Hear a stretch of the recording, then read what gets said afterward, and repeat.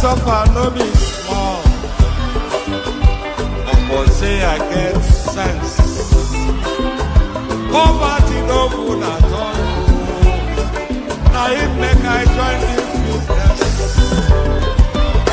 For one night no be tea. It's once again everybody be there. If anybody follow Mugu, my brother, I go chop back. National airport,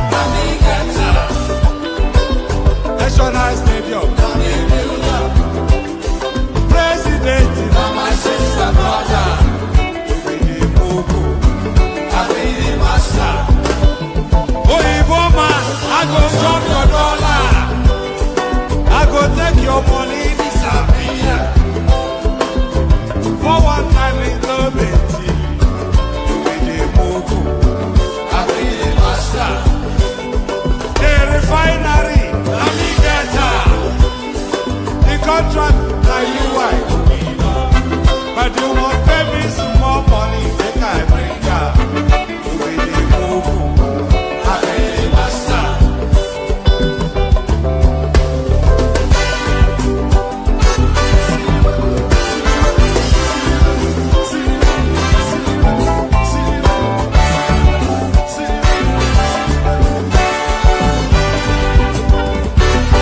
When you go play one, they will say that you style. What countryman do we go? They know the shots. All I kill I die. Whatever you go back is greedy. I say I don't see them fire. That's why when they run enter my miracle, I go show them fire. National airport, National stadium, President, my sister, brother, you be the Mugu, I be the master. The refinery, the contract, now you wife. But you must pay me some more money than I bring up. Mugu, I be the master. Now me be the master, oh.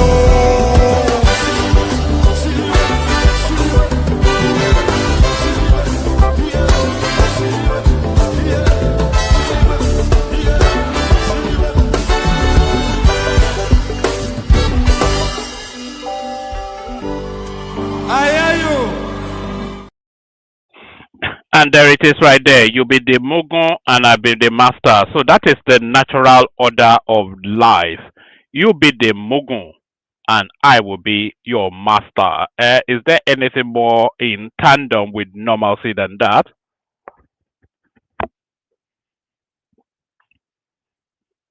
I can hear my doorbell going actually, so hopefully somebody gets it. You don't usually get the doorbell going this time. Hopefully it's a delivery and not something that I have to attend to.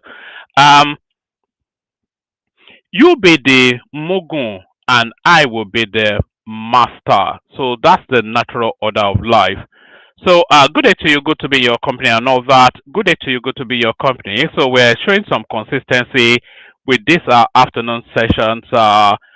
It's only good morning to you, DJ. One of these days I'll get this DJ Dodoye, yeah. Dodoye. Just you need to come up and tell me how to pronounce it. But good day to you, DJ. Yeah. So if you're saying good morning, then that tells me already that you're somewhere in America. But good day to you, DJ. So that's DJ right there saying good morning. So you can follow the example of DJ and just exchange pleasantries in the comment section so I can acknowledge your presence and say hello back. So all that. Good day to you. Good to be in your company. All that. The protocol remains the same, and there is Hassan right there. Oh, Hassan, stay there. I've got something. Actually, let me just put this up right here. Do you want to see the most handsome man in Nigeria? The most handsome man in Nigeria as it stands at the moment. Not just the most handsome man in Nigeria, but the most intelligent as well. He is that character right there in the comment section, going by the name Wazobia Darkrub. So he has the annoying combination of being both handsome and intelligent. So here he is right there. The guy making that comment in the comment section right there highlighted Wazobia Darkroom. Here he is right here being interviewed by national TV. Borno State is very lucky to have the governor that we have. When you look at Nigeria generally, what you see is that there isn't much investment in infrastructure, and that is very, very instrumental for development. We're kind of lucky to have the professor, Babagana Omar Zulum. He's an excellent, excellent leader. Who is also a kind of like a role model for me. I have seen Meduguri change from a war zone into a city that is just bustling. More life has been injected into this city, and it's not just the work of one man. Yes, the governor is trying, but I will have to also hail his staff, the people that he is working with. This is somebody who understands competence. And as far as our leaders go, you cannot do everything yourself. What I would love is, of course, I am somebody who is from Borno but likes to travel. So I see what is happening around. You don't have to do it all. What you have to do for our leaders, for any of our leaders that is watching, is to identify the people who are competent and then put them in the positions where they have the ability to apply their technical skills and deliver for the people. My God, this is just one part that NTA is showing. There is so much to show in Maiduguri. So that's Hassan Abdullahi, who, of course, anybody that's followed this platform for more than 2 minutes already recognize. Governor You trying, know, but they've played quite a quick one on us in Borno State, actually. So the NTA guy, the interviewer, is meant to interview the just a random man on the street, but they went to headhunt Hassan so that they can put their best foot forward. The most articulate, presentable citizen of that state. They just put him on the street as a random guy. But that's Hassan right there, of course. Every man and boy on this platform, they know him. He goes by the name Wazobia underscore Darkroom on our YouTube and all social media platforms. So I don't even need to tell you to go and visit him. You already, we delight in his just the broadness of his expansiveness. So if you delight in elegant conversations, then just go pay Asan a visit. Wazobia underscore Darkroom. Tell him one man sent you. Leave a comment on his clips, on his videos. Tell him one man sent you. Oh, all right, all that. So back to it. So the protocol does remain the same. Click on the like button just as I invite you to do so. Do so. Click on the like button. If you are not already subscribed, please make that correction immediately and right now. To everybody listening, both now and in watch back, if you are not already subscribed, please do. So like and subscribe. If you want to come and join me on the screen, come via the hyperlink that says StreamYard. I'm going to post it again. So it's the first line item in the comment section. So if you want to come and exchange ideas, have a debate, have your input in the conversation, click on the hyperlink that says StreamYard, pop onto the studio, and then engage in conversation. So that share the link just as widely as you can and super chat towards the stream. So all those things, like, share, subscribe. Click on the hyperlink that says StreamYard to come and join me on the screen, and of course, super chat to us to stream. So all those are the standardized spaces that we invite you to go to. So go to them now.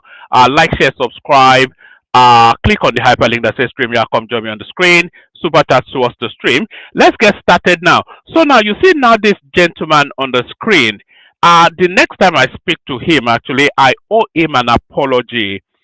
Because I have tried twice to bring this gentleman on the screen, to bring this gentleman, Mr. Fapohunda.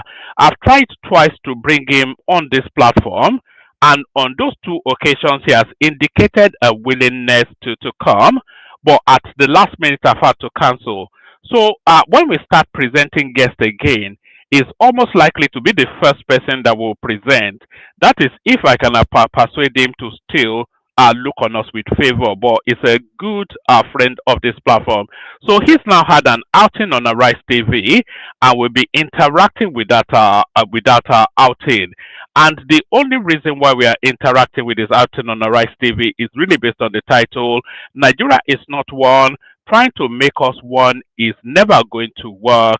And this is Mr. Fapohunda, Chief Fapohunda, making this bold assertion. So, what is he predicating? How does he justify that bold statement? So, we listen and then we react. And say this is how Nigeria will be. But this all you are thinking is just for certificate of Nigerian lawyers. Of the 1999 Constitution. 4 bills properly digested, discussed in the next 1 year before the election. Before we look at some of the bills, which sound quite interesting, I must say, the 7 proposed amendment bills, each a response to the felt needs and expressed desires of the Nigerian people. They are organized around the central pillars of a modern, functional, and just society. All right, I'm joined now by Akeem Fapohunda, who is a member of the Patriots and secretary of the steering committee of the Eminent Elders Forum. Glad to have you join me on Arise Prime Time. Thank you very much. much. The House has made its presentation, bills to consolidate citizens' contributions ahead of legislative voting on the Constitution review. 87 bills broken down, like you said there, into federal, judicial, legislative, fiscal, and LG reforms, inclusive governance, security and policing, devolution of powers, strengthening institutions, citizenship and indigentship, states and local government creation. You were there today. You even wrote a letter to the committee. What was your impression of what transpired there today and the content of your letter? The hearing today is not inspiring at all. Half of the crowd was rented, women with placards to promote for this women inclusion. Serious-minded people who have ideas to present didn't have the chance to say anything. Okay? They want to amend the Constitution in 87 places with 74 bills. In the next maybe 3 to 6 months. Do we have the capacity in the 36 states to digest 74 bills and then make sense out of it? So if they are looking to make that far-reaching, and by the way, that is to tell you that Tinubu is totally recalibrating the Nigerian state. When Tinubu hands over to his successor, Nigeria will be a totally different country. If they are doing 74, 75 amendment bills to the Constitution, so it's not an emergency situation. They would have already done the groundwork before it gets to the ascension stage. So this guy now, our gentleman, Mr. Fapohunda, him saying that is the parliament or is the state parliament capacitated for that volume of work? That is somewhat being economical there with how the processes actually work, because they would have already done all those fundamentals underground work before it came into public consciousness. Do we? We don't. In effect, they're going to the president is that they want to create many more amendments to justify the money given voted for this exercise. In fact, they are still calling for more areas to tinker with. So the more areas, the Constitution is already 320 clauses. 320 clauses already, what you already have. So how many pages will Nigerian Constitution be eventually? All omnibus, centralized, everything. The whole play was just a jamboree today. We just sat down all through listening to the whole system. Well, it's not fit for purpose at all. Well, you talked about alleging. I don't know how you got that word alleging. Who said you allege that they hired crowd? Well, women are too many. Because they were talking about their own bill. I asked people, have you read this document before? Nobody has read the document, even we came to discuss. Not one person. Not one person has read it. They don't know why they were there. Absolutely. We'll break these things down, but let me take you up on what the Patriots said. They're calling on the president to convene a constituent assembly where every Nigerian will negotiate a constitution that reflects their will and their existence. What are they trying to say? Compare what we have today. It's just a marketplace of all kinds of people who don't know why they were there. Constituent assembly, you will have a mandate one by one what you are coming to do in the assembly, focused on the issues of constitution. And then you have leadership that have set agenda direction. In this one, we have the leadership. House of Reps is made up of junior people. What of the Senate is supposed to have high capacity to admit issue? They are on the sideline. So this is not a serious thing. A constituent assembly is a serious. I mean, we all know what happened in the United States in 1776 now. People who are very thoughtful about how Nigeria should be structured and managed and governed, not just a transport building jamboree the way it was. And nothing will come out of it because they are going to get many more areas to amend. In fact, the distinguished Alaafin Oyo came again personally to demand for an extra state, more than the 47 they already articulated. So it's a shopping list of things to do. It was not designed for problem solving of Nigeria at all. That's what you think, and that's what you're saying. Personal opinion, but it's I have to say I don't really fully agree with that. It's not a shopping list. So it's the people stating their will. So the Alaafin wants Oyo State carved into two states. So if there's any argument for any state at all in the entirety, both in terms of its historical significance and the population management and bringing the dividends of democracy impactfully, if there's any argument for any state at all in Nigeria, it's for an Ibadan state. Because just of the history and the significance of that space and the population and the geographical mass that it occupies, there's an argument for an Ibadan state. So I think that is what the Alaafin has gone to that gathering to advocate. So for Chief Fapohunda to dismiss it out of hand is somewhat a bit remiss, because the strongest argument for a new state in Nigeria is the creation of an Ibadan state. And also him describing it derisively as a shopping list, that's also a misstep as well. So it's the people of the nation expressing their will as to how the nation should configure, and that is never just to be dismissed as a shopping list. To you, that's what it looks like. Can we really manage 74 bills properly digested, discussed in the next 1 year before the election? Before we look at some of the bills, which sound quite interesting, I must say, they say you can't throw away the baby with the bathwater. Oh, yeah. The Patriots want lawmakers to amend Section 8 and 9 of the 1999 Constitution to include a referendum/plebiscite clause, while the people can demand a change of the Constitution at any time. What's it about Section 8 and 9? Well, whatever it is, the bottom line is that what we have now is not fit for purpose since 1999. Let's have, when you patched some garment now in 87 places, we literally, why not sit down and write an elegant prose of what you want, the vision you have for Nigeria, that even secondary school children can read and say this is how Nigeria will be. But this is all you are thinking. It's just for senior advocate of Nigerian lawyers to be introducing clauses Supreme Court. Now they are recommending 45 new justices of the Supreme Court. 45. US has only 9 or maybe 12. When you have 45 Supreme Court justices, over 100 Court of Appeal justices, it's just confusion. Unwieldy. That's what you're saying.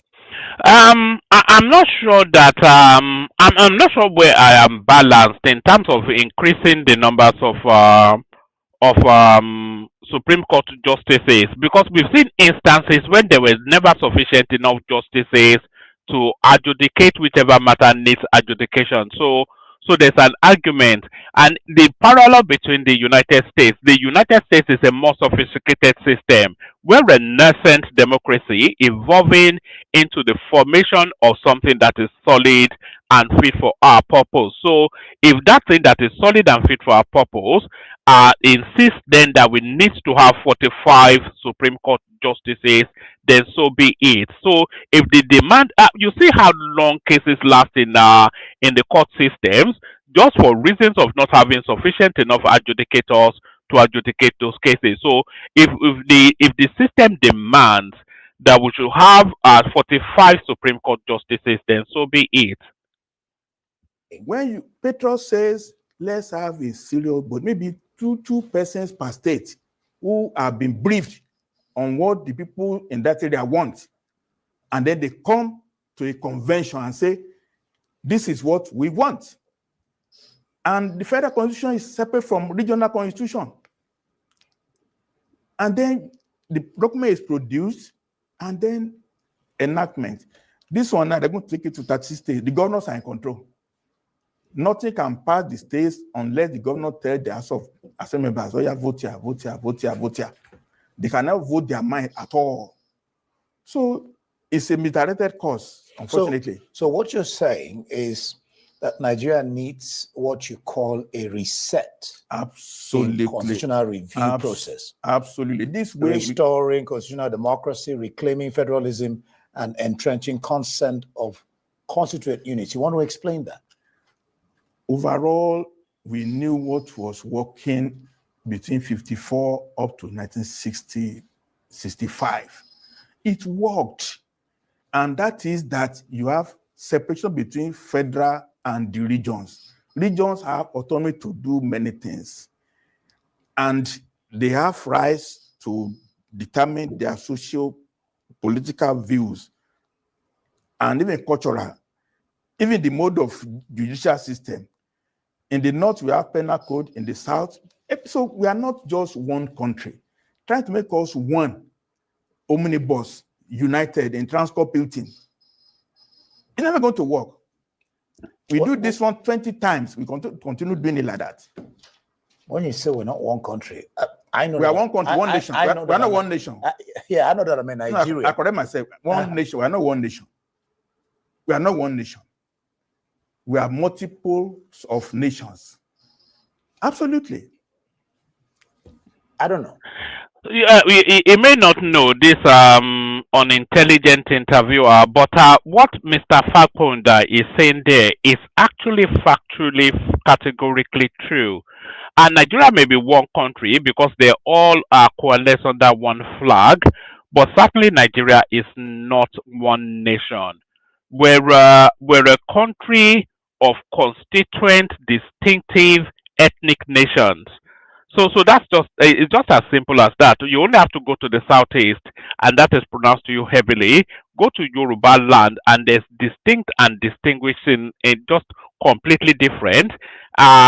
Ditto every other region. So we're an amalgamation of different, disparate ethnic nations coalescing under one flag, and we have experimented to find a common ground. In the history of that country, we have experimented to find a common ground, and we've never been successful to be able to do that. So we've never successfully established a common ground because what distinguishes us is so disparate, is so marked and unique that there's no area of convergence. So we have to acknowledge that we are not one nation, and then use that as a strength to be one country. And that is essentially what Mr. Fapohunda is saying right there.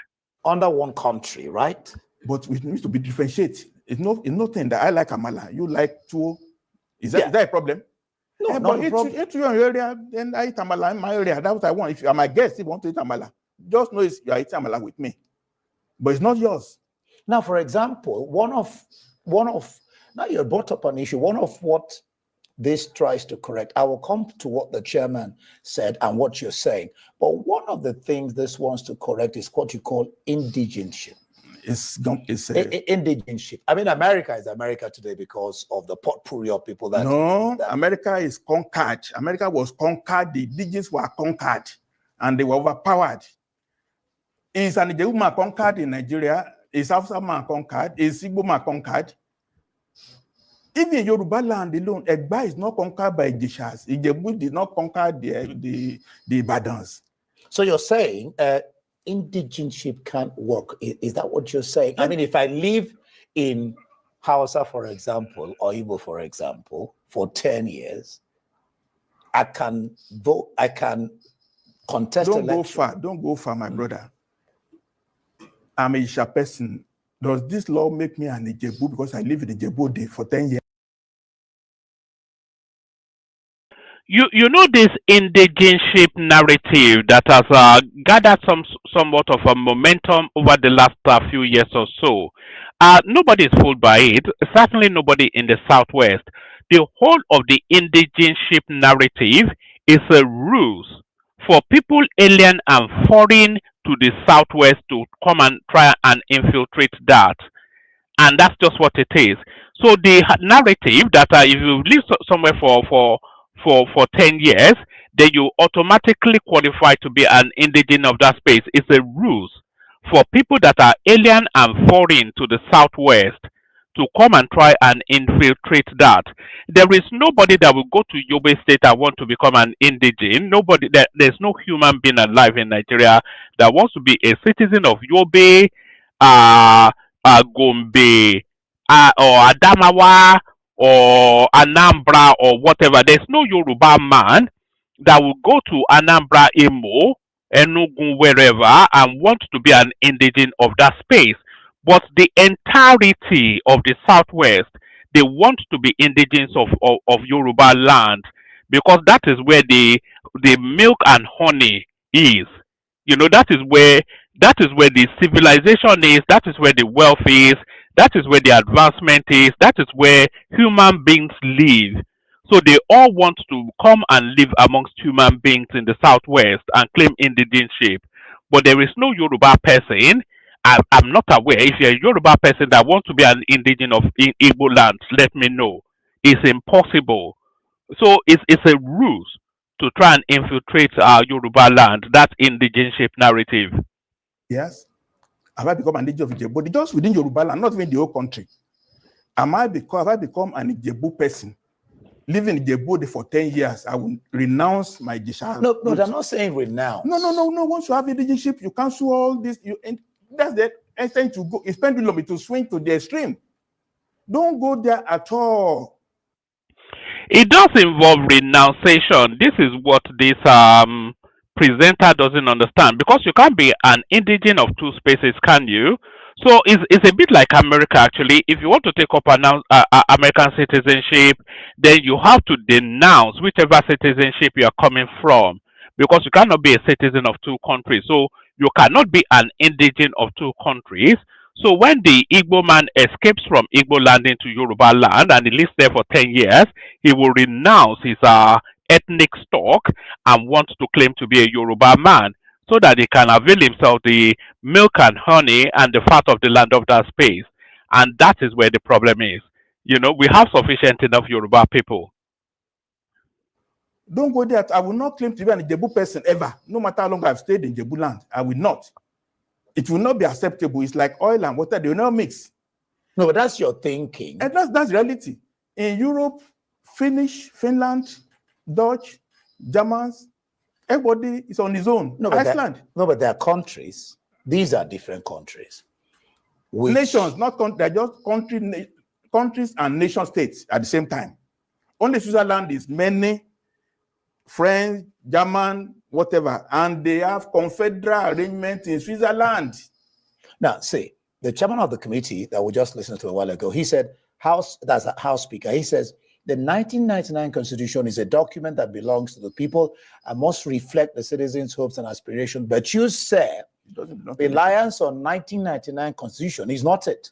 Your call is for a legislative action to amend the 1963 Republican Constitution in order to restore true constitutional democracy? You know, in many ways, any constitution that succeeds the 1960 constitution is an anomaly, is a fraudulent, is an illegal. We don't have a constitution yet outside of the constitution that birthed that country, because what we've had subsequently are impositions by military fiat, which does not represent the will of the people. So that somebody can actually take that to the courts, and try and try and interrogate then that are the constitutions that we've had subsequent to the independent constitution, are they legally binding? So if it can be established that constitutions imposed by military fiat are not legally binding, then that will automatically revert the country back to its original constitution, which was the regionalized constitution that we started with. So whatever succeeds that regionalized constitution of the 60s is anomalous and is not a reflective of the people's will. In Nigeria, it's not an amendment. It is to lift the. And by the way, other people are welcome to super chat towards the stream as well. How come it's only ever Hassan? It used to be only Ayo. Now it's only Hassan that ever super chats to the stream. Feel free to super chat. Release the content of your wallet somewhat, especially the Igbotics who are watching us in bitterness. Suspension on the constitution. It was the constitution is still suspended. The 1963. Yeah, leave the suspension. And then we now know that we have 6 geopolitical zones. We fast forward to you know, it's not a matter of lifting the suspension, actually. I think Tinubu has already established a precedent in terms of using legislative tools to bypass a lot of these things. We saw what he did with the local government autonomy. He went to court. He went straight to the Supreme Court, and the Supreme Court adjudicated then that the local governments should have financial autonomy, and that sets that in stone because there is no movement beyond the Supreme Court of Nigeria. So if somebody has the bravity and the boldness of chest to actually take this constitutional matter to the Supreme Court and argue then that any constitution imposed by military is an illegality. If they can establish that military administration of the Nigerian state is an illegality, is anomalous to the will of the people, then that will automatically revert the constitution back to the 1960s constitution. So that's the best route to achieve that. Now that we have, the National Assembly has already enacted 6 geopolitical zones. They already recognize that we have 6 zones. So bring 1963 framework up, produce federal constitution, produce 6 regional constitutions, and then dissolve powers, education, health, roads, everything. Let region do the way it wants. Let control their resources. So are you saying we should go? No, because control of resources is one of the things that they are amending, so that states can have their resources with the federal government. It's not holistic. You know why you're thinking? They don't want to go the whole lot. No, we need to go the whole lot. Let's stop this talking about. Look, okay. Are you saying then that Nigeria should, because that's what it looks like, revert back to regional system? Absolutely. Are we not going back? We have gone back. There are 6 geopolitical zones now. It's already enacted. They form commissions, everything. Go the whole hog. We've fought for national anthem, 1960 also. Is it not true? We have seen so that. There's nothing wrong with going back to what was working. The military brain from 1966, we have to roll back. We don't roll it back and do course correction based on the fact that we are regionalized. NASA has agreed that we are regionalized now. We have 6 regions. They call it geopolitical zones. What does that mean? It's the same thing. There might now be people who don't want to be in the 6 zones. Okay, you allow them to have maybe 1 or 2 or more regions. In India, they have 28 states, but they have federal area that don't belong to a particular region. So given now we are comfortable with 6 geopolitical zones in Nigeria, we have moved forward beyond 1966 on that basis. You know, having those 6 geopolitical zones, that in and of itself is an acknowledgement then that the Nigerian system works best under a regionalized system. So having those 6 geopolitical zones is even at the federal level an acknowledgement that the Nigerian state can only really function if it's subdivided into subsect regions.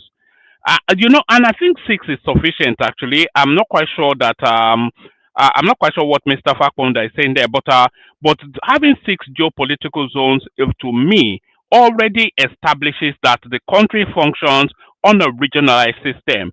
So let's formalize those geo regions.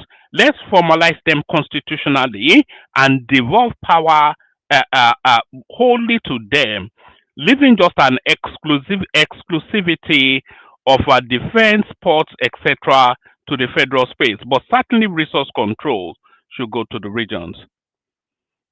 63 or 66? 66. 66. Okay. 66. We are moved now, and now we have 6 geopolitical zones. And even all their bills is still based on geopolitical zones. They want to appoint local justices on 6 zones. Everything is federal character. So why are you then really quarreling with, for example, you have local government autonomy here. You talk about state police, creating a state police alongside federal police, establishing the Federal and State Police Service Commission. You talk about local government autonomy. Most of these things are not constitutional at all. If you are on, look, constitution is just a limited framework of governance. You don't specify it in the way you do in the constitution. You don't do that. I would think that, for example, they are tinkering with the idea of doing all elections in one day. That's interesting. Why must you have election one day? For federal election, yes. But region can decide to, they might even have two-year term instead of 4-year term. But when you have to come to federal Abuja, you follow the federal dictate. But in your region, you might say you want two years to make sure that you rotate among all the people in your own area. Why not? In Yoruba land, there are 27 sub-nations there. Egba, Ijebu, Ijesha, Ibade, Ekiti, all like that. So if we have a constitution for Western, you might have to say two years so they can go around. But if you are coming to Abuja for 4 years, no problem. But for the zone, we will do what suits us. But this blanket, unified way will never work in this country. It will never work. We must admit reality that we are just different.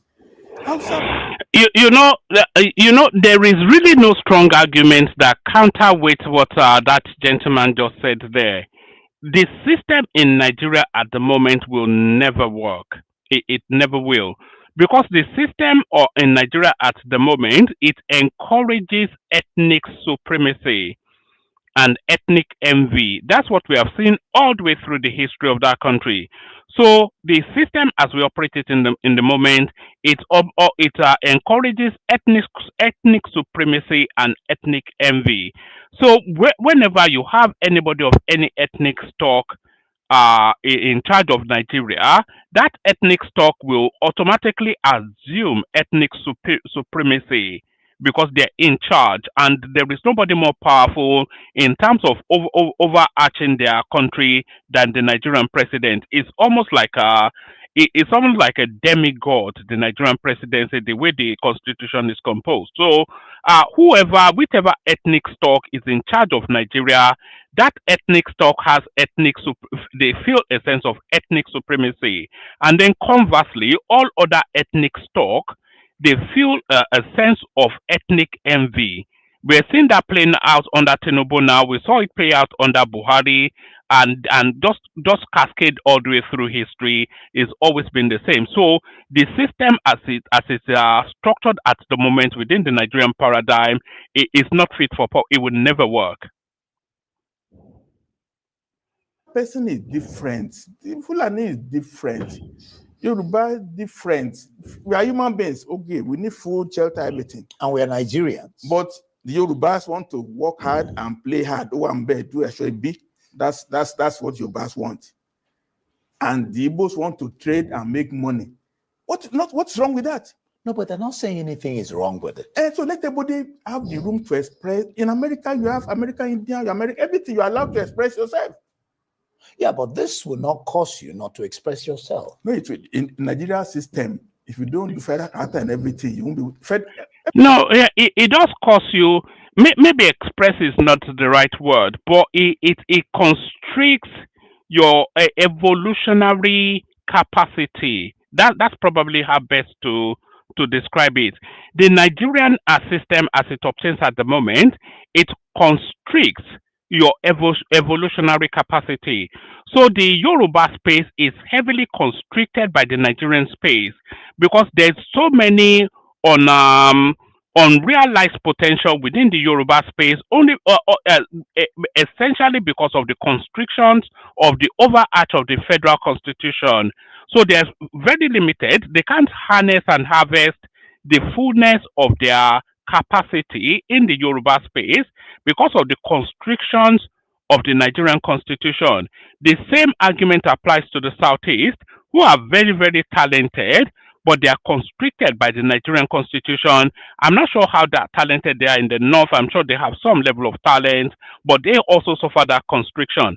So the Nigerian federal structure as is constituted at the moment is a constriction on the evolutionary development of the different composing ethnic nations, and that is essentially where Mr. Fapohunda is. Everything is based on federal power, federal money. Look at what's happening in River State. It's federal power. We don't want federal power. Let each John do his own. In the UN, the states are suing the government severally to stop Trump from interfering. Because you have federalism there. From interfering. You cannot interfere in the states in the US. You don't get away with it. The judges are up to the task. But even though Trump is trying to turn the things around. We will lose in the midterm election. Yeah, and of course some judges are saying anyway. They have that system. But here we need to have that system too, where with this omnibus, everybody come to Transcorp Hilton, and then fact allocation money is missing. I'm hopeful that we'll still be able to get Mr. Fapohunda to come and join us on this platform because he has some interesting ideas that we'd like to interrogate. But he may not want to come. But I'll test my my persuasive capacities to see if I'm able to persuade him. I do have his number. But I'm a bit reticent to call him because he might just dismiss me out of hand. PC is eating money. Nobody knows where it is. That's wrong. In the 60s, Western region was borrowing money to federal government. It's just a fact. It's a fact. We need to go back to what is working. The centralized system will not work. I'm not a prophet of doom, but this one they are doing now. No, but they're not. They're also talking about devolution of powers. No, they're not. They didn't. The 60 item, the constitution, they didn't talk about it. 60 item in the exclusive list. I just mentioned it to you now. No, they brought some inclusive governance, security and policing, devolution of powers. What's the element? It's not there. 68 item in the exclusive list. Do they now have 12 federal and the rest is residual? What is you know, at some point, maybe sometime this week or over the course of, we are actually going to interrogate those items in the federal exclusive list, and then we'll discuss then how they either lead to the advancement or the constriction of that country, because that federal exclusive list is very much the albatross around the Nigerian neck. Is what is actually weighing us down. You know, if we didn't have that big and that imposing federal exclusive list, the argument for devolution of power will not even have. If we had states controlling their resources, their policing, their population, etc., then this argument for subdividing into sub-ethnic nation compositions, it will not be as strong as it is now. Okay, look, they are so laughable. They are creating ecclesiastical courts. Who is going to be the chairman of that court now? An apostle or a bishop? There's a new bill to create ecclesiastical courts. Why are you shopping for problem when there is none? Do Christians want Christian court? They don't want it, but this is there. Yes, the counterweight, the Christians don't essentially want a Christian court. And if we want to be fair and balanced, the Nigerian structure is actually predicated upon a Christian sort of a system because we co-opted that system largely from the British, who predicates their system on a Christian doctrine. So the doctrinally, the Nigerian system predicates upon a Christian structure. So I'm not quite sure that there's that, but there's that stronger an argument for a Christian church. But I think now the birthings of that narrative, it all wraps around this Sharia narrative that we are contending with at the moment. Now, you don't throw away the baby with the bathwater. This may be some things you could that may not be agreeable in the long run. Then the wrong direction. They're just inventing small things to justify the fact that they are on alteration cause. We don't want alteration. We want to the spokesperson of the House says what they are doing demonstrates the House's commitment to inclusive and participatory governance, ensuring that Nigerians have a direct platform where many Nigerians will say that my good friend Clement Wako should be retired is apostle of alteration for 1999. He's taking it to be a professional duty to be pushing for alteration. Who? Clement Wako is the chairman of public something, whatever. It's always there. There are professional authors of position now in the system. You must retire all of them. Let them go and sit down. Let's have one constitution once and for all, and let's face development. This 4-year cycle of alteration.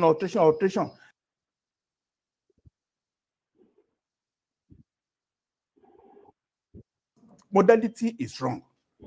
Okay, the modality. Let's just have Constitutional Assembly to produce once and for all constitution with referendum, federal, regional. But we've already had this system under the Goodluck Jonathan space, so I'm not quite sure still where there's this push. If we want to go into that space, and a lot of people actually have the thought and the hope that in Tinubu's second term, a lot of these things will be addressed when he now has the free hand to administer the Nigerian state just as he wills. Although he's exhibiting a lot of free hand now, but it's still somewhat constrained. But in Tinubu's second term, when he knows that there is no other thing outside so he finishes his 2031 and then he goes back home to go and play with his grandchildren. So he will have the free hand in 2031. Because Tinubu has always been a reformation, restructuring. Tinubu has always been a restructuring proponent. He's always spoken to restructuring all the way through his political career, and is actualizing a lot of his political doctrines now in administration. And one of the seminal central focus of his politics all the way through has been that restructuring narrative. So if he gets into his second term, a lot of people have the anticipation that he will try to actualize that. And if we get that restructuring that devolves the abundance of that exclusive list and we reduce it just to defense, sports, international relations, and that will be the hub of it. And then resource control everything goes back to the states and the regions. That is the best system that works for Nigeria. And then the Igbos can have their Biafra, and then they can feed fat on that and show us what they can do. We've never seen that they can do anything in all their individual states. So, but they tell us they will do it in Biafra. But we'll see. Let them just go. And by the way, a seminal component of that restructuring will be population control. So you can control then the demography of your space, so that your space is not being overrun and your culture is not being too heavily diluted by people that are alien and foreign to that culture. So maybe, for instance, in Yoruba land, we say we don't want more than 3 to 4% people from the southeast, no more than 4% people from the north, no more than 4%, 10% international people, so that we preserve our cultural ways. And that can be mirrored all the way through. So in the southeast, you know what I mean. So that is really the structure that works for Nigeria best. So If you want to amend in your own region, you amend. You don't need to worry about the federal system. The federal the constitution is to specify the relation between the second tier and the first tier. Very simple. 30 pages. 30 pages federal constitution. The region can do their own. But this one where we have 200 pages or one document fits all. I know that the Patriots were supposed to meet the National Assembly. No, well, have they met the National Assembly? They have not logistic because the time President Buhari died, it dislocated everything. It was set, everybody was in Abuja from the venue meeting to go to the president and go, but to get people back again is not very easy. They've been to the president. They've not. They've not. Since that July event, they've not. They've not. To my knowledge, they have not. If they have come to Abuja, will have known. The president have been overseas, not be around. So the system has been in abeyance, and we need to still bring it up. The Patriots have the most elegant system. Let's do Constitutional Assembly once and for all, not tinkered with referendum, yes or no. What would that involve from the Patriots? I mean, Constitutional Assembly, what would that really involve? And how will it be different from, I know this is about alterations, but how will it be strictly different from what? It's for the executive to produce a bill and say, look, start the process. What was missing in the Jonathan system was there's no law to back what Jonathan did, so everybody was so disclaimed. If President were to draft a bill now, follow what Petros has said, and the bill is passed, specifying that there's a process for producing a constitutional assembly, not to be interfered with, process set up, everything, a technical committee to supervise that, and then that is done. Within 3 to 6 months, it could be done. And the organic point of it is that the whole country will now vote once to say, eminent elders in the Assembly have produced a clean draft of both federal and regional. You know what will truncate this idea is our ethnic jingoism within the Nigerian space. So it will never fly because even though it might well serve the national purpose, the other sub-ethnic compositions will see it very much as a Yoruba push, and that especially the people of the Southeast, like they hate the Yorubas with every pore of their being, so they will truncate it under ethnic lines. Constitutions. Do you agree with it? Vote yes or no. Once you have 55% or 60% yes, no, it's affirmed that the country have decided. And then we go forward. Why would that leave the National Assembly? Well, they are appropriating our sovereignty, but we donate it to them. But they now seized it, and we are now their slaves. The new bill will cure that problem. That they will serve their term. The next election will be based on the new framework. We're not going to drive them away, but they will contest under a new constitution that have different provisions. Parliamentary system, we don't want this presidential system. One camera legislature. Okay, so the Patriots are also crying out. Well, that's one of. They say that they say we have an over bloated sort of governmental sort of system, and that right there speaks to that. We need one camera parliament. We don't really need the House of Representatives to do whatever ludicrous. I don't even know what they do. So they'll do whatever it is that they do, only to pass it on to the Senate for them to then reroute that thing again, and then they'll do their other palungo dance and then pass it on to the president. We don't need all that. Maybe an additional representation, one additional representation to all states in the federation at the Senate, and then we cancel out the House of Representatives and we come under one camera. So any decisions, if they are sufficiently equipped enough in terms of capacity to be in that assembly, in that Senate, then they should be equipped enough to deal with whatever it is that is presented to them. So we don't need a bicameral sort of a system, which is just this is just an over bloated, an expensive system for a third world country. So we need a unitary system, one camera assembly. This is it. This is what the people want. This is what is passing through, yay or nay, and then present it to the president. of the issues that they're raising here. No, they're not raising it. They're not raising parliamentary system. They're raising it. So it's not silent. It's many little things are just there. But the real issue is parliamentary system, unicameral legislature. So you want us to go back to parliamentary system? I mean, the Patriots. Absolutely. Absolutely. Why would that cut it for Nigeria and not, I mean... No, if I'm prime minister now, I'm one among equals. I cannot bring my friends and make them minister, PASA. No. All my ministers must come from the parliament. We are all elected together. You understand? So now president can appoint 48 ministers from anywhere. That's the current system. That's current system. But parliament system, you are in parliament. The prime minister is in parliament every week. He's a bona fide member. Now you have someone named, they put the bill there. Now you have someone, the president come and talk to him. If you know someone, he will not come.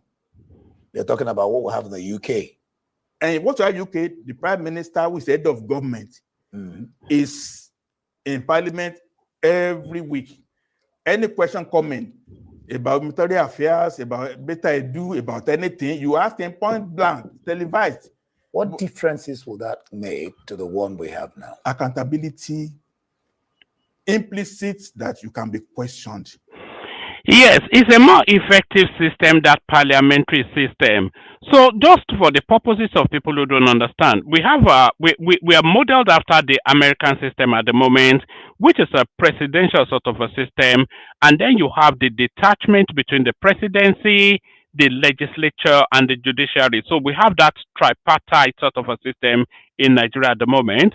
What Mr. Fapohunda is advocating here is a British-like system. So under the British-like system, the head of government, who is the prime minister, is essentially, if we say an MP, a member of parliament, if we equate that to a senator, it's not the same thing, but that's the closest analogy. So in the United Kingdom system, they have a system called the MPs, members of parliament. So those members of parliament, they are elected in their constituencies, similar to how a senator is elected in his constituent to the National Assembly. So now, the party that wins in the United Kingdom, that wins the prime ministership, the leader of that party, who is just an MP, by the way, he then becomes the prime minister by virtue of being the lead person of the party that the country endorses.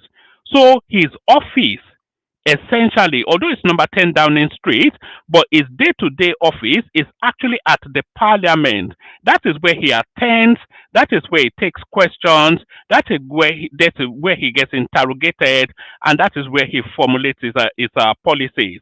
So is that sort of more direct impact, daily accountability sort of governance that Mr. Fapohunda is advocating?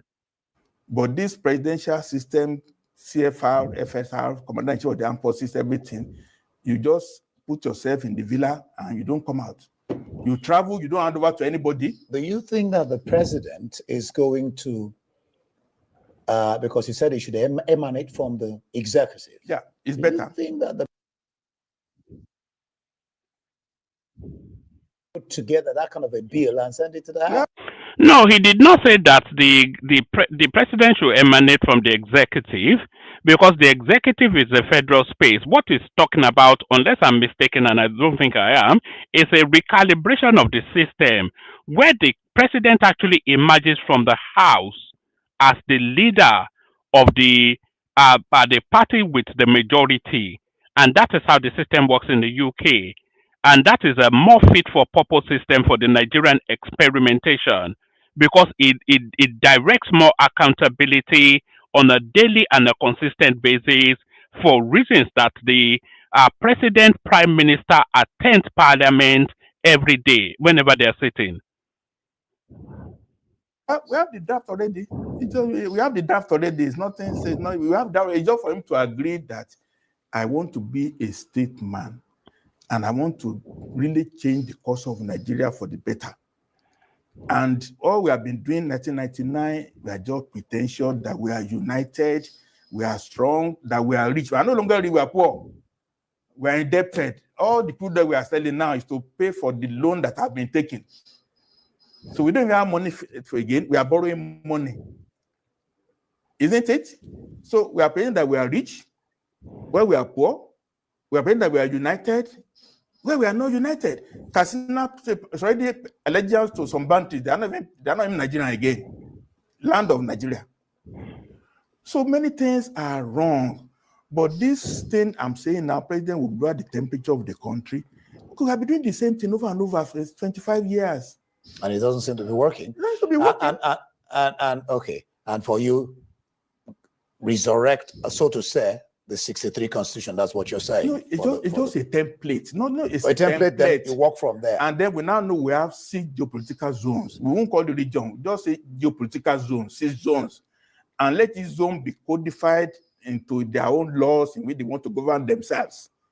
And then have reciprocal rights across regions. Right. Have control of your resources. Respect one another. Indigentship is a red herring. We'll leave it there. Big problems. We'll leave it there. As I said, that indigentship narrative is a ruse for the southeastern Igbos and the Malas from the north to overrun Yoruba land, because Yoruba land, of course, is the most advanced, is the milk and honey of the Nigerian state.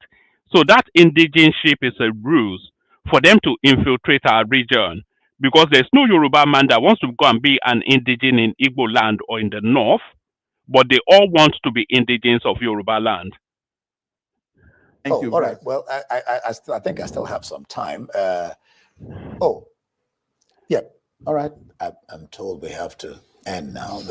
45 justices of Supreme Court. 45 justices of Supreme Court. That may be unwieldy. Akin Fapohunda, no, member of the Patriots and secretary of the steering committee of the Eminent Elders Forum. Thank you for being on the program. Thank you very much.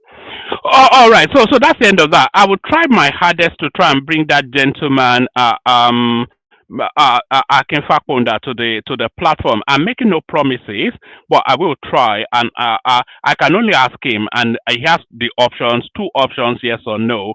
But I'll try my persuasive best to try and bring him to the platform. But the parliamentary system that he was talking about. So this is an example of how Mr. Fapohunda wants Nigeria administered. Watch this. Prime Minister. Well, can I thank her for her question? So the person speaking right there, that's the Prime Minister of the United Kingdom. So there's a question coming. You see this person here? I don't know her name, but she'll be an MP, a member of Parliament, which will make her a senator. So I don't know if she's for or against the Prime Minister. They have. You can see that there's a corridor in between 2 aisles. You know. So that's the 2 divides of the aisle. So you have the opposition bench, and then you have the ruling party's bench.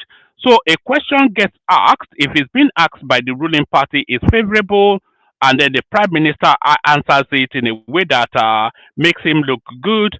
And if it's from the opposition, it's more pushing and punchy. And then the Prime Minister feels a lot more pressure. But this is the system that Akin Fapohunda is advocating for Nigeria. So let me just give you a 1-minute example. I'll send the link again if anybody wants the conversation come in. No, my summer campaign on gambling reform has received loads of support, including Gordon Brown, who says if we tax the gambling industry, we'll get £3 billion for our economy. Will the Prime Minister join campaigners and help me to end aim to permit so constituents like yours and mine can thrive? Yeah. Prime Minister. Well, can I thank her for her question? It is important that local authorities are given a... You see that, let me just show you this. You see, when the question lands and then the lady sits down and then the Prime Minister stands up to answer the question, you will see that there are about 2-3 people standing up as well. So those 2-3 people, they are aligning themselves with that conversational space to express an interest. So it's not some protocol that still everybody has to stand up. They are aligning themselves with that question being asked. It says if we tax the gambling industry, we'll get £3 billion for our economy. Will the Prime Minister join campaigners and help me to end aim to permit so constituents like yours and mine can thrive? Yeah. Prime Minister. Well, can I thank her for her question? It is important that local authorities are given additional tools and powers to ensure... So that's the system that Akin Fapohunda is advocating right there. So let me send the link into the comment section. If anybody wants to come in, come in. I'll play just a little bit of music. If nobody comes in, then we'll end it right there. So let me just play you a little soup song, and then after that soup song, if nobody comes in, we end it.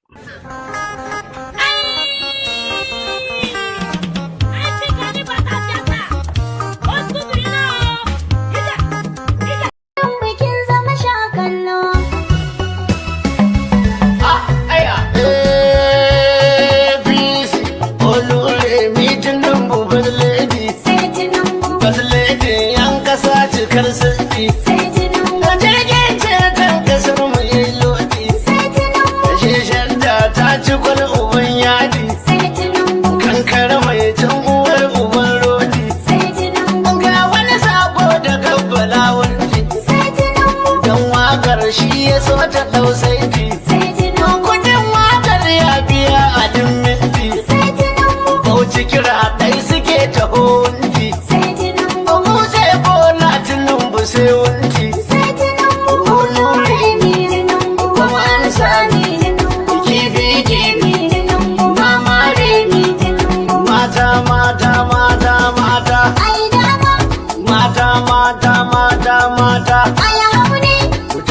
ba dan taka dan juya daga bakwai ya tela na budar dinki nan mota sai ya bani mamaki direbobi dole sai da kutuki sarki ranar hawa ya hau doki ashe morewar kudi a kai banki ashe gona za ta so a kai taki kuna ku daban ne mata da kunan ke ku gane kuna ku kullum zabari ne sai da kuko a ina ne.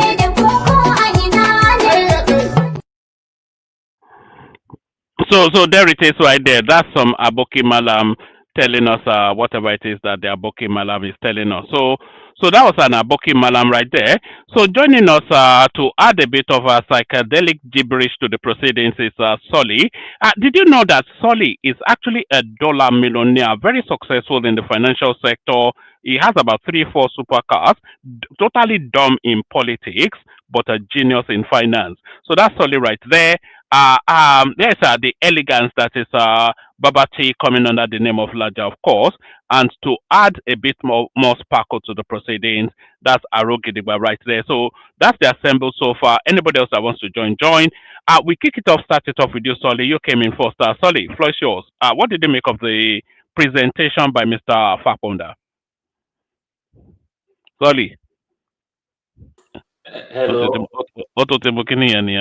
One man. You are there. I'm just managing. But yeah, good. Nigeria cannot work. See, you know what? In fact, sorry, that's not what I wanted to say. Nigeria can actually work because when I travel to different countries, I see Nigerians of different ethnic backgrounds. I see them in different countries and they're always working together. And what is the difference between the Nigerians in Nigeria and Nigerians abroad? It's just a working system. If Nigeria is working, right, let's say the government is invested in human development, we might still have our problems, but it will not be as deep as this. You know, all this violence will be reduced because everybody has work to do and everybody is going to work. You know, people will be able to snitch on their own tribe because they want peace when they are going to work, because they have a salary to earn, they have a future that they are looking towards to. Crime will drastically reduce, right? But the government does not have the interest of the people in terms of human development, because you start talking about all this janky, low-level infrastructure nonsense that they are doing that even they will not want their family members to use. I'm talking about proper human development. Investing in the people, giving people jobs, allowing them to be able to make enough to be able to build for a future and have savings, and to be able to have a fallout where government will be able to look for jobs for them and be able to protect them in terms of when they have accidents, maybe they are going through drug abuse issue, in terms of mental health condition, all these kind of things. If the government cares about the people, then we won't have all these ethnic jungle nonsense issues. You know, regional governments can help with it, but if you have regional government and the government is still having the same kind of mindset that they have, where they are so scared of the people developing because they are scared they will lose power, they are scared they will lose control, because if the people can actually look and see that, okay, this is the life that I have and I want it to get better. I don't want peanuts during election. I don't want them to be bribing me with 5,000 naira every 4 years. I don't want to be, suffering like a slave. Then that is a threat to the current political class. So it's not about dividing Nigeria. You have Europe. Do you think these Europeans like each other? They don't, but they are working together for a benefit because they actually see it working. They see the benefits. They can witness it in their hands. They can see it affecting their life for positive. So they too, they don't want to be together, but they are. This is the condition that we are in. It's going to take so much work to separate all of us, right? Why not just put in that work for human development of the people? I don't think a Yoruba man will be angry with an Igbo man saying Lagos is no man's land if the man is going to work and is earning 1 million naira a month while not even working full time. I really don't think he will care. I don't think an Igbo man or an Hausa man, if they are in their house, they know that their children's future is secured. The government is going to give their children grants. They have money coming in. If anything happens to their job, they still get a stipend. They can eat 3 times a day minimum. I don't think anybody will be caring that much about religion and all these things that people are going through. Because whenever I see Nigerians in different countries that the government is established, I don't see them shouting all the kind of nonsense shouts they do. I don't see them committing as much crime as they commit in Nigeria. So my main example and defense for what I'm saying is you can simply just look at the Nigerians around you. Do they have all these issues going on with them? Majority of the time, the answer is no. Even when they are in a shitty country like Libya, they are not going through all these ethnic, religious battles. They are focusing on their life. So the government needs to be at the interest of the people. That's just it. All this you want to divide, all this your original thing, all this it's just time wasting. People's lives are being wasted. And let me ask you a question. Let me just finalize it in 1 minute. This hope that Tinubu is trying to portray that, when he gets there in the second term, he's going to do that's what I can vividly remember. He did that thing when he was governor of Lagos State. We were so hopeful for how many things that he said. In fact, he was even doing videos of what he would do. He was doing animations, and people chopped it, hook, line, and sinker. So cite an example. He did little to nothing. Cite an example. It was okay. For example, he told us he was going to complete the train, that blue line. He told us complete the train. They made. Where did he say that? Don't tell lies now. How can he say that he will complete a train in 4 years? That's a lie. Don't tell lies. Just don't tell lies. How can it say that he will complete a $4 billion project in 4 years? Okay, when you are done, you can let me. Okay, carry on, but don't tell lies though. Carry on. I'm not telling lies. This guy put advertisements on TV stations. This was part of his campaign. There were animations of this train going, and we could see the construction. So we thought that, they are going to finish up, and that's what he portrayed. If you think I'm lying, you can check ChatGPT now. They were advertising it everywhere. I remember the animation vividly. Right. So it is not a lie. What was the narrative? What was the narrative? When he got into power, it was like we didn't even have a governor. Nothing even moved. Nothing changed. Nothing. So you guys, you like to chop the same scam, and since the same scam keeps on working. Don't worry about other. Can you name one country where the government gives people jobs? The government helps people to find jobs. In which country? Yeah, in the Netherlands, you can fill forms, job seeking. In fact, if you want to improve your skill, the government can actually pay for your courses. If I want to do web development now, you mean like they're doing in Nigeria? Let me finish. No, that wasn't you are not answering my question now. So you're talking about skills acquisition that goes on in Nigeria as well. You're saying I'm asking you, name one country where the government give people jobs. Did I say that the government should give people jobs? You did. How did I say it? You said the government should be giving people jobs. I never said that. You did. I never said You that. did in just the submission. But the point, the point, the You point. interpreted it. You No, interpreted no, you said it verbatim. That's a direct quote. That's why I held it to ask you. Um, let me. The point I'm really making is it's not in the government's remit to give people jobs. What the government has to do is to create the enabling environment for the economy to provide jobs for the citizenry. So Okay, that's so what the government has to do, the the government enabling knows environment. And the what does that mean? That means infrastructure, that means power generation, that means skills acquisition, that means security. So that's where the government comes in.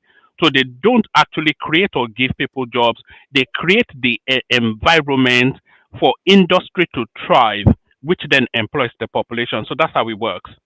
I really don't remember saying government giving Well, you jobs. did. That's why I held that statement to ask you. But carry on. Okay, so out of everything I said, that is the one you held on to. No, But no. anyway, Well, everything you said, as always, is counterintuitive. But okay, then counter the rest.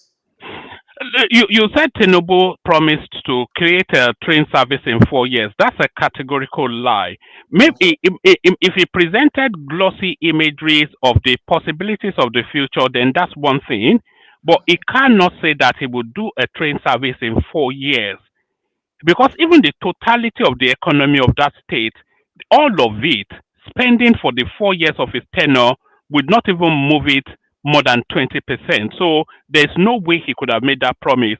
But he could tell you that this is the idea for the future, and I'm going to do the groundbreaking, and then in the evolution of that state, this will come into being, and that's what we've seen play out. Well, he cannot, and I'm thankful that you did not say that he came on TV to say that he will give you a train service in 4 years, because that would be a lie, and he did not say that. So you have to you also have to put things in context that Nigeria is a third world economy with very very constrained resources. So there are no parallels to be drawn between the United States, Netherlands, etc., which are a advanced, long-standing democracy, and a nascent country barely 70 years old, grappling with the concept of democracy and trying to evolve. So there are no parallels to be drawn between the United States and Nigeria. But I don't know. Maybe, like you said, your standard is higher than everybody else's, as you always say. Okay, bring it on, and then we go to BT. Okay, anyways, however I portrayed it, that is one of the biggest reasons why he got his second term vote. At the end of the day, you can be saying all these things, but when you go to Nigeria, this thing is not translating to the people. You are just giving yourself a pat on the back. Nothing is working. One man, can you please ask Solly to address Mr.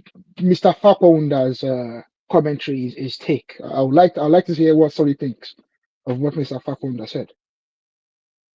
I've already it makes sense on paper, but like I said, even if he applies it, if we still have this current government with the current mindset, nothing will really change for the people. You will just be giving yourself a pat on the back.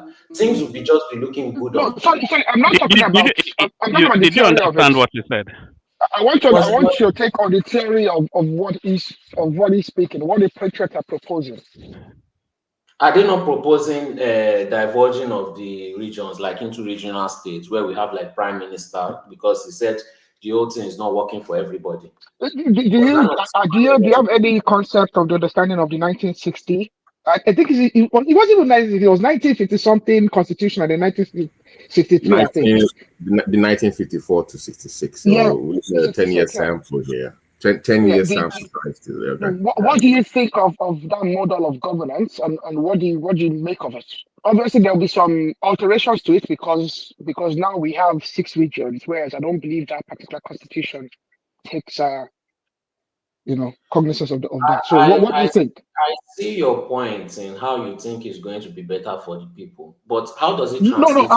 I've not made any opinions. Sorry, I just want to know yours. I've not made any. It is meant to portray that it's going to be better for the people, but I don't see how it's going to help with the human development that is needed. No. What's your understanding of the concept first before you form a thought if it's fit for purpose or not? Okay, everybody will have control of their region, everybody will have control of their resources, everybody will grow at their own pace without interruption. We will have our own limits, we'll have our own ethnic. it's just like having the European Union basically in Nigeria. Not necessarily, because you still have to form.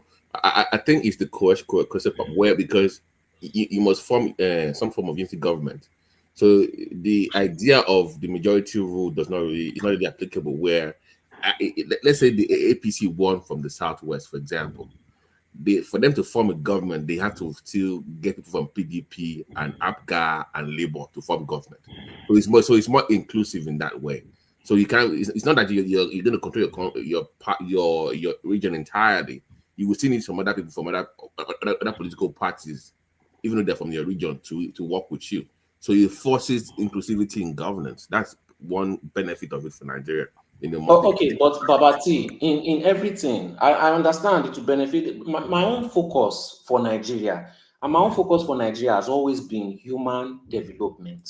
That's just all I care about Nigeria. I don't care about the infrastructure. I don't care about all this human development. That is all. What's your concept of that? My concept of when is a way to, whether it's slowly or quickly or however you want to do it, gradually start bringing people out of poverty, one way or the other. Yeah, but how does that happen? That's just a broad statement. Now, what are the mechanics of that? You create an environment. You've said it before. Now you create an enabling environment for people to create jobs and give jobs and everything. Oh, okay. Break it down to its modular components. The kind of, okay, me, for example, right? If I want to do it my own way. No, it's not your own way now. There's a universality to it. What are the components of creating that environment that involves people out of poverty? It's not your subjective view. There's a universal model. Okay, number one, in my opinion, is security. Right. Okay. Number two, I don't know number two. Let me give you the list. It's security. Sorry, it's security. It's skills enhancement. It's infrastructure. Essentially, it wraps around those three spaces. The point. So you have to get into the modulars of these concepts that you have in order to firm up your thoughts. Sorry, security is included because security is inherent. Where you have a place where there's judicial equality, where there's enlightenment, security would come with us. Can I answer your question? Yes, but in the specifics of the Nigerian experience, I think that's one of the contentions.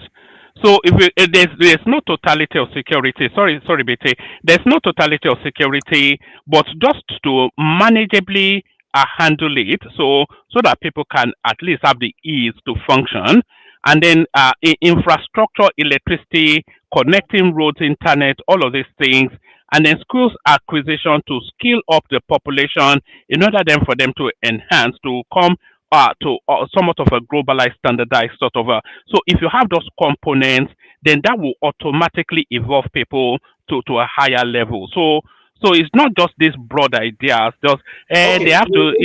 One man, you perfectly summarize that human development. Now, my question is, can you tell me how this government is working on those things that you listed on? I've already told you countless times now, and you know the list as well. You've just told you know the list as well. I don't have to run you through the list. You already know what the government. You know already what the government is doing in all of those parameters. You know about infrastructure, which is like number 3. Right.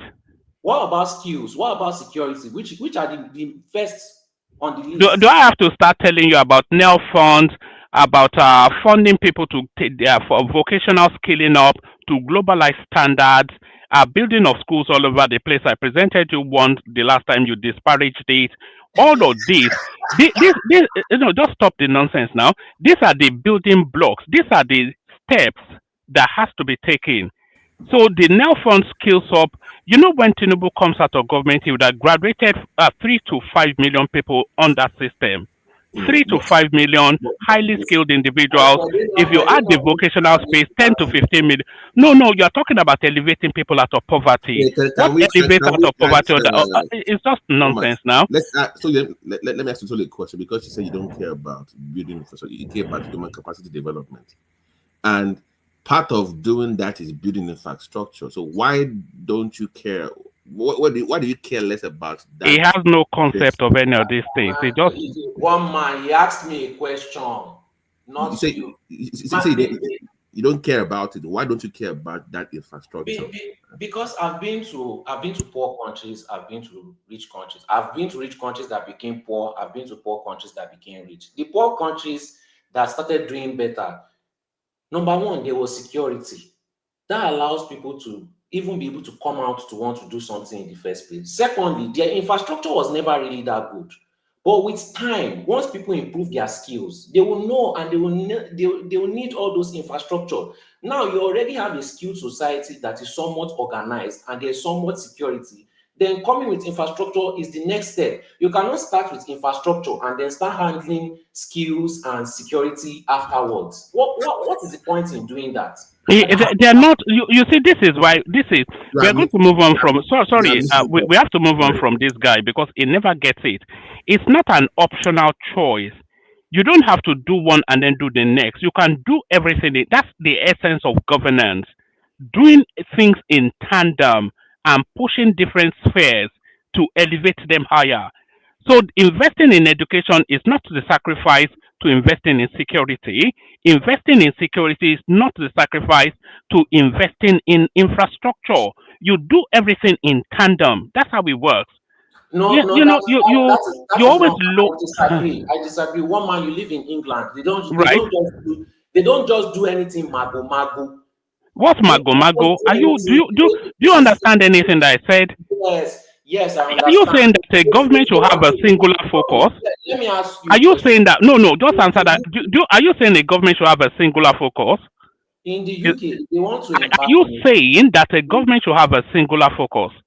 In the UK, if they want to embark on a project, are you telling me that the UK will not address the security problem first? No. What I'm saying to you is that them addressing the security problem is side by side with them addressing other areas of need too. Do you understand that? So it's not first or second. It's giving high priority to different pressure areas and trying to elevate them for the greater good. So it's not one or the other now. Do you even understand anything? It's not one or the other. According to you, not giving security top priority. And no, do you understand? That's why I said you don't understand. There are areas of priority. There's not a singular priority. There are areas of priority. One will take preeminence over the other, but everything can still be addressed in tandem. So you don't get it. Just make your final remarks. We move on. You will never get it. Does it seem like security is being addressed in the same light as the other? Well, that's the lived experience of Nigerians who are reporting back that there's been significant improvement, but still an alarming level of insecurity. So it's a work in progress. But the impact is visible and is being reported. So one man, you said there's you said there's you have no concept of these things now, so I don't even know why. Improvement of security, but there's still an alarming level of insecurity. Yes. So how does that? You are basically saying nothing changed. No. How can you have? No, I'm saying that things have improved significantly, but the security is still a high octane concern. Solly, do you agree that security is a societal problem? Insecurity, sorry. Do you agree? It doesn't understand any of these things. It's a societal problem. Any place where insecurity has been absolutely defeated, it would be what's the word they use for that? Kind of like an ideal situation. Like it's I don't even think it's possible. Even in Switzerland, they have security issues. Yeah, it would be impossible. I don't know what he's talking about. It's a security problem I cannot defeat. So you want to compare the Switzerland security issue? No, I'm not comparing the Switzerland situation. It's telling you that there's no idealistic total. You are trying to misconstrue what I said. I'm talking about the security issue, and you're mentioning low security issues like Switzerland and using that as no. Forget Switzerland. Just Do you even understand anything that people are saying to you, or are you too close-minded to I never said there's any place where there's no insecurity. But when we're talking about so much insecurity that the people have to leave the whole rural area, you have to be fair about this now. You cannot be comparing it to Switzerland insecurity. Forget Switzerland. No, forget Switzerland. Don't get bogged down into minutiae. Areas in London, people are not moving out of. Forget London. Now we're talking about Nigeria. Are you? What parallel is there between London and Nigeria? I said forget Switzerland. Forget Switzerland. We're talking about Nigeria. What I'm saying to you, and what's being reported right across the country, is that there's been noticeable improvements in insecurity, but the level of insecurity is still vastly alarming. So those two statements can cohabit in the same concept. No. And if you don't get that, then it's just no point. The application of those two statements is nothing. Nothing has changed. Basically, it's back to the middle ground. It's improved. Back to the middle ground. Back to the middle ground. Security is improving, but security is still decreasing. What does that mean? No. Are you okay? Do you understand English? You don't understand Yoruba now. I said the insecurity situation in Nigeria has significantly, vastly improved to the testimonial of people living in those areas. They testify that there's been significant improvement, but with that significant improvement, there's still an alarming level of insecurity. So that is not to tell you that things are getting better, but things are still terrible. That's the thing. And if that's too complex a concept for you, then I don't know which other way to explain it. I understand your points now, but in which area has it improved, please? Right across the board. Right across the board, people are driving from Kaduna to Abuja now. Nobody would dare throughout the 8 years of Buhari now. You couldn't even drive 1 kilometer; you'll be shot. People are driving without security from Abuja to Kaduna and back daily. Tell me one day that happened under Buhari and people didn't get shot. They've put security personnel every kilometer throughout the breadth of that thing just to push the insecurity back. So that's deliberate efforts to secure that space right there. So that's an improvement right there. I think still alarming. We're still getting reports from Benue, people being slaughtered. So there's nowhere near addressing it. But are they taking steps to address it? Yes, they are. Are the impacts of those steps being felt? The people in the epicenter, when was the last time you heard about the slaughterings in southern Kaduna? Every single day we heard it under Buhari now. So these are the things. These are the things now. There are baby step improvements, but we need quantum improvement in order to manage. Anyway, you will never get it. I'm speaking to a closed mind, so you wouldn't. Yeah. I'm listening. My point is, there's no government that has not tried something. But have they tried something enough to make any significant change? You can tell me there's improvement here, there's improvement there. Buhari also had some improvement here and there. Doesn't mean that his government was. Where did Buhari have improvement? No. At one man, you were here on this platform telling us how he's doing this infrastructure or doing that one for years. So I thought you were talking about insecurity. Where did he? You praised Buhari until he finally left the office and Tinubu came there. Then all of a sudden, Buhari was an aboki. That did not. When have I ever praised Buhari? You plenty times here. You praised him for doing this project or doing that project. You praised him. So what I'm saying is that all these little, yes. See, you will not have little things. You will not have a government. Addressing insecurity is a little thing. Addressing the skills deficit in the country is a little thing. Addressing the infrastructural deficit is a little thing. Addressing electricity generation is a little thing. What is not a little thing? You will not have a government in Nigeria, even down to local government chairman, that do not do anything, even if it's to build wooden bridge.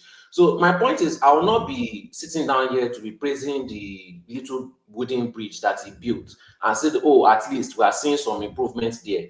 Are we seeing significant change? And when I'm saying significant change, we're not talking about people that want to just stay abroad forever. We're talking about such a change that people can start emigrating back to Nigeria. Is that kind of change we are seeing? No. Basically, we are just seeing what government has always done, giving us trinkets, we clap for them, and nothing really changed. The moment they leave, everything collapsed. Basically, a house of cards. So we should be praising House of Cards. Is the second Niger bridge a house of cards? Is it being maintained properly? What nonsense are you talking about? Is it being maintained properly? You see, this is the thing. Do you remember? Do you remember when I brought you that school, a standardized school, very well built, a golden standard super sports facility, and you were saying they stand on the floor. No. This is the same logic now. You're just a moving target because your mind is closed to development. You are overpraising the school. People would think it's like all those schools in Switzerland where politicians' children used to go to. No. How many schools? Are there schools in America to the standards in Switzerland? Are there schools in the Netherlands to the standard of Switzerland? This is almost a hot school. All right. Round it up and we move on. I think you just come. I think you come here to troll us. Yeah, just a troll. The floor was made of sand, so you can't even wear black shoe in the school because dust to cover the whole shoe. No, so, the floor was not made of sand. That was the assembly area, and that's the standardized assembly area for Nigerian schools. But just round it up, man. I think you're just here to troll the conversation. Yes, I'm here to. Trump called it a shithole. So unless you want to go and be arguing with Trump, I'm just, repeating what he said and pointing it out directly. The standards I know they can get up to is what I want. I will not, if I give you 100,000 to build a house and you give me a $10,000 house, nonsense, and you tell me that I should clap for it and I should appreciate the little work that was done, I will never do that because it is my own money. I know that when you don't have a plan to emigrate back to Nigeria, you can accept little nonsense trinkets for other people. But my standards, again, as I repeat, and the standards that I know they can get up to, even if they just try a little bit, if they have the people's interest at hand, is where I want and what I want to see. I'm not going to come here and be clapping Solly, can I put something to you? Generation. I'm not going to Solly, can I put something to you, Solly, please? If you give me a chance. Do what you are supposed to do. Do what you are allowed to do. Do what you have the ability to do. Even if it's up to 50%. Enough of this 5% bullshit. You don't take 5%. Solly, can I say something? Let me finish. Enough of nonsense. You don't take 5% of your salary. You don't take 2%. These politicians don't take 5% of their salary and say that, at least they are giving us something. They will destroy the whole nation if that day happens to them. They even collect bonus on top of their salary. So why should we continue to be taking nonsense? Pure nonsense, and we should not be clapping on top of it. Is this North Korea? What kind of rubbish is that? So enjoy you can praise it, but don't force me to be praising nonsense and rubbish.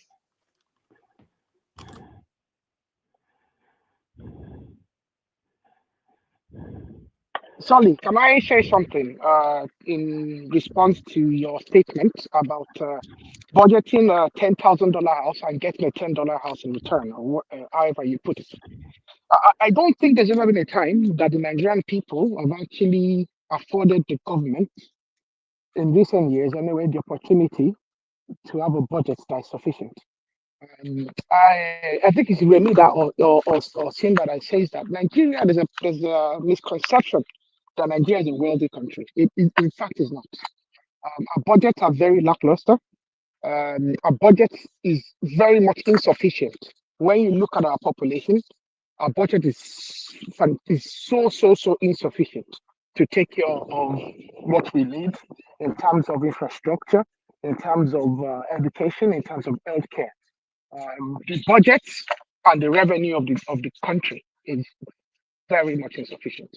And that is why each of the states, each of the governors, each of the local governments need to really come up and start generating more revenue. That's why as individuals, we need to start paying our own fair share of taxes. So that is just my opinion. I'm not saying that there's no misappropriation of funds, and I'm not saying that there's no corruption in the system. But I believe even with that, I don't think that the revenue that we generate is sufficient for what we need to do and where we need to go. Okay, can I respond? Our politicians have one of the highest pay in the world, even though you say that Nigeria is not a rich country. right in front of our eyes. Is it fair that they are collecting such a high pay and they still collect things on top? And then you say you want to generate revenue. Nigerians are in multidimensional poverty. Improve the human development, and then you can ask for more revenue. Not that you ask for more revenue and then you now say you want to use it to improve the human development. It is like they are telling somebody to pay for house rent without getting a job, but you want your house rent first. Like, how is that going to keep on working, and how long is that going to keep on going? It is a very unsustainable system. Unless you've not run a business before, but maybe you have, then that means you are just being disingenuous. It is a system that is going to, that's why I call it a house of cards. These people are just playing house of cards system. None of it is sustainable except for them. And if it crumbles, well, they've made so much that it doesn't matter. That's my point. One man, I don't want to get bogged down. I don't want to get bogged down. Yes, I'll come to you next, Aro, with regards to what Mr. Fapohunda had to say. But just to Solly, look, nobody is distant from you in terms of demanding more from the Nigerian state.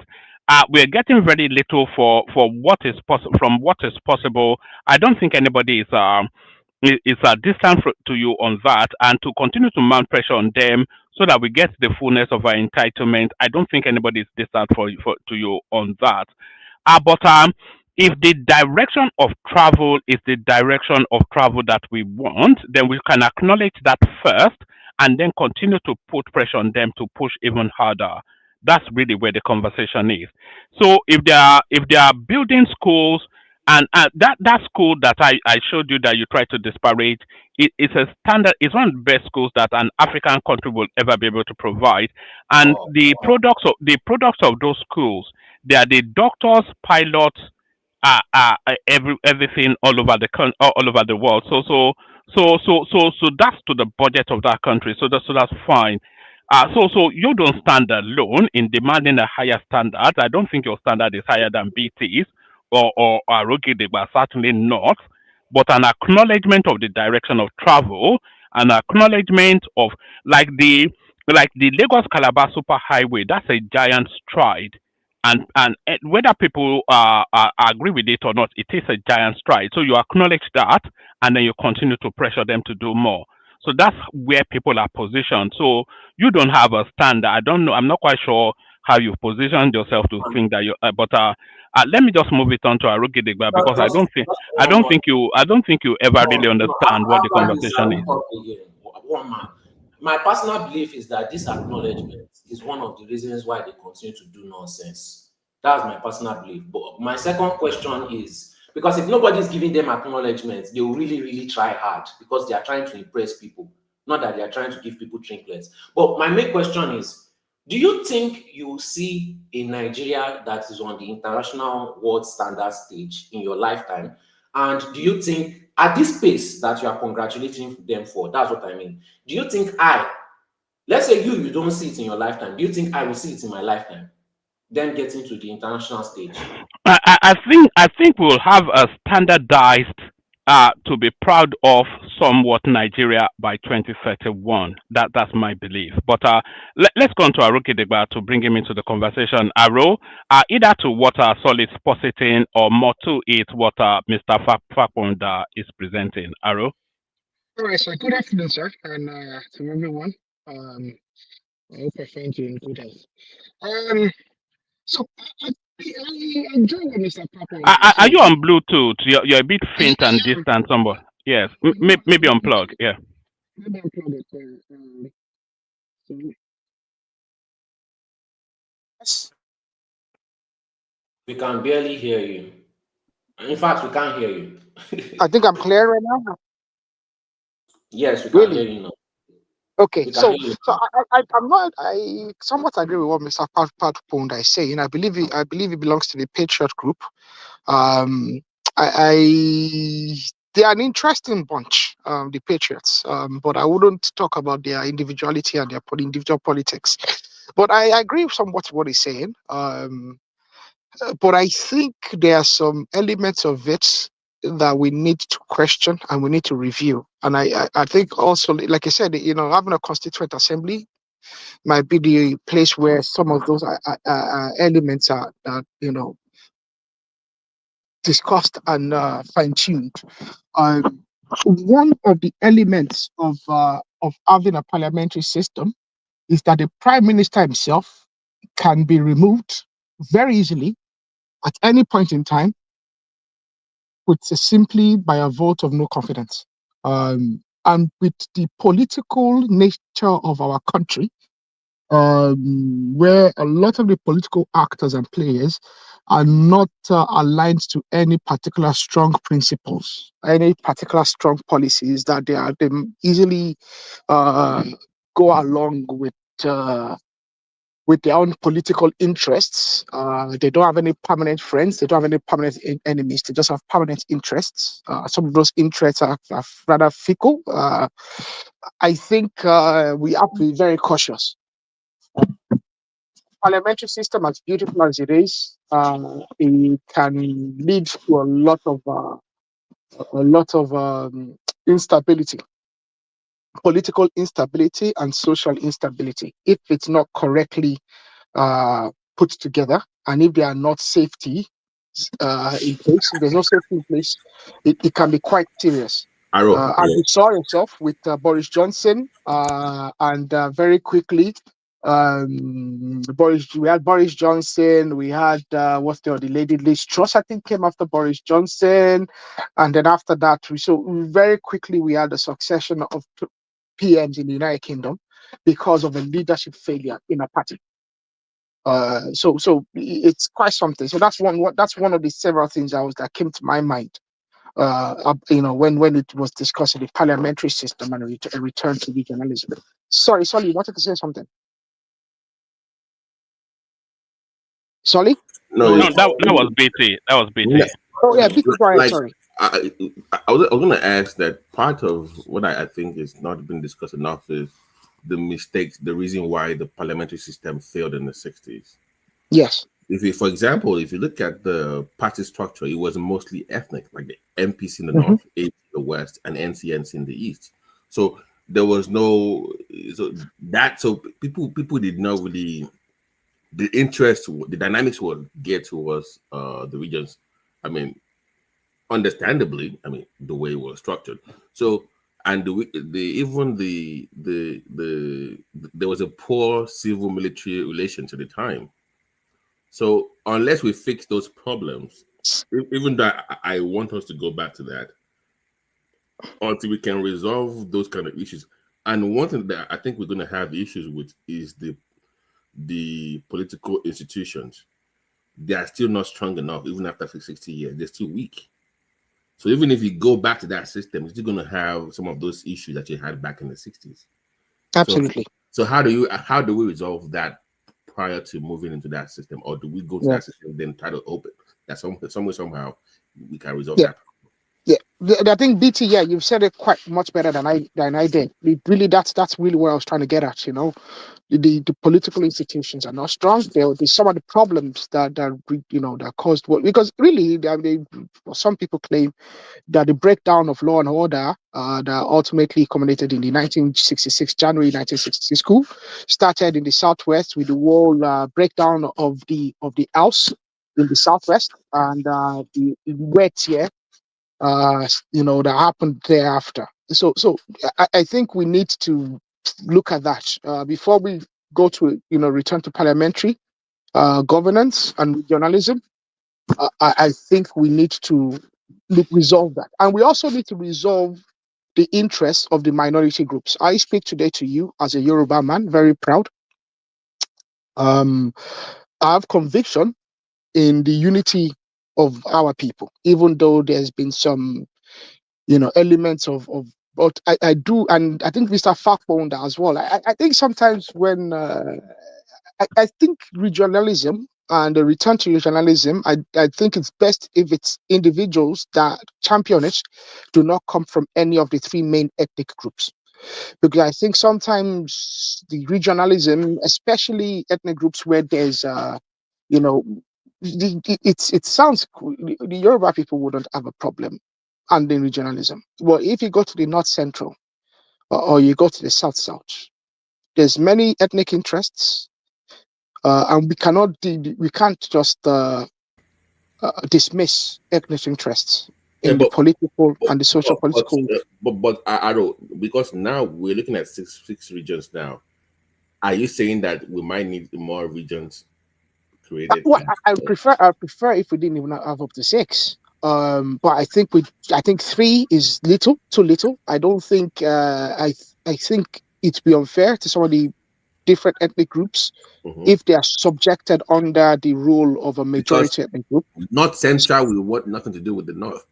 North Yes. Central will want nothing to do with. But even within the North Central, there's people that don't want anything to do with each other. Even let's take Benue State for instance. Within Benue, you have the Gala. You have there's about 3 or 4. There's 3 main ethnic groups there, and to my understanding, they are not in agreement. And that's just Benue State. I think Nasarawa is very much the same. A bit of that in Niger. So even if we say even the North Central, even within some of these states, Plateau states like that as well. I think any of these constituent assemblies, if it were possible, I think where we have minority ethnic groups, I think those minority ethnic groups should be accorded one extra representation more than the majority ethnic groups. If they have 4 Yoruba people representing, they have 4 Igbo people representing, they have 4 Hausa people representing, I think some of the smaller ethnic groups should have 5 representatives. It's because it's we can send 4 people from the southwest. They are all Yoruba people. It doesn't matter if they are Ijesha, they are Ejaba, they are Ekiti. They could send 4 people from the How do you factor in? How do you okay? Let's say the North Central, for example, they have somebody that comes from Kwara, Kogi, that is Yoruba. Do you count that as a Yoruba representative, or is still Northwest or North Central? I think the Yoruba have no problem with that, as long as the person. But I'm saying towards the number that you just said that they should have more number from the South. Would that then count towards them getting more than? I think the reason I'm saying this is I want us to take. We need to understand this. Okay, let's say that we send one person from each state. One person from each state in the southwest or in the southeast might be sufficient. One person from each state in somewhere like the north central or the south might not be sufficient because that person might not represent the entirety of the state. It might not even represent, you can't send 2 people from Delta. You send 2 people from Delta, for instance. Those 2 people might be Shekiri. They might be Ijo. Or you might send one Shekiri, one Ijo, and you exclude maybe the Yoruba or one of the other ethnic groups in Delta State, for instance. I'm just saying we need to understand that within Nigeria, especially since things have really developed since 1966. I don't want us to romanticize pre-1966 or pre-1963 even more, to be more appropriate. We shouldn't romanticize the things that happened pre-1963 and now the nation was organized pre-1963 and use it as the basis for how we populate the constituent assembly. We need to look at the realities of it. Oju everybody tila. A Calabari man would not allow you, who doesn't want to be subjugated under the Southeast. But pre-1966, that was the reality of the Calabari man. A Cross Rivers man, the same. You go to even Delta State over there, you have the Anyoma, you have the Yeshekiri, you have the Ijo, they have their issues as they are present. You have Plateau, you have all these places. So I just want us to recognize that what we call, I don't like to call them minority because really they are not minority, but let's just use that term. It's a terrible term. The minority ethnic groups, they need to have fair representation. Can we have a fair, like a combined system where we have, okay, it's my own proposal. We collapse the Senate, get more seats in the House of Rep. Some kind of like a mixed system within president and prime, that you can still have a president like they have in France, but also a prime minister. But you have more seats in the House for the minority groups, like you mentioned. But we get rid of the Senate. Sorry, BT, I missed that. Sorry, I missed that. So I got this. I'm saying that what if some kind of like a mixture like they have in France, for example, where we will get rid of the Senate, then we expand we get more seats in the House of Rep for the minority groups. So you have a bigger, you have more. But that was what Mr. Fapohunda was saying. You're talking about a unicameral sort of. Yeah, exactly. So you have a unicameral system. You have more seats in the House of Assembly that accommodate your concern, and then you will still keep the presidency, but then you have a prime minister as the head of the House of Rep. So that's the parliamentary system, then, isn't it? Yeah, it's parliamentary, but it still keeps the presidential stuff himself. But the head of the House of Rep will be a prime minister, not the speaker. So what does the president? So then we won't have we will have then like a ceremonial president that we had under the first republic. You know, France and Israel, they have both now. They have a president. A ceremonial president, yes. Exactly. So if you want to go run for even Germany, I think Russia like we have in Russia as well. And so that one can handle foreign issues, then you handle local economy like that. So you have a power. We can make that work. We can really make that work. Yes, that could really work. Yeah, that could work. I think the French system might be something of interest. Yes. Yeah, you have a powerful president that is not easily dismissed and dispatched. You have a prime minister, because like in France now, for instance, I think the current prime minister as well, his position is, I think he's been exposed to the possibility of a vote of no confidence in the coming week. So yeah, we could have that, but I think it's very important that we don't. Are we all in agreement that the system we have at the moment is not fit for purpose? Yeah, that's Senator man. I think the biggest problem with the system we have right now is the centralization of power. Because what happens is once someone captures that presidency, then you have this idea, this like Mr. Fapohunda, it's 4 years of everybody feeling like those people they have control of everything. No matter how the individual tries to be as equitable as possible in distributing, positions, and everybody will still accuse him of being nepotistic. We've seen that factually, Tinubu has been very equitable in the way he has distributed positions and appointments. But even with that, even with the statistical fact, everybody still accuses him of being a tribalist and being nepotistic in the way he's appointed in his appointments. Even though the facts and the statistics and the empirical evidence states otherwise. So I think the centralization of power is really what beclouds everyone's judgment, in the current system that we run. So that is that. I don't know. Is there any other thing Mr. Fapohunda discussed? Or what the Indigentship nonsense that's dead on arrival? Arrow. What the hell is wrong with Kalu? How did they sneak that in again? After many times? Has he snuck it in again? Well, what do you think the agenda is, this indigentship narrative? Because I think it's an attempt to overrun Yoruba land. Because I saw but they put it under public hearing. So this is what the guy did. He said, okay, now if you're foreign and you marry the Nigerian, you can have a citizenship. And they snuck in that thing last minute, one man. It was not there before because it wasn't there. And they snuck in that. Have they snuck it in again? Yeah, for public hearing. I'm like, why would you sneak this in? Wow, that's interesting because you know that once it goes past public hearing, it's a way to sneak stuff. So if it goes past public hearing, it's only going to come back to the vote on the floor, and once it gets voted on the floor, that's it. It's passed. The president signs it, and that is it. No, my thing. Here's the danger. Everybody has ulterior motives for they have on their different reasons. One person from the north might be thinking, "Oh, this is my opportunity to finally get my Ruga thing passed." So everybody has their own agenda. Yeah, absolutely. My face, out of selfishness, they might actually pass this bill. Oh yes. They might think, "Oh yeah, I'm going against that person." Not watching your own back door. But I'm sure that many of the representatives from the Northwest, especially of the Fulani persuasion, would have no problem supporting this because, for instance, individuals in the likes of Plato that have been fighting about indigentship for many years in Nasarawa, in Southern Kaduna, this is to their benefit.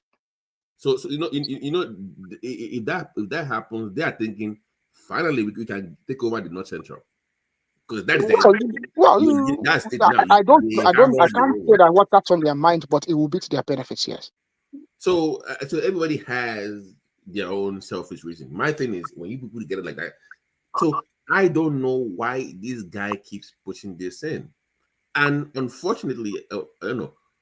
But BT, let me say, I've not read it. What exactly is what has been put in? Let me be clear on what is the way it's been worded.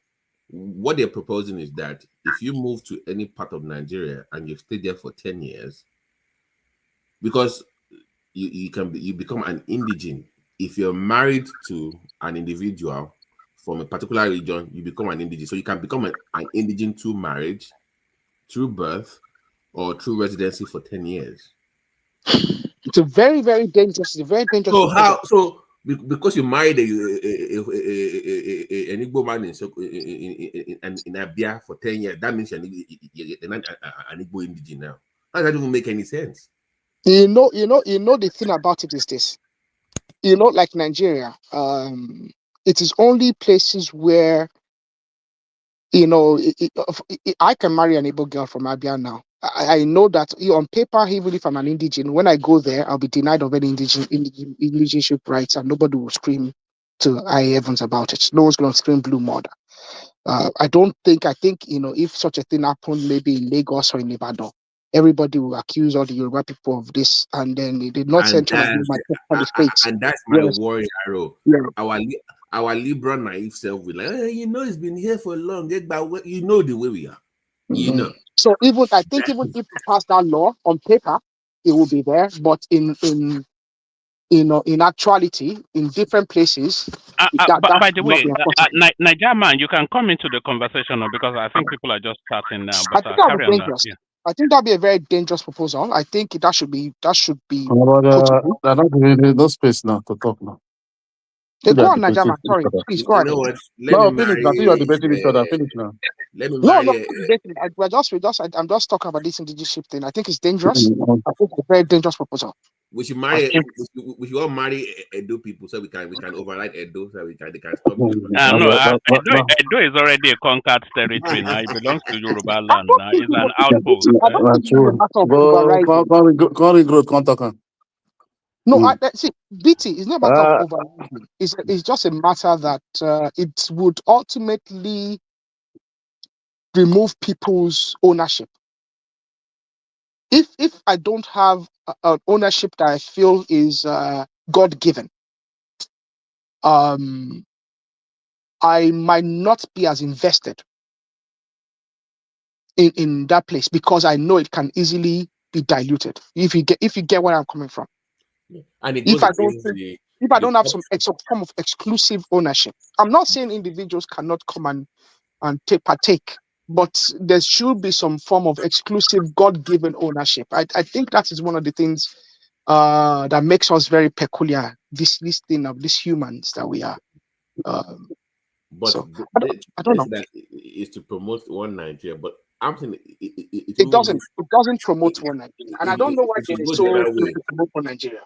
That will even be worse because this is some form of conquering people in the modern dynamic. It's a different dynamic that like how can we? So imagine you being a tribe that you occupy half of local government.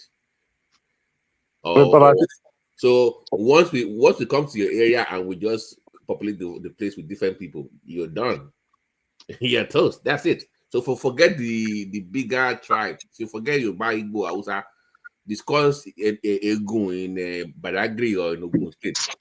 So what happens to them? Those smaller tribes, what happens to them? Once people move into their area, it's over. So I don't know. In fact, it will promote. People will start resisting any people will stop accepting visitors. Really. But this Fapohunda, but he addressed this thing yesterday. Don't you listen to? He addressed it already yesterday now. Yeah, but they are saying that it's been snuck back into this new constitutional review. Yeah, but that interview because I watched it yesterday when they came back from that public hearing yesterday. This man that we are watching is the interview now, because I watched it on the radio yesterday. This what these people are saying about this leadership now. He addressed it yesterday. He's saying now, he said, Jeshaman, there is no way he can go and be Jebu man, no matter if he stayed there 20 years. I am So, discussing, Yeah, we guys. agree with the We are statement, but we are saying discussing that what currently in Ben Kalu put, the deputy speaker of the house, put in that thing. What we're discussing. that is what I'm saying. Like, you are not hearing me. You don't hear what I'm saying. I said this man address it yesterday because they asked him this question of this Yeah, leadership. but we are saying we don't want it in the constitutional review. We don't care what Mr. Fapohunda says. What he says is not what he says, like what we are saying.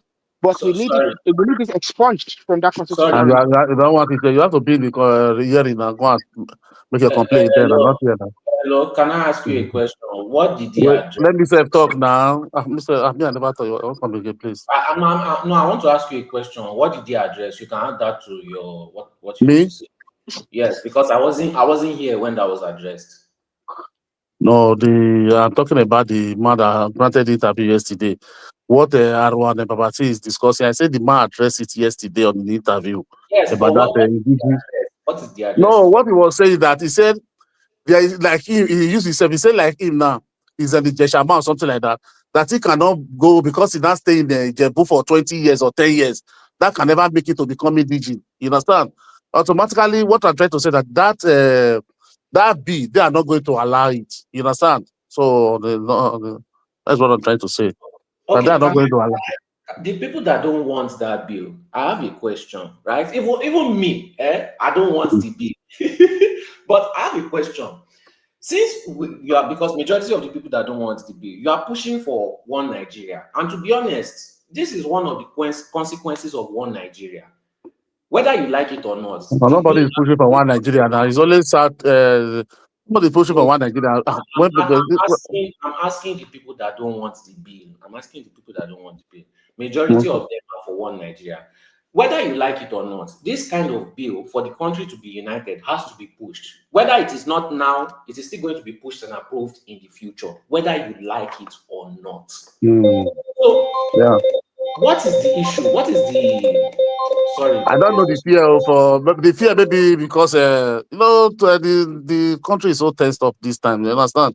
So maybe everybody's afraid. The Igbo maybe they only want to dominate. They will come later. The Fulani will not tell you tomorrow you can become a governor or you can become this one. You cannot take your land. It's not easy to. As Nigeria pushes forward, eventually a northerner will become governor of Lagos State. Let's be very honest. Whether not now or sometime in the future, an Igbo man is still going Hold on. Nothing stops anybody right now from becoming governor. Not right now, but that is you being a citizen of Nigeria guarantees you that right. So nothing stops you from becoming governor of Lagos if you are from a different or state. You can run from anything. But as an indigent, now you're talking about land rights and cultural institutions. Can be urban, can be anything. So because these are your local and what you're about or meant to do for your own right as an indigent. So that means I can move to Ekiti, an Ekiti woman for 10 years. And say, you know what, I deserve to be Balogun of this area because I'm an indigent. That's the problem. Because as an indigent, you have the right. So when it comes to politics, you can run for anything right now. Nobody's stopping you from that. But when it comes to some certain rights guaranteed for indigents, nobody should go anywhere and be fighting that because they are now indigent because of what's the law. That's the problem. Now we be supposed to the fear father. You can say they want to be Oba, exactly. They not be hereditary again. You know one of the ways to look at it, BT, is like naturalization. So you are a Nigerian man, you go to Denmark, and then after 10 years you become a Danish citizen, and then you have all of the rights and accoutrements of maybe that's not the best analogy, but okay, let me just see for me. Let me contribute on this regional something. For me, what these people are just doing, I just believe all of them are just the same, just to siphon money from the government every 4 years. Come with all this Patriot, no patriot. I don't know who elect themselves. 2014 cover report is there. El-Rufai Oduni Buhari is there. 1963 constitution is still there. All this 50 something constitution 64. Why can't they go there? They read me well for this country and leave all these shenanigans. And then they don't know. Yeah, I'm missing the point. There was a reason they abandoned those constitutions, and that's what I was saying. Okay, why are they not referring that to 1963 again? No, there were issues with that constitution itself. Yes, the issue is that Babati, let me finish. You will get me. There was issue with it, Abi. Now they are still telling us to go to parliamentary system. The same parliamentary system that we have that caused the problem we have in Nigeria till tomorrow. That's where the problem begins. That is where that thing was not good and it didn't favor us. There was too much issue there, and all this region come and become a region. I don't believe in all those regions. What we should do if they mean well for the country, they should fight more on resource control. And you don't give people, because all this one you want to form region. Nigeria just want to go to another civil war easily, quickly, because all this small ethnic group like this is the one that will suffer all these things. People that believe that is their land, equality is their land, they will just be invading anyhow. Because when now you have your state. Wait, I'm coming. Now you have your state police. Go and look at the civil war. What made that civil war was so easy? People convert their state police to become military. Solely, how would you prove if somebody has been in your line for 10 years? Who is the one checking? Well, if the government has your records, that should be easily. But we don't get record for Nigeria. You see the problem. So how will I track that you've been there for 10 years? But if you don't get house there now, if that's the thing now, everybody will not say this house. Everybody get house for where they go. Now everybody get house. So you don't even know. I can even show up like 3 weeks and say I've been here for 10 years. How would you prove that? You don't know. And we use language now. Hold on. And there's no requirement to even speak the language. There's no requirement to even speak the local dialect or speak the local language. So I can show up and don't speak your language, don't even know your culture, don't care about you, and still claim indigentship. What kind of BS is that? No, they can start now. When I said that they used to do everything in such a disorganized way in Nigeria, one man was arguing with me. They do number 10 first, then they now start worrying about number 1. There is no proper step. No, they just do mago. They just do. No, you are just in another area. Every team must come and you deliberate on it. It's not one person. I think you are saying the one you don't like, but you say that is the way you go. That is why they come for public hearing. People should say their mind, say what they didn't like inside. That is the way the world move. I don't know which one be number 10, number 1. No, somebody will just propose something. Move. In a civilized environment, there are steps, and you follow the steps accordingly. What are they doing now? Are you following the steps? Do you know if they start this thing? Even when you buy furniture from IKEA, if you start to furniture again, we are talking about this constitution. It's just an example. If you start anyhow, most of the time you are not going to build that thing properly. You have to go back to this one is like you are 19 years old. The way I'm looking at you. Okay, well, they go bring furniture. Nigerians love mago. We love to do anything anyhow. But when we move to a first world country or a civilized country, point out the mago now? What is the mago inside? Forced to do things. It's okay. Let's finish. Let's concentrate. You know what? People say that the country cannot work. I've always said a peaceful division of Nigeria will come from regional government. That's the first step to everybody leaving. Okay. Once you do regional government, it's the step to that's the next step is to live peacefully. But if you divide the country right now, it will lead to war. So if you even if against Nigeria right now, be promoting regional government because that is the step to Babati, people will still move to your region now. You can't stay in your region alone. They can move. Babati, I have a question for you. Yeah. Okay, for example, now, Babati, wait. For example, now we go back to regional government now. For example, now disaster now happen. Let's say maybe disaster now happen in one region. Every disaster. You will not say they should not bring the people to your region. No, they will but they come. But I get to set the terms for you coming is the difference here. Oh, this is disaster. You cannot. No, you can come, but under my own terms. That's the difference. You can't just show up. You have to come in the way I want it and follow my rules. You can't say one Nigeria, but you must follow my own laws. That's the difference. No, that's why cannot possible. Like I said, even the regional, you still have one central. You still have one central government now. No, you have some, but it's not as powerful as they are right now. Where I can say because I'm a Nigerian, I can come to your place and do whatever I like. But in UK, they're regional, but you still have one I central. can't say I go to Scotland and they have their own laws too there now. That is for their own local. But yeah. But they have the same similar law, BT. They no, don't but you have can like move, you cannot any do. house. If I'm going to Yeah, Scotland, you can nobody will tell me what to do. business together. You can do business. You can go anywhere and you can open your business. If I go to North Island, anything I like, I do. Nobody is discussing. You see, those rights exist right now. Nobody is discussing those rights. You can run for governor. I'm saying there are peculiarities that they want to hold on to in that region that you must adhere to if you want to go there. But they will be. But that's almost like breaking the country. But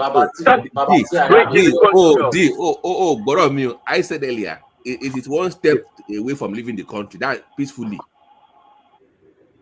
That's the whole idea now. Once you have a general government, I have a question for you. Go ahead, Soli. Okay, your people. Okay, whether that was Babati, sorry, 1 minute. Babati, now for example, now they say you want to break away now.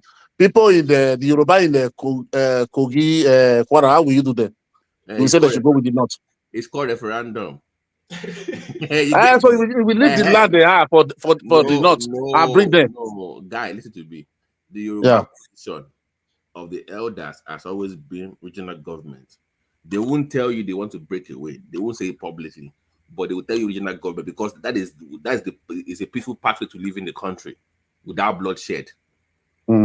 You get it? That's the Yoruba wisdom for you. They won't do I understand that, but those Babati, you have not answered my question. Those in the Kwara and Kogi, will you relocate those people there? No. They come to our meetings now. I know you don't follow the Yoruba space, but all those guys, they come to Yoruba security meetings. They come to Yoruba meetings and gatherings. We still do the same thing together. Unfortunately, they are stuck up in that area. But when it comes to security issues, economic issues, blah blah blah, even the agenda, they are part of it. We don't exclude them from Yoruba stuff. They are still one of us. So if you're going to leave Nigeria, you're going to have a referendum to bring them in, and they have every right to. I mean, the landman they occupy over there. Will you go? How are you going to? How are you going to do that? Is it not their ancestral land? It's called referendum. Like I said, they will be the one to determine that if they want to join their Yoruba cousins, they will be. Okay. Yeah. I have a question. So go ahead. My question is that because now everybody is feeling hopeful, especially one man, that during Tinubu's second term, yes, in his second term, I know that this guy is going to do a lot of crazy things that he could not do during his first term. But one of the things one man is pushing for is that he's going to push for regional governments. I know that Tinubu, I've been hopeful about him too, and he disappointed me very, very well. Do you think he's going to actually push for that regional government in second term? Thank you very much. Let me give you a very quick answer. The only way that I will believe that he will do it, if he does not get state police by his first term, he will not do it in second. He will not do regional government. So if he can pass state police in the first 4 years, then he will do it in second term. But if he does not pass state police in the first term, he's just playing games. That is how you will know. If he doesn't, the indicator for him being serious about regional government will be first of all security. So if within these first 4 years, there's no bill that everybody wants in the first to pass state police to all states. If it's not passed in the first 4 years of his government, it will not give you general government in the second term. So that's how you will know. Sorry. I hope that answers your question. See, that's security. I don't understand if they want. I don't know, Sha. They want to do the that's the indicator now, because there is no reason for you not to pass it, because every governor wants it in their state. They have all agreed that they want it, so you have no excuse not to pass it in your first 4 years.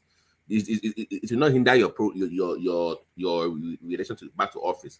So he has to pass it now. That if he doesn't do it, I'm all out on the second term for getting regional government. Then go serious by any. But if he does the police thing first, then I know second time is coming for the rest.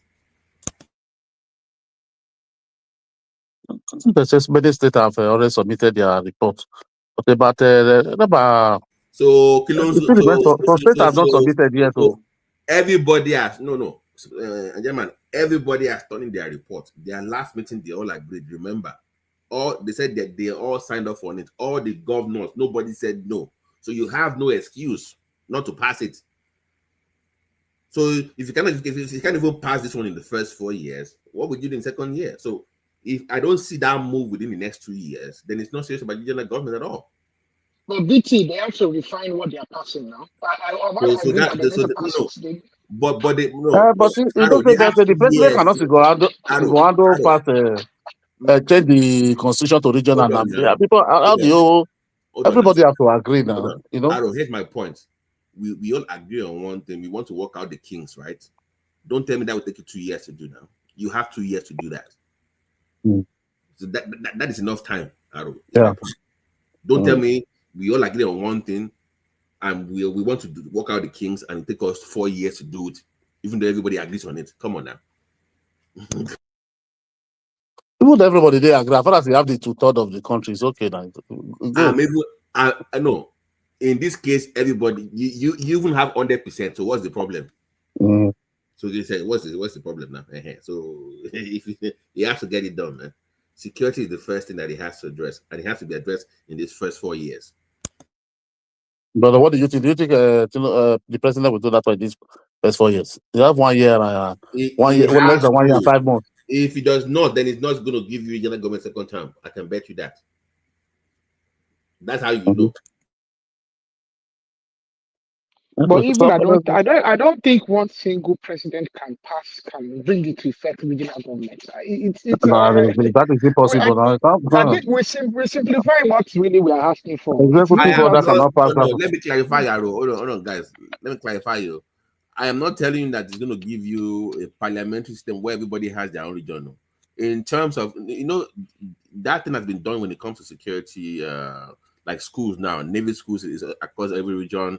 Is moving things around. I'm saying more of that for all regions where for me to go to military school, forget going to Zaria, for instance. I can go to Osun State to go and, that's my own version of government, not the 1963. So okay. From now on, we now have 6 prime minister. No, don't misquote me. That word. But they have in Switzerland now. No. That will never happen.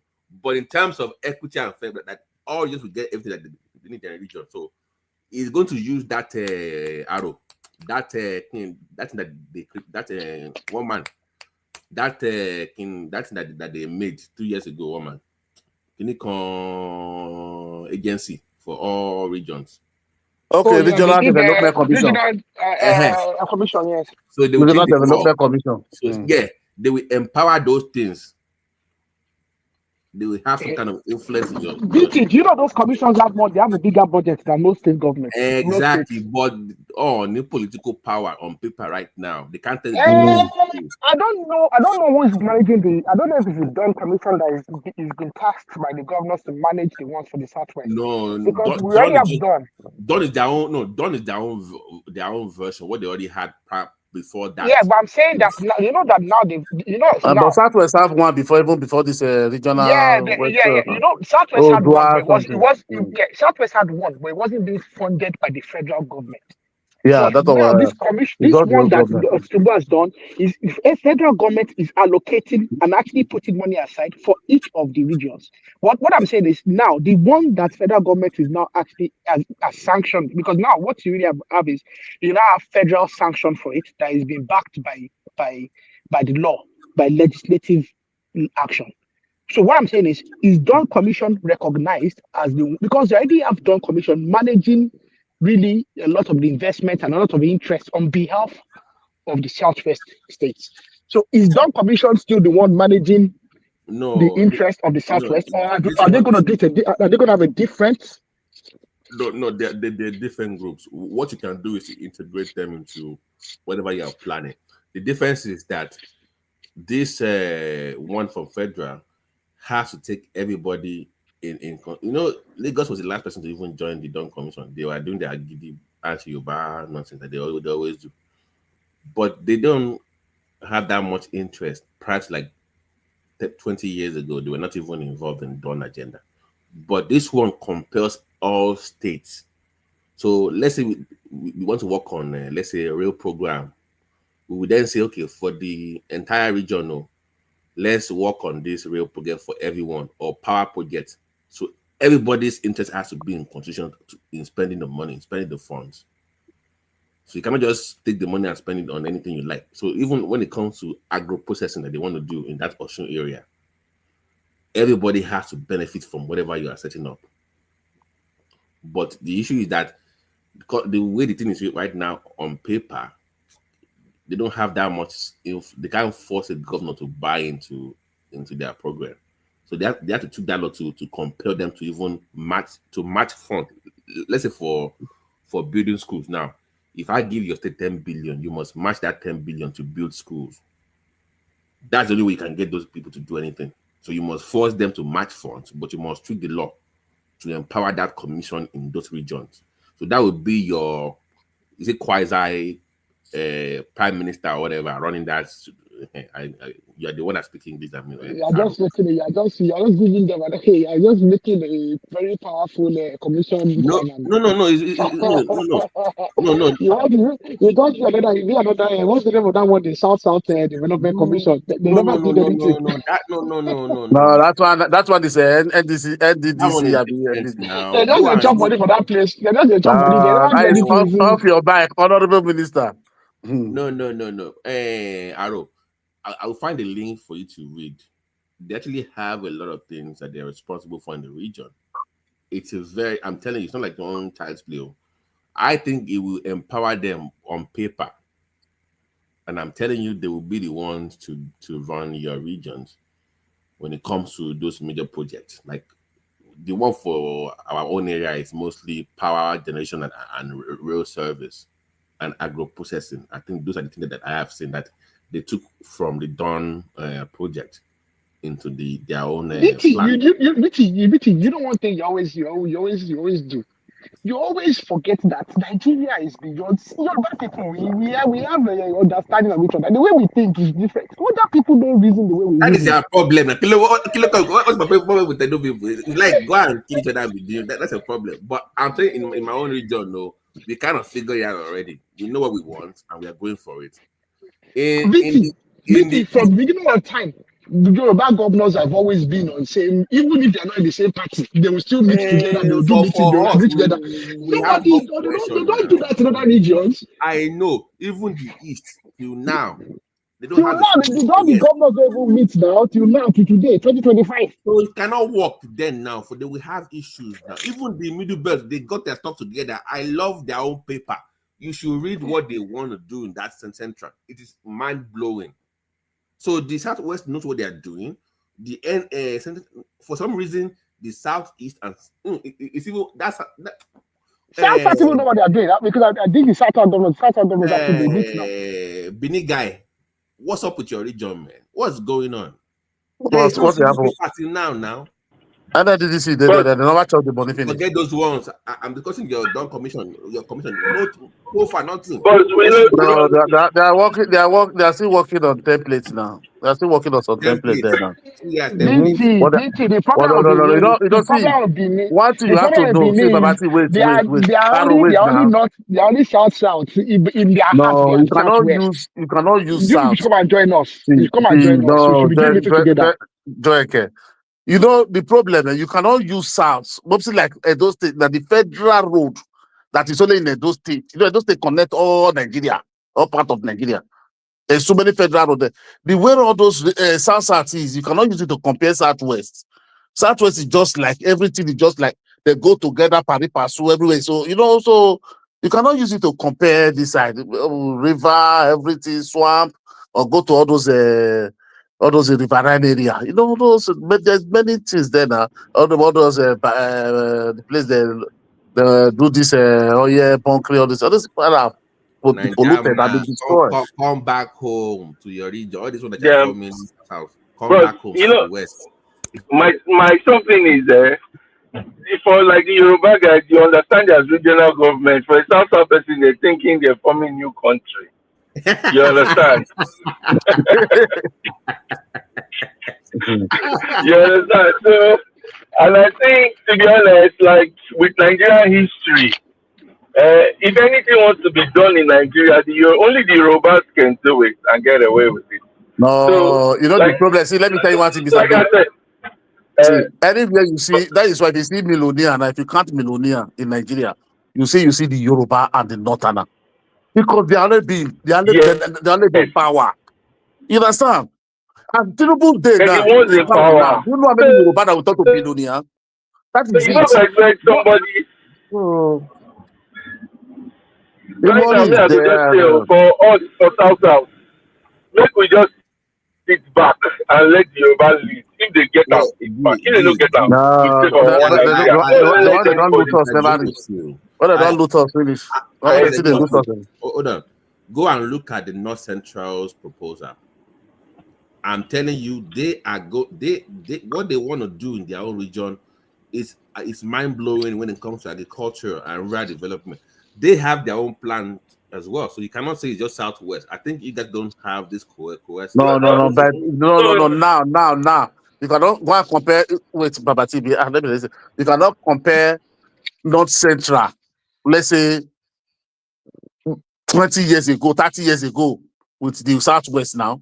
It's now these people have maybe all this insecurity that they come to their senses. They don't say no, because the North is even breaking. These people don't say no, we are middle belt. We are not this northern something now.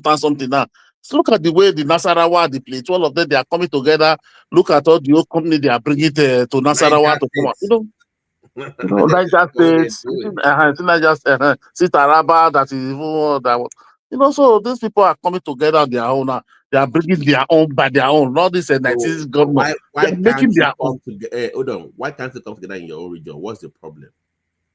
On my side. What's up? Where did they want to come together? I mean, they come together and say Southern governor. Nobody should contest. Okowa, come on, go. Come on.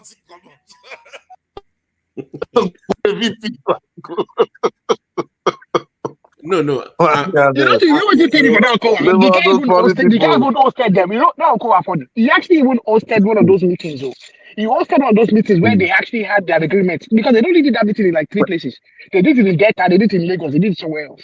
The guy hosted them. In the end, it's the one that the last one was the first time was in his own state, Delta State. The second one, Lagos. Because your region to me, look at Bayelsa. They should be like Dubai that we should all be visiting every December. What happened to them over there? Like, it's a very sad story down there. But yes, they drink Ogogoro now. They drink Ogogoro for them now. What do they do for Bayelsa? I'm being honest now. That part of Nigeria to me should be where we all want to move to, or build houses, or just raise a family. And to what it has become now is a very sad. They loot too much. They are all loot. They are just loot at that place. The worst place that loot most. Just go and look at that South. Go and look anytime. Any governor they only persecute after he leave office. Go and look it from South. Just take it. Because all of the money is too much. They are just looting it, packing it out. They say the guy that was there in Rivers for 6 months only, the military guy, he's gotten over 600 billion. Yeah, they said they should not probe him. In 6 months? 6 months. 600 billion.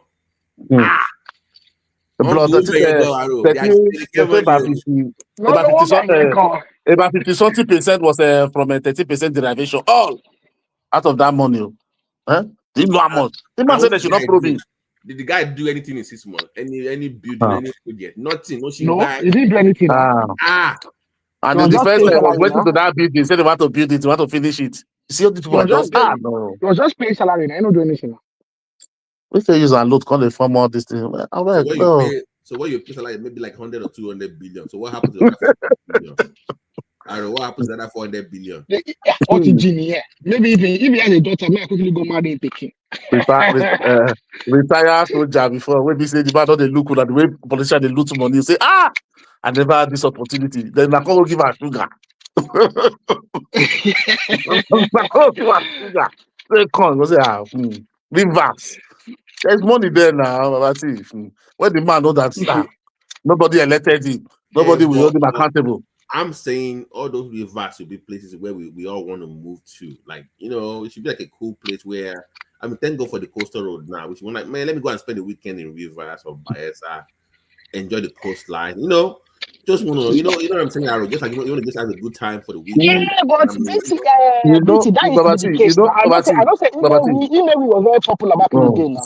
See, Babati, yeah, when those people will suffer it, everybody's answer, when they will suffer it, maybe like 20 years time or 30 years time, when there's is no more in this thing, you understand? It's no more valuable. You understand? Maybe the market are gone. You understand? It's because all the environment, the world is moving towards. You can see it coming now. Next 30 years, nobody will drive on this car anymore. So by then they will know what they have cost to themselves. That place will be the most poorest on earth. Because all the old land, all the old water, the river, everything is already been destroyed. They can't fish anymore now. They can't even fish anymore there. Look at how much they're doing Buhari when they do all it. About 6 trillion for how many years that will pump there. Nothing they do. They didn't do nothing. They just take money for them. They just take money. Go there and take very cheap. If that place, that sunset there has it cheap many like water. So, Aro, so the point is that even their own commission not chop money now. Chop money. Off your mic. Like for them, they talk off your mic now. Yeah, okay, so okay then. Chop money. Then they talk off your mic now. They just talk money good. They don't send you now. Oh yeah. It's chop the money. They are just embezzling the money. So would they have 2 commissions now? They have one before. Are they adding it to the No, they don't have 2. They have 1. They have the same. So what the federal government has done is to give everybody else one. Like the same thing. Okay. Like so they only still their own. Because the day I watched that air, I say, Did they give these people that kind of money for this? They don't do anything with it now. They don't do anything. What contract? The contract that nobody does. But you are even talking about what the federal government. Wait, I come, Babati. You are even talking about what the federal government is bringing. Do you know all those share? All those company. What they are giving to them? They give them. Those people that they don't allow the oil company to build road, to build school. They will say no, you should give to them the contract. They are going to do it the local. They will embezzle the money. If the oil company want to build road, they will never allow. They will say no. They should give them the contract. I saw Showore posted the Wiki's hotel in Port Harcourt. I said, oh boy, J Hotel. I said, oh my god, I haven't seen that J Hotel in Port Harcourt. No, I've not seen it. No. Oh my god! You think it's Dubai? Wiki has never been anything in his life except that's tough. I'm like, how does he have this in he has never he qualified as a lawyer. He's never worked as a lawyer in his life. His wife is a judge, so she too. How does the family have money? He claims his father has money, but nobody buying house in further for 6 million, 7 million, cash down. You can get money now. Why do you think they don't allow Fubara? Why do you think they allow Fubara to control things? Fubara won't come out in hard for the pot. The guy get his shout. It's not my I think my Fubara, the issue they have, I don't think he wanted Fubara to be giving him money, but the issue they had is Fubara wanted to take control of everything. And Wike was not going to allow him to do that. Money, my brother, his money, nothing his money. Forget. But I don't think it's as simple as say Wike that for where I say maybe they come the drop for him every month now. I don't know if he reached that one. Money. I bet you said it now. No, there's nothing what they wanted he didn't. I bet you the ambition of being the president now. So wait. I was watching that, right? I said that he was supposed to fight again. That is now back as governor. He's supposed to fight again. I say these people, they won't put this guy for trouble. Don't mind that, right? But I said they want to push this guy again. Fubara don't want anyone anymore. I see why to do Thanksgiving in his village now the other day. The guy was Arise is the one pushing there, and they will push them. See, say when they push Natasha. See now. Natasha did for somewhere. They just want that boy. The guy don't learn in nursing. Because he knows say anything we do now, impeachment. No,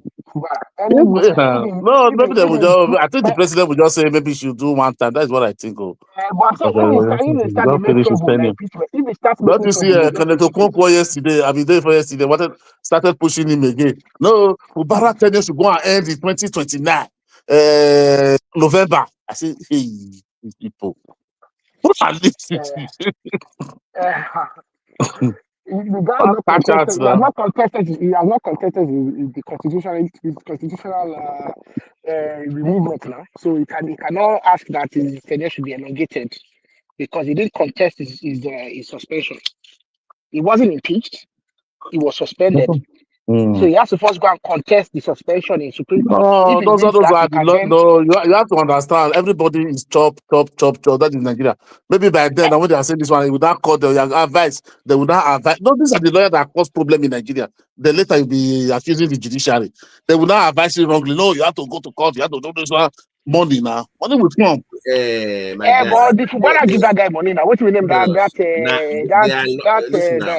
Listen, they are lawyers now. They would not lawyers. They would take to get money from you. They would take anything now. Yes, now. Let's go to court. You can win. There's something you don't win the case. So where would they go? Yes, now we are almost there. I'm telling you, they go live for you now. They will drag you to Supreme Court. More money. No, these people, no. Person will drag to big go court. It go win. I think he was going to lose now, but at least you have a small chance of winning this case. But for the man went to call, we didn't hear his voice. They begin to bring Bof and Abacha boss. So they defend that I have 1 million here, they give me 200. I have 10 here, they give me 2. Something they start big. No, Nigerian lawyer. Kai, these people. When they were debating it, at least early this year, they said no, lawyers should stop all these things, taking people to all those frivolous case to court. When you win any election, they should be advising their clients. One lawyer, I think it's his son, I forgot his name. He said, no, it's their fundamental right. This is time to cash out. They have to go. Now you get issue when you carry out come with them now. They did their own lawyer. The lawyer didn't even know when he don't know when the thing come up for a man. Say this time of cash out. We don't go chop. But, by the way, Aaron, did you see that tweet of Peter B that went viral? No, which one? We are finished. It was. Oh, really? It was democracy is dead. Where did you say that? No, the people are wishing Tinubu's wife a happy birthday, right? Okay. So somehow Peter B is not attacking his wife. He now said, the woman has said, okay, stop sending me gift to. I saw that here. He said it's the to the library now. To a library. She asked them to donate to the library. It's not even our own library. It's what's the library? It's government library, it's not like a personal. So how Peter B now turned a simple bad day wish to we are finished, and I'm like, what is wrong with this guy? To your law? Why? He doesn't know how to play politics. He's a sadist. He's a sadist. He doesn't understand the value of that library now. So why would he not? He doesn't know how to play politics. That is the problem. When you play politics of bitterness and hatred, that is the way you go. You always make error. Somebody that's supposed to be pushing the government, bomber to bomber, policy to policy. People will be listening, will be seeing different opinion. That's not okay. This is supposed to be like this. When last, I always hate seeing it like. I am saddened. That's the way he begins his tweet. I am saddened. I'm like, why are you always sad when you tweet? Can't you just give us policy? How can someone even disagree with the construction of the library? And someone say, because BT, I'll tell you what happened. There was one time we did my grandpa's remembrance. And people were doing taking out papers, newspaper, Muslim and all these things. That's when I realized how much it costs to actually put to do a front page of a paper is like about 3 million, probably more, probably 2.5, probably 5 million, up to 5 million these days. To take out just front page or back page, not to talk about the middle. So the first lady knows that she's going to do it, but they're going to have different people. They're going to say, well, Bishop, someone will go and take out the front page of newspaper, 5 million. Someone will go and do advertisement on TV. It's a lot. And she said, instead of you wasting this money doing that, that money, go and donate it to the library. Is that not a decent thing to do? That's actually a very decent thing to do. So why is Peter Obi now saying we are finished? What are we finished? I mean, the guy is funny. The guy's a very hard fellow. Ola, are you there, Baba? It's Ola there. I agree to that. I just listening to that. Ola, we are coming to your area now. They want to pass that bill now. Energy bill. So I'm going to move to Ekiti, and in 10 years, I will become an indigene and run for something. I'll become Balogun. No, I want to become a king. Who is trying to pass that bill? Your deputy speaker, Kalu. I don't really understand. When they want to pass that silliness, are these people thinking? Because I'm even thinking more beyond Nigeria, moving to Nigeria. What happens to other foreign terrorists that displace people from their land? No, they have provisions for. They said if you are born there, if you are married to an Ekiti person, or you've been there for 10 years. So I'm saying, how do you prove that I've been in Ekiti for 10 years? Because there's no requirement to speak your language, your Ekiti language, your dialect. I can just move there and I become an indigent. So how would you know if I've been there for 10 years or if I got there last week? Well, I think when we continue to advance, we can have way. But to me, I'm not saying that. Okay, look at this. You are in Ekiti. You have telecommunication bill. You have electricity bill. Probably you work there. You have office they can track to that place. Then you have a lot of things that can prove that you are there. But that's not even my own concern. My own concern is this: if one Buhari's family from Niger or from Mali go to Ekiti, you displace people from their land, you force marry. I don't want to use that bad word there. Maybe I be during the bad, as you understand, and the person gave birth, and the person is now maybe 16 years or thereabouts in the Ekiti, and you are now claiming the land where you force people out. You've lived on that land for 10 years. So what provision? Because we are not seeing those people being prosecuted now under some of those terrorists in the north. They've occupied people's land. Probably some of them, they live there now for like 7, 8 years. Is that not an avenue to normalize illegality? You understand? Because you just want to reduce the thing to just 10 years that you have right. I think this is just a crazy idea. It's a crazy idea. We can't continue to do things like America or Canada, because Canada and America, they displace people from their land. So and in Nigeria, we can still recognize the real owners of land. That is why we still have our monarchs, we still have our king, we still have our chiefs, we still have our ballet. It's still telling the story that we are not coming from Europe. We were not coming from Middle East to occupy Nigeria. So, to me, I don't know, that kind of a deputy speaker, the kind of person they're supposed to take to the traditional shrine and let him swear no to allow to deal with him brutally. What nonsense? But by the way, they have co-sponsors of the bill. Guess where the co-sponsor of that bill is from? Ola? Where? Ekiti.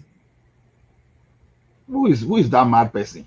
From the household. One of you is co-sponsoring the bill.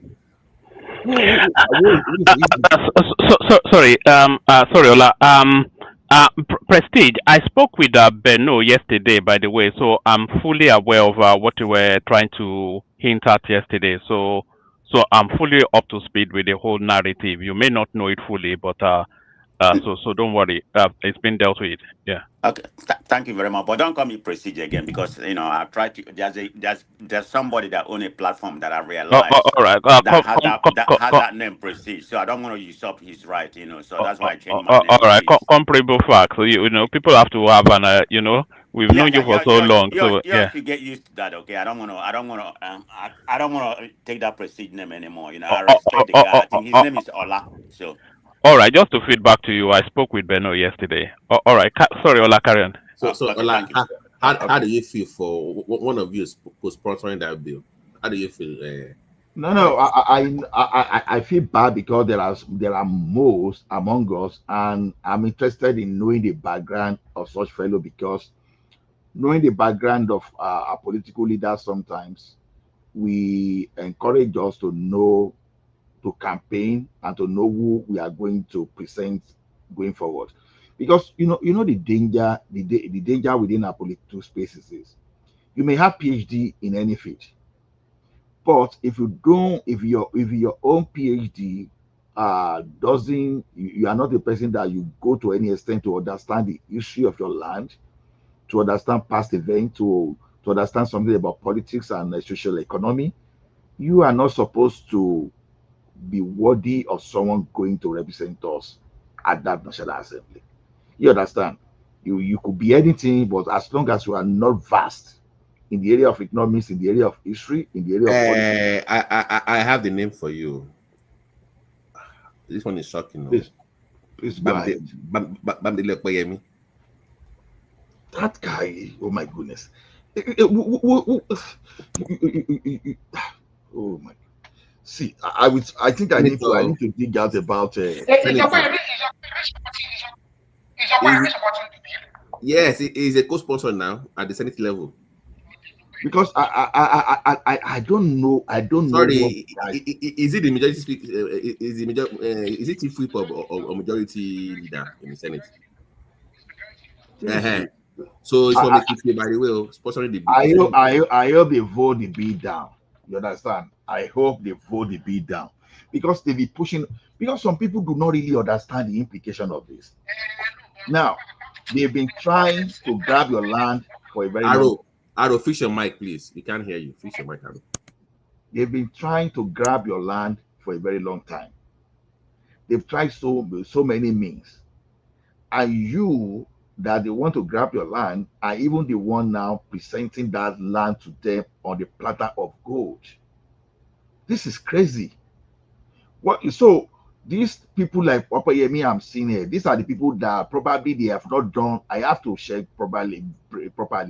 Maybe these are people that they've not properly done anything good. You understand, for themselves in the.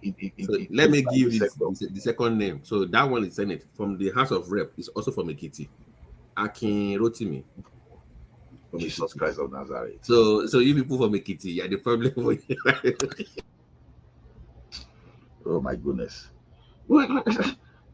I don't just really understand what is going on there. So what's the benefit of this initiative? Are these people thinking that okay, just because are they really thinking that this thing is really for political? Because this is how to infiltrate. You understand? Let people go and just read what happened to Hausas today. Even Hausas right there on their land, they can't even make any important decision that is purely from the Hausa initiatives. Whatever they are making today is the initiative of some people that infiltrated them from a foreign region. Now, when you are talking of this indigentship, you understand you are protecting, because there's nothing with good intention that don't have unintended consequences. The people of Southern Kaduna today, I think they will everly cause the day someone decided to create some kind of grazing reserve in their region. And when the like of El-Rufai that thinks he is a deity, that is a thing God, when he got to Kaduna, see how he misused everything. See how the like of Buhari got to power and misuse everything. There's nothing you want to do in any state today that you cannot achieve. But when you are bringing this indigentship something, what exactly do you want to achieve with it? Because as it is today, nothing stop you from becoming the governor of Ekiti if the people there accept you. Can But I will you comment? wake up tomorrow? Okay, go ahead. Okay. I'm just here baffled about some of your narrative, like people like Baba T live, a civilized person that live in the country, and and is a citizen in this country. Don't The attack right me. to Oh. vote. Hold Don't on now. attack me. Oh.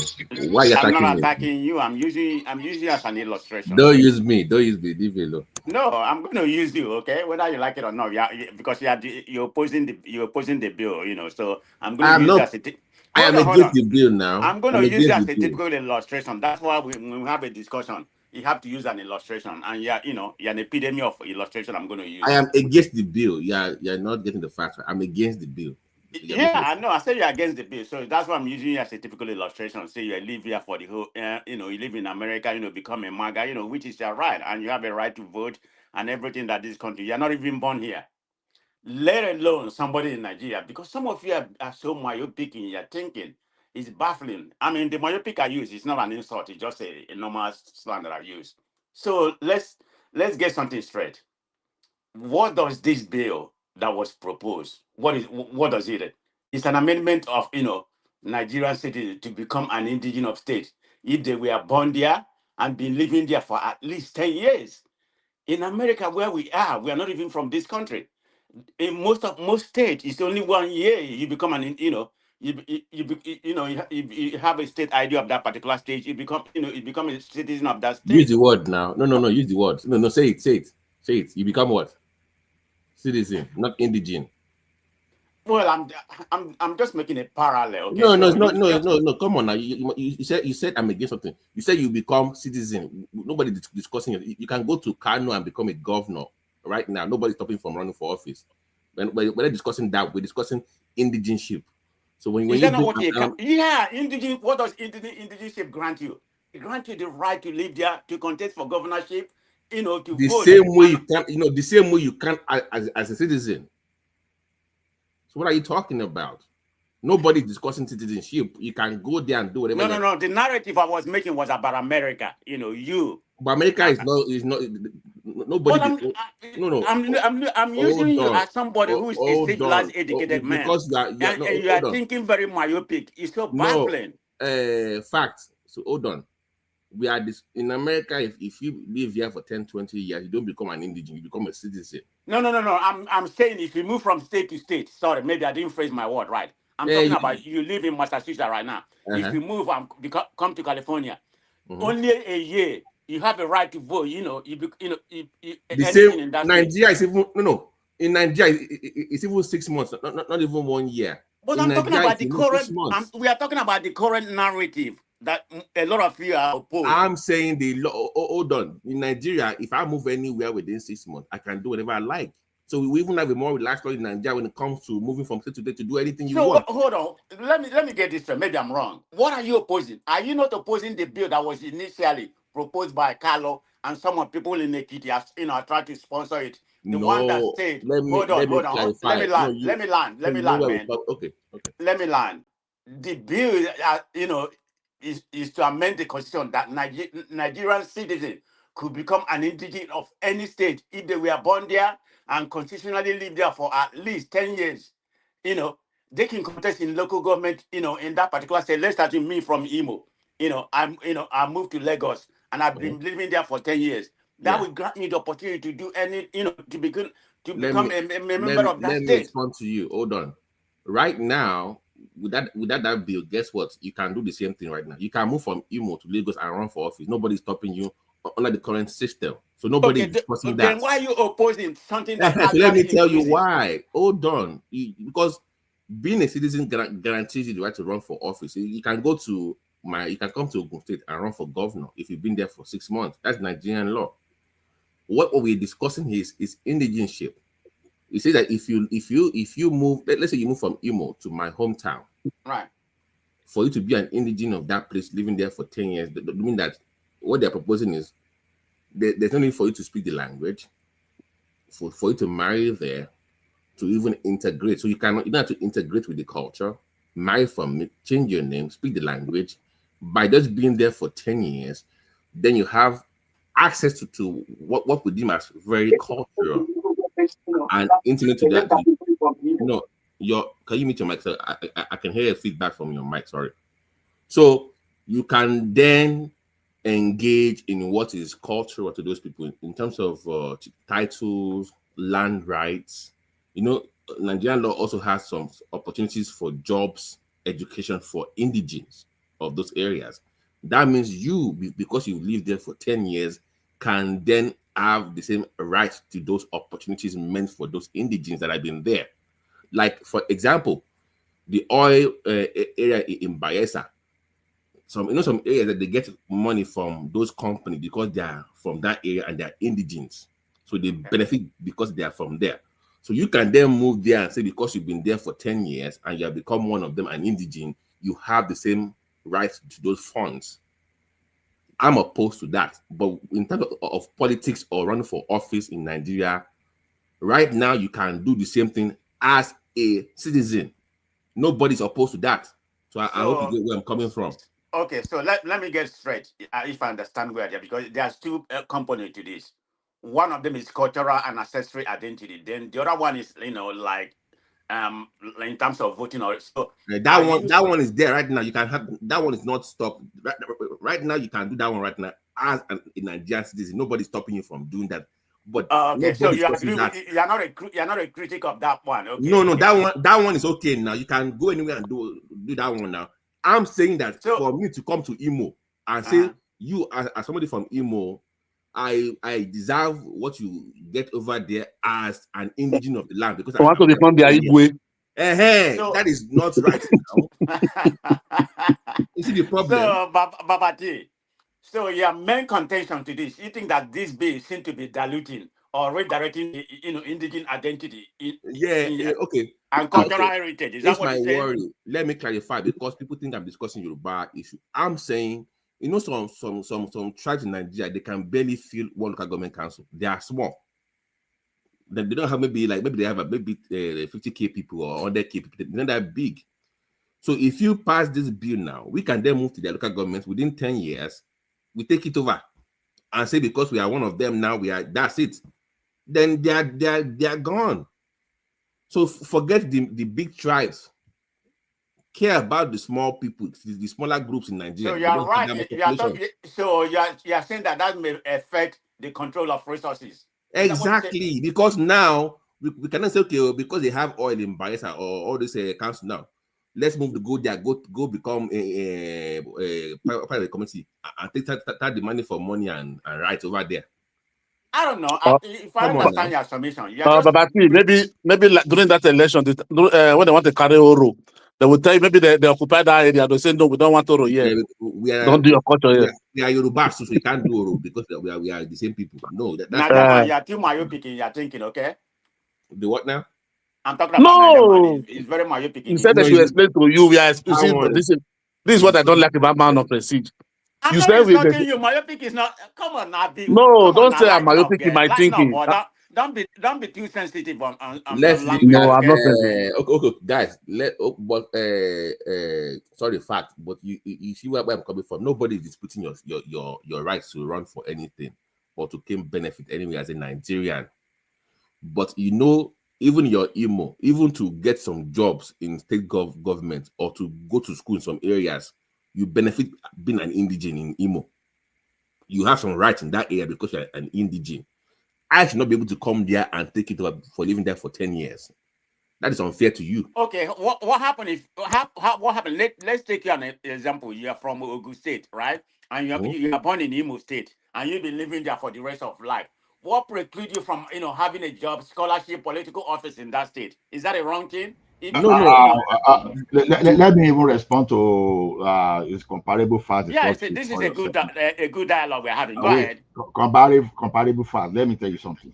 Okay. Even in America you live, in Canada I live, a First Nation that is in, let's say, Alberta, we now go to Ontario and be claiming Indigentship there. You see now, because you want to be talking of we that we are living here. Kemi Badnoch that talk against Nigeria the way it is. He is just a British citizen. He's not an indigent of United Kingdom. Do you get that concept? What right? Tell me the right that he doesn't have. Oh, he has every right. The indigent of that state has. Just hold on. Just hold okay, on. Ola. Now, I can tell you for sure, it cannot become Queen of England. If you know. So there are some things, there are some practices that are tied to your essential lineage.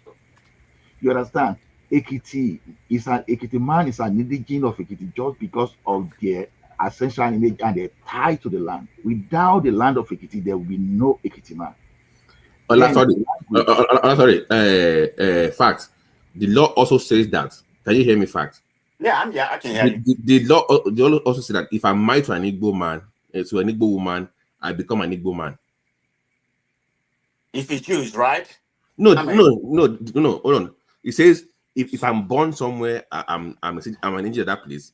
If I'm married to anybody from that place, I become an indigent. If I'm born there. So let me ask you, if I marry an Imo lady, does that make me an Igbo man? No, so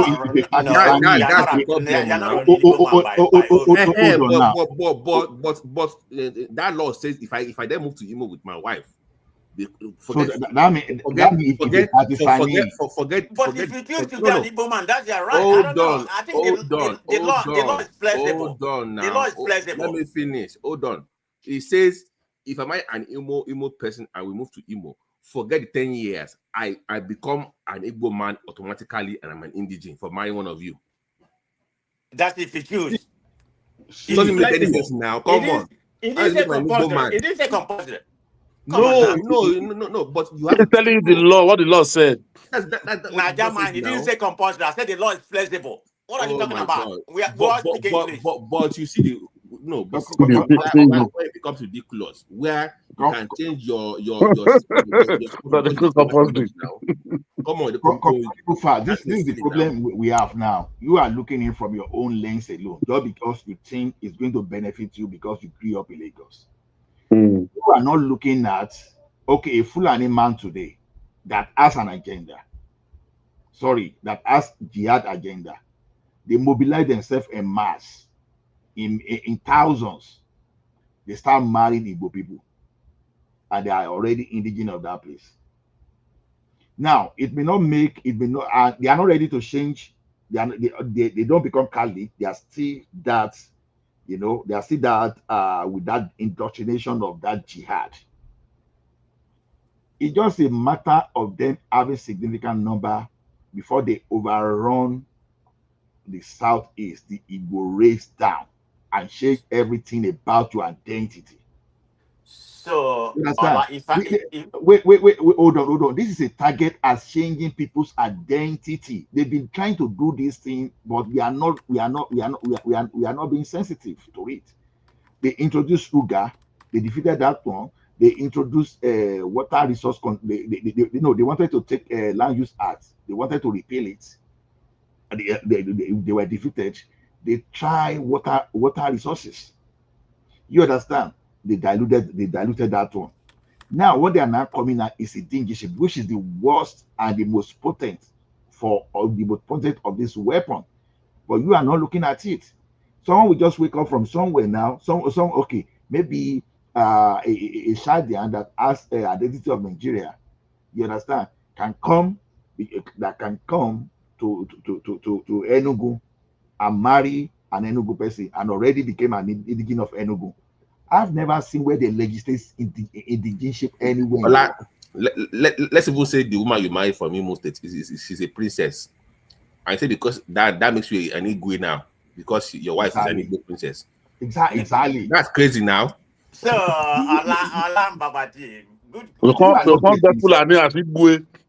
So that's okay, Najaman. So I understand the perception of hold on. Hold on. You are kind of scared of let me give this last statement. Let me give we rename Enugu to Sokoto. Hold on. Now we're having a conversation. No, let me give this last Are statement. you all concerned about Hold on now. expansionism? Is that where you're concerned about? Hold on, you will respond. Let me tell you one thing. Hausa people, they were being politically correct when they were accepting the foreign Fulani guy. They accepted those things. They lived there in a matter of decades, and they changed their structure. You know, they pie all the traditional leaders, and they took over. And today, even when you go to the Senate, when you go to all those, how many of no Fulani have political power in that particular region? If you are looking at Igbo people having political power in the South today, all those things, think of what happened to these people. Think of what happened to Hausa. Because the question is this: do you have the same tendency of being violent like some of these people we are talking about? You have that tendency. Political correctness is what you are going to do till they eventually quanqua you through the instrument of the law. That is why the history is very important. I don't know who took history away from our curriculum. History is very, because all this, the way we think today is that we only think of a machine, we think of a router and switches. We don't even think of our history. We don't think of our culture. Everything is all about computer science, mathematics, STEM, and all those stuff. We are forgetting important things. Abba. But Babati, isn't it quite suspicious that it's an Ekiti man that keeps on trying to push this thing? Two of them, not even because one. The reason why they're pushing it, they are very enlightened people. That is why. They are very enlightened. The problem, they are more enlightened than all of you. Man of prestige. We know our people. Something smells fishy. Something really smells. They are not in fishy solely. So you there for Netherlands or wherever you are, you know. Just stop that. What type of enlightenment? Let me tell you one thing. You can be a professor of mathematics. You can have more invention than Isaac Newton, Michael Faraday, and you are still as ignorant as any mumu. You are making my point. It's not about education. The highest degree you have, PhD, right now. That does not enlighten you. But I mean, enlightenment, you see things different in a more broader man of prestige. Man of prestige. We are not talking about Lagos Yoruba people. We are talking about Ekiti. What's wrong with that? Is Ekiti not part of Nigeria? Man of prestige. Let me tell you what. Go and ask about Fajuyi family. Go and ask about Fajuyi family in Ekiti. We fought in the Ekiti Parako. We fought Ogunkeriji. And you are here telling me, what led to all those wars? What led to all those wars? Do you know? And what led to all those wars now? You now want to stylish now reverse everything, and you are telling me that they are enlightened. What type of enlightenment that you will not even know where you are coming from? Anybody let me say something. Ola. Can you just stop this enlightenment? Wait a minute. Let me talk now. Ola, I think what I'm just listening, you know. Sure. I mean, you'll have this perception that. Stop. I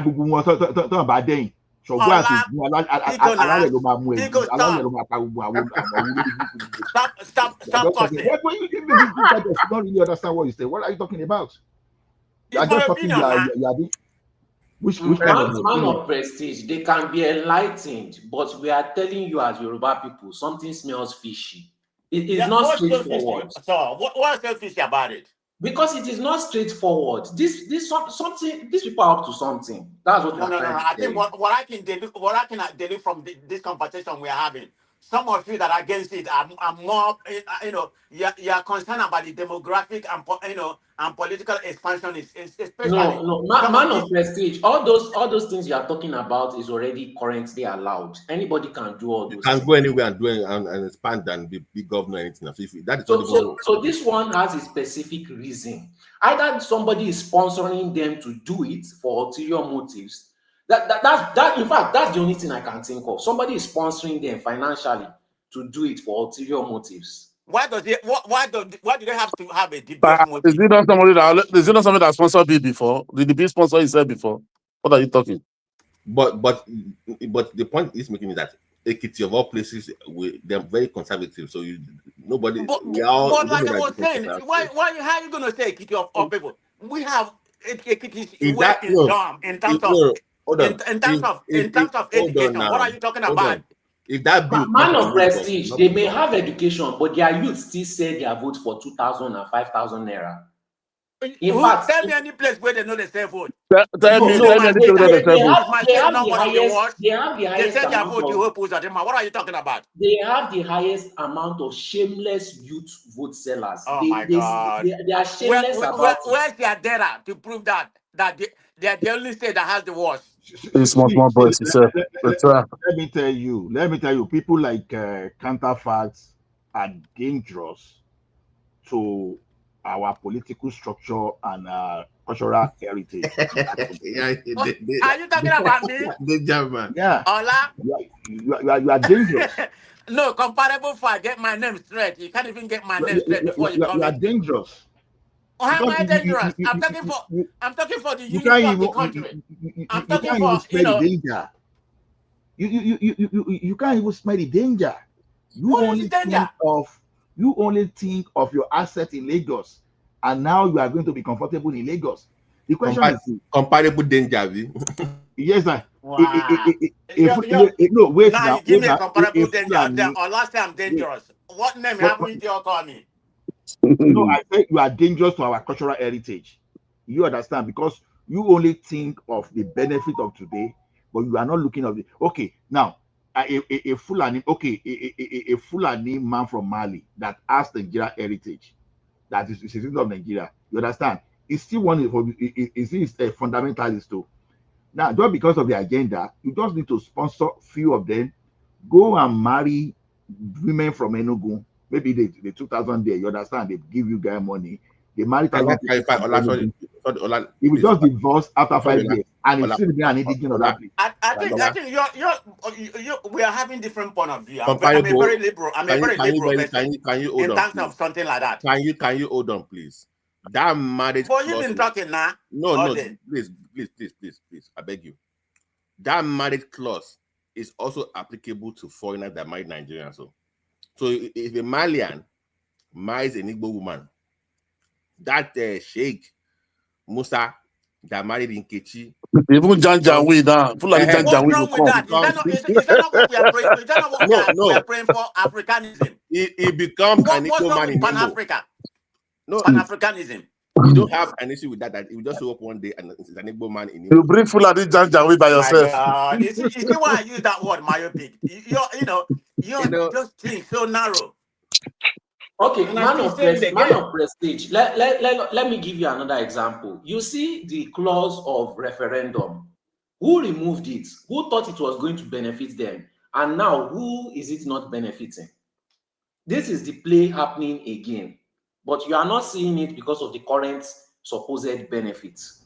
Exactly. Thank you, Soli. When you plan I'm looking at it, what will benefit all Nigerians, not me. It's not about me. It's not about me. We don't want it's not on your knee. Why don't make it so like I'm just saying from my greedy point of view? Dangerous facts. Soli just don't call me dangerous fact. That's not my name. Comparable. What's wrong with your life? Okay. So the thing is this, Soli just drew your attention to what happened in 1966.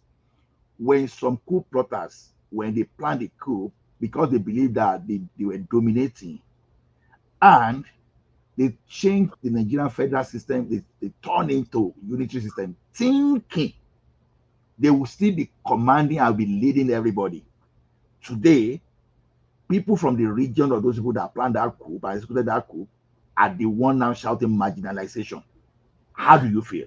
Wait a minute. What is the connection? I'm trying to understand the correlation between the coup stunting and what is that? Jesus Christ. Can you expand on that?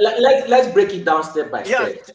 Let's start. Surely, you brought that subject. Expand on that, please. Okay, the referendum, the removal of that referendum at that moment in time, because they cannot see the future, they had the power, right?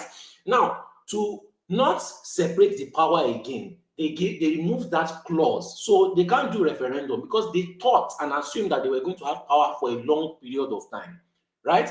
But now, as the years has gone by, the people that wanted that referendum removed are now suffering from it being removed.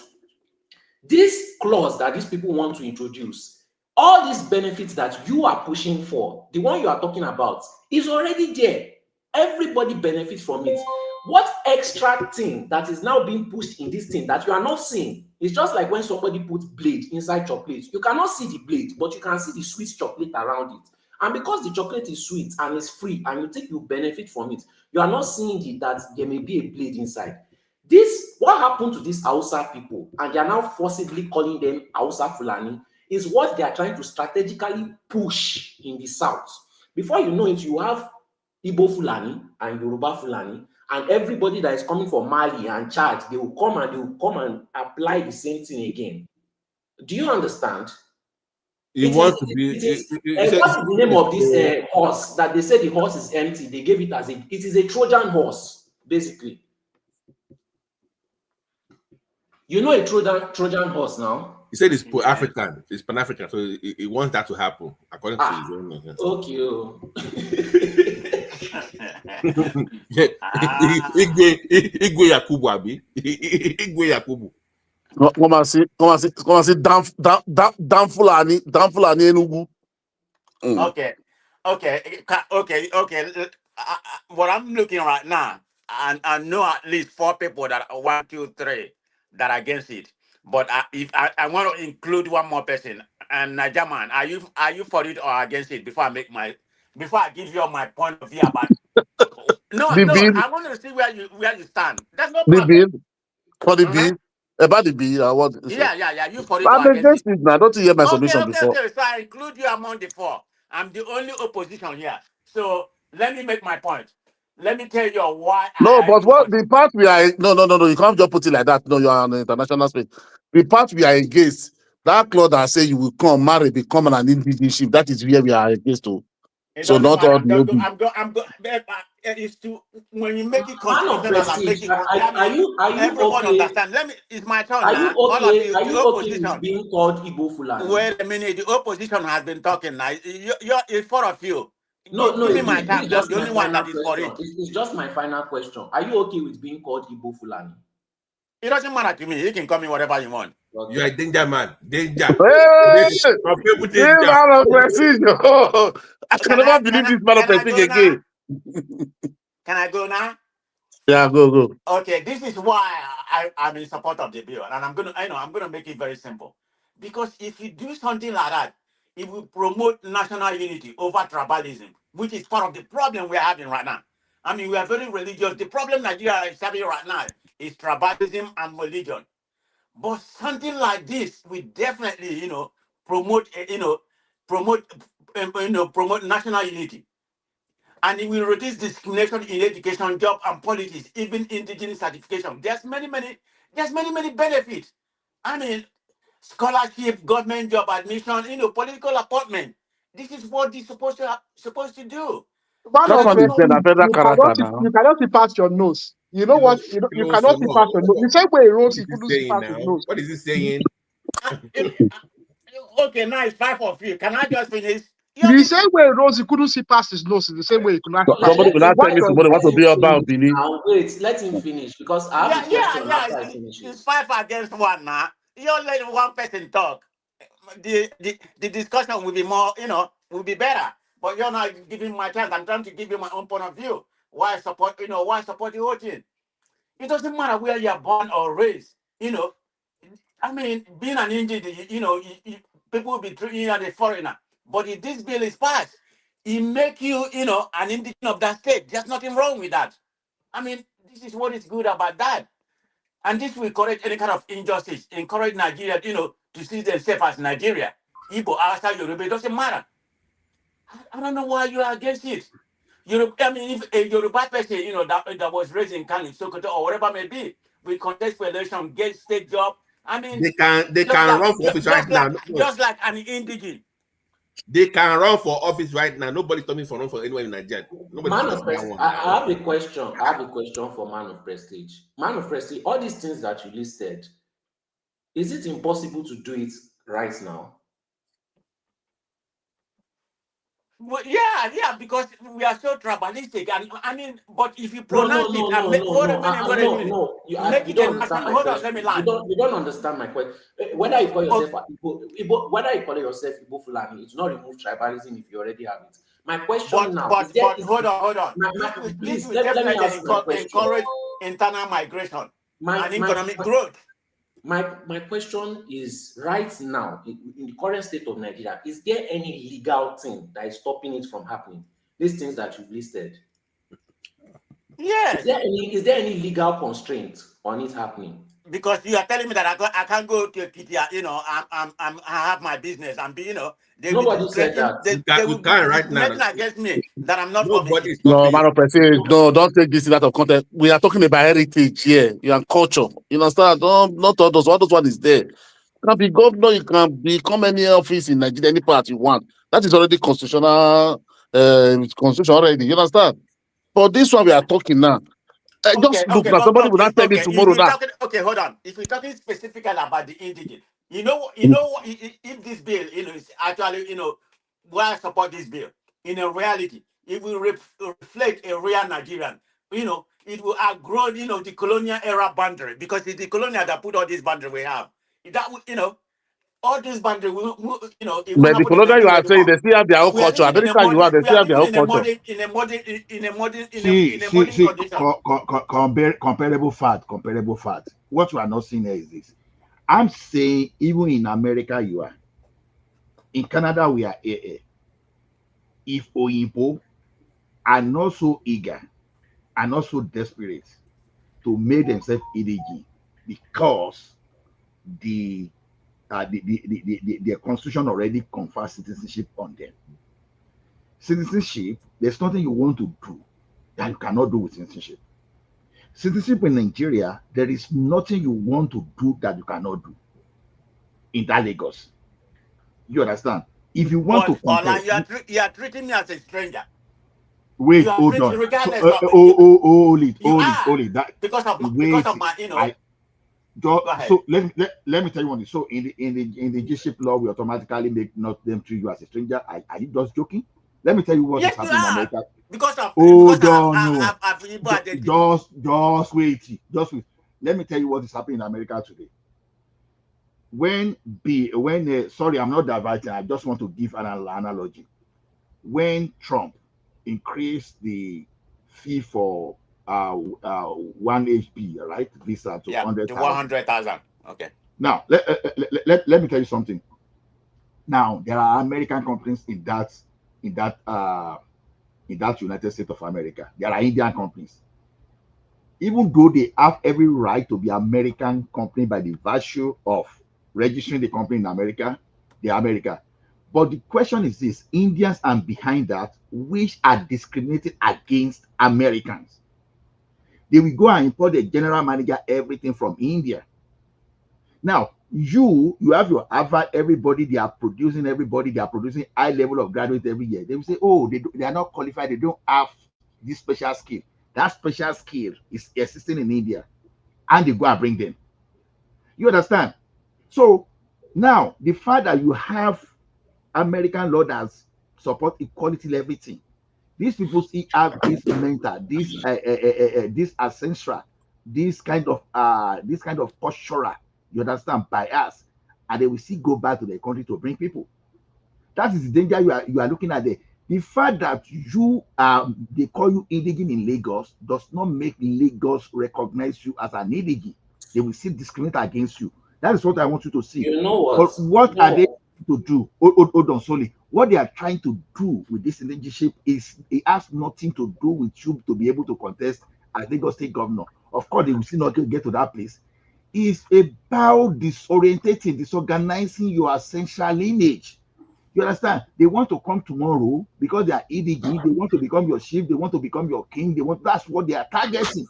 Once they get that, you understand? The homogeneous Igbo is gone forever. You understand? You will be seen outside Fulani from Mali or from Mauritania. You understand? But Ola, he wants that. Is the he wants that. He doesn't mind. You know what? Let me ask him a question. Man of prestige is just being myopic. All they think about is Lagos. You know? Wait now. Let me ask my man of prestige. Let me ask you another question. Yeah. Okay, if you say that you want it, right? Let's be very honest. Can you compete with these Fulani people? They are going to dominate your society.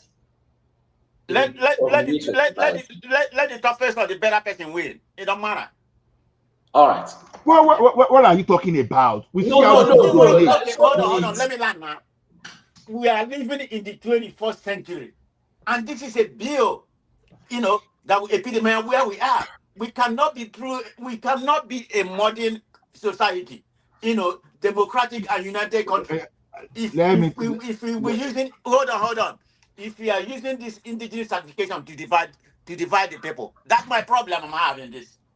Indigentship is not the one thing that is Next, you are not getting it. Can I ask man of prestige one question? Because he has taken several positions in this same one man several times. So you are telling me you are not opposed to the notion of indigentship, of universal indigentship, no matter, it doesn't matter. No, I'm not so opposed to it. Yes. Man of prestige, why do you complain that the Southeast has 5 states instead of 6?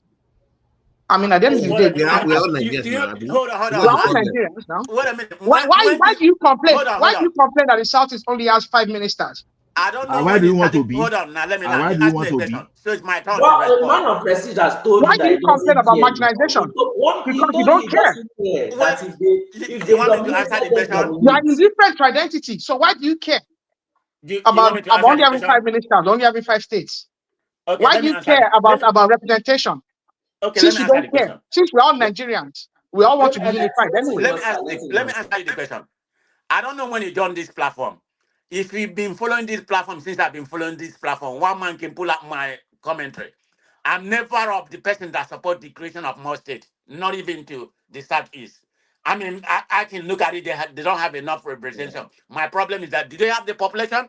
I've always opposed to it. So I don't know where you're coming from. You are new in this platform, regardless, go and ask one man, my opinion. I'm never, because my decision is the creation of more states is more of expansionist, expansionist way. Because if such is asked for more states, other states will ask for more states. Or yours is even bigger than 2 or 3. Or your state is even bigger than 2 or 3 states in Nigeria. They will ask for more. They will ask for more states, and that will dilute, your mission about getting more representative. I've always opposed to that. So let's put that to rest. And anybody here, man of prestige, are you a Democrat? Am I a Democrat? Yes. Of course. Okay. And you live in California too? Yes. Okay. It's a very progressive state. Yes. What is that mean? That does not shape my, It does, clearly. It does. That does not shape my life or how I think about things. I'm progressive. I can be conservative in certain ways. So you don't mind. Like all this. So you don't mind. Hold on. So you don't mind one day this house is wiped out and the Igbo culture, that place is not longer in existence. You don't mind that. You know what? I'm not the person that that just man of prestige is a pretender. But I ready for like this. Don't call me a pretender. You don't even know me. So no, Babati, man of prestige. Let's be honest. You can maintain your culture. You can still maintain the culture. And somebody from other how state, do you maintain? Hold on. Let's assume you are from Ekiti. Hold on now. Hold on. You decided to assimilate. Please.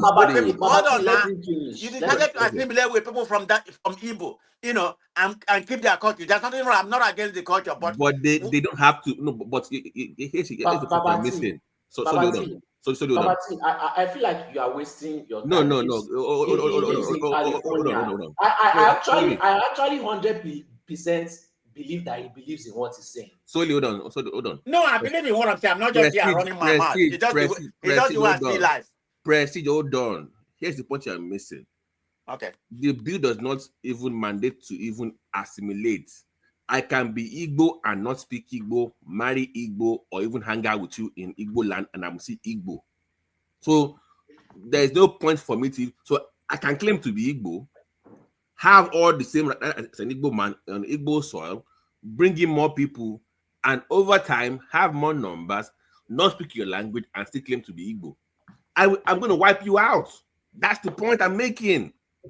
No, you can't wipe me out because oh my minority. God, he's not going to listen. He's not. He's not going. So to. you telling me? Yeah, you telling me people from other state or whatever, you from Ogun State, you're gonna migrate to my state, and become the majority.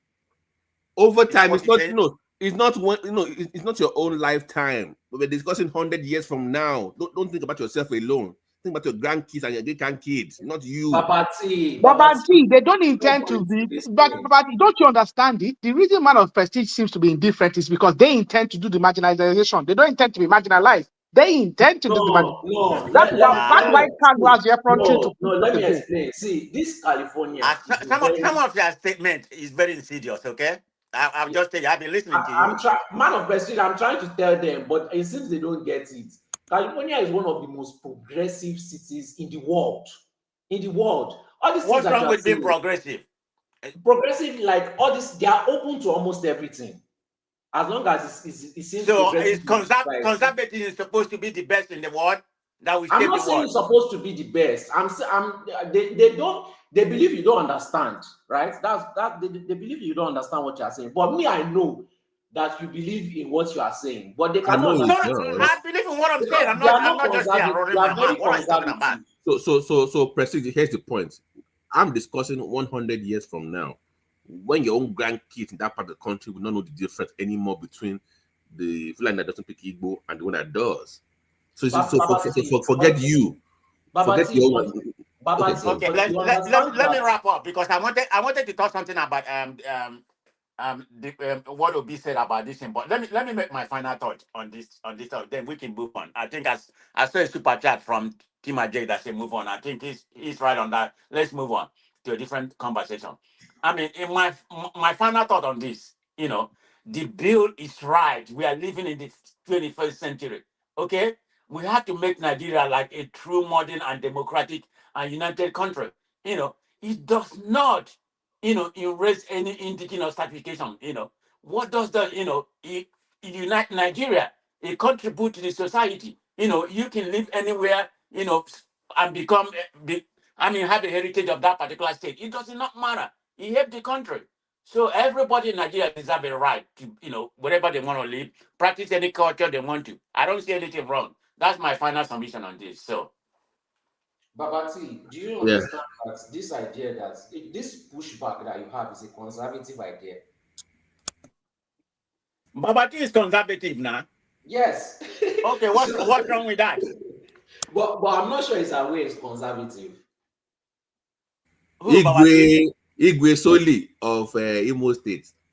You crown me Igwe now. Okay, that's fine. And you'll be okay with that. You'll be okay with that, man of Prestige. Well, I don't believe in those Prestige. You know what's offending me about your position, because I know it is disingenuous, and I know you don't believe in it. Offending you is my position. You've been on this platform. We've talked about this platform, and I know you don't believe in it. And I know the reason you agree with it is the same reason. It's just out of mouth. You think that your people will do the marginalization. You don't expect in the future that it will marginalize. So basically, nobody will come to my place, but we'll go everywhere else. I will go everywhere else and dominate. I need to respond to the last speaker that accused me of being myopic. That I think my people will be the one that marginalizing people. I never think that we'll be marginalized.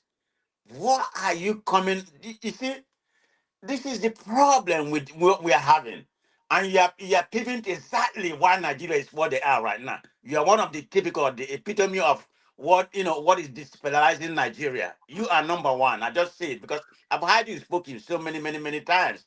It doesn't strike me as somebody, who has a broader knowledge about how to unite the country.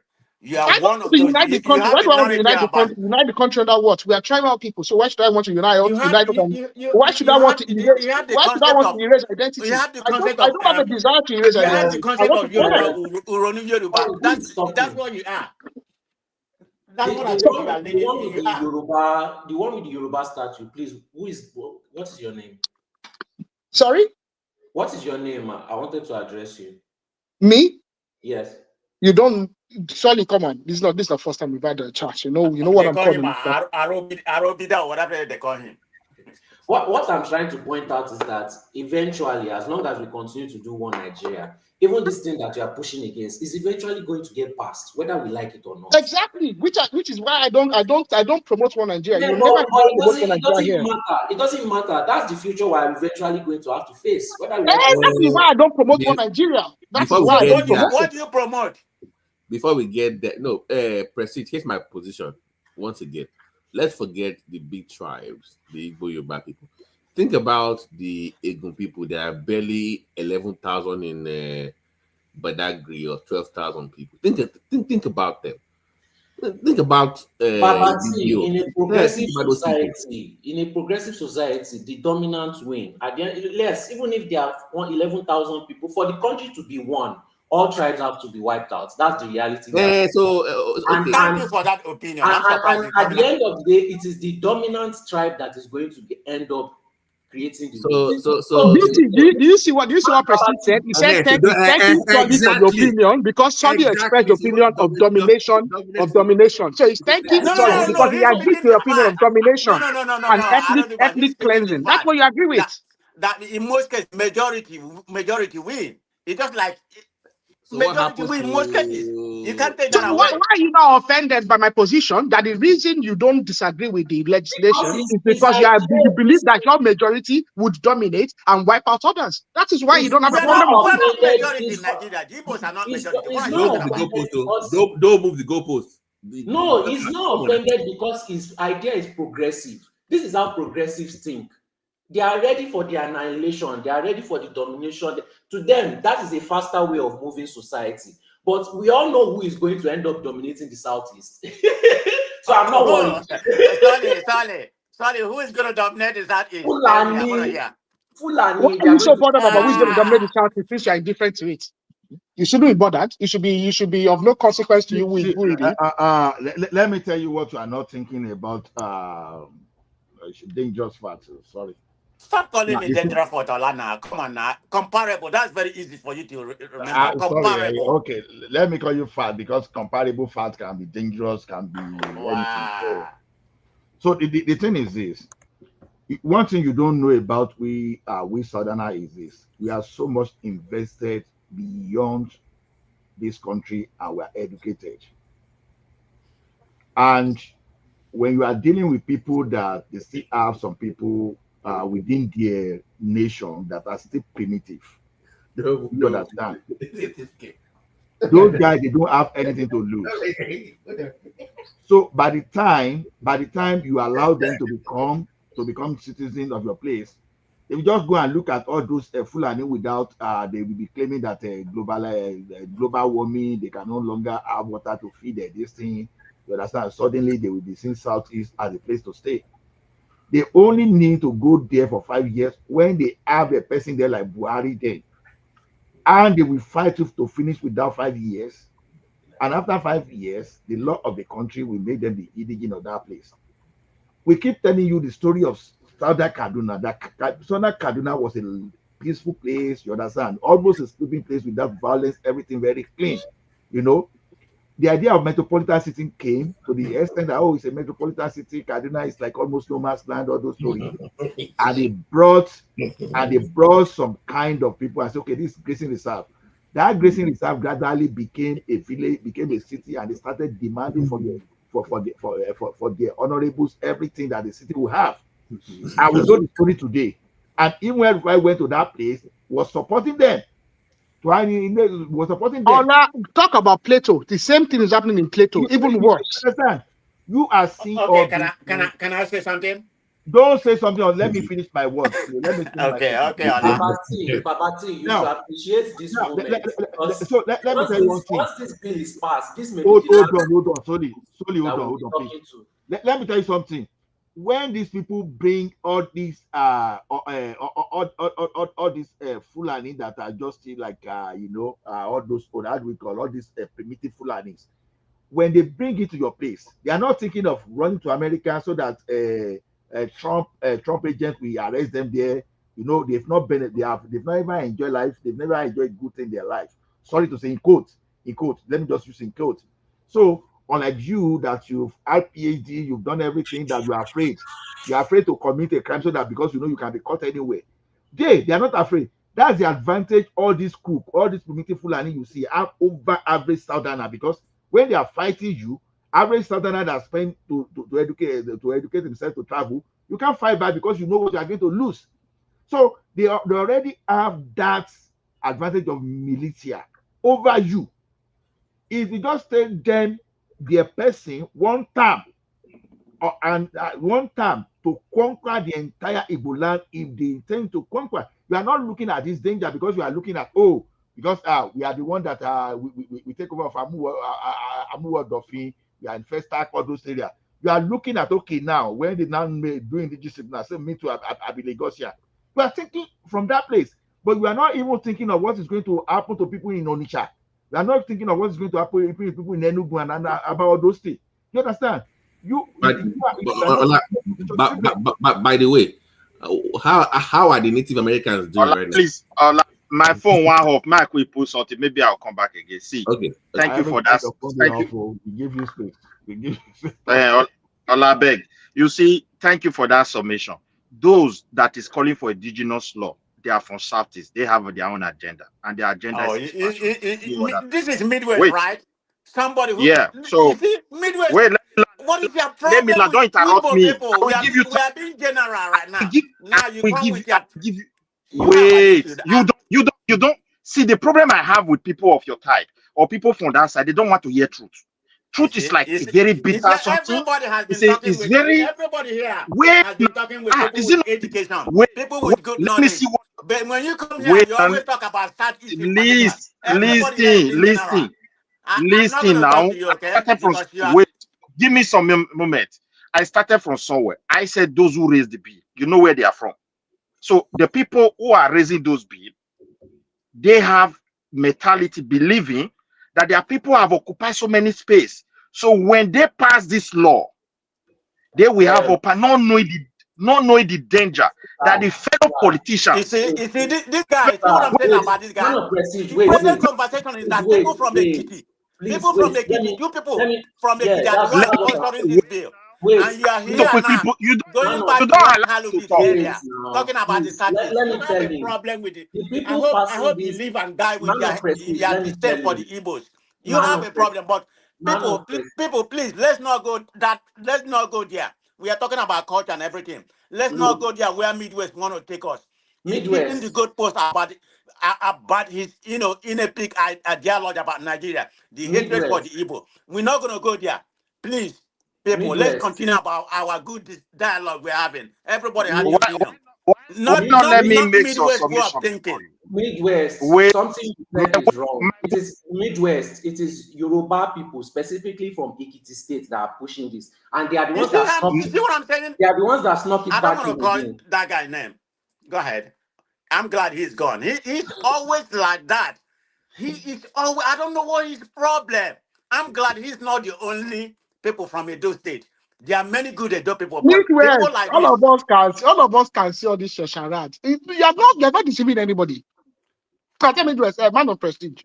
You're not deceiving anybody. I don't know why you think we are not idiots. You know that. Okay, why you think I'm deceiving people? Give me your point. Make your point.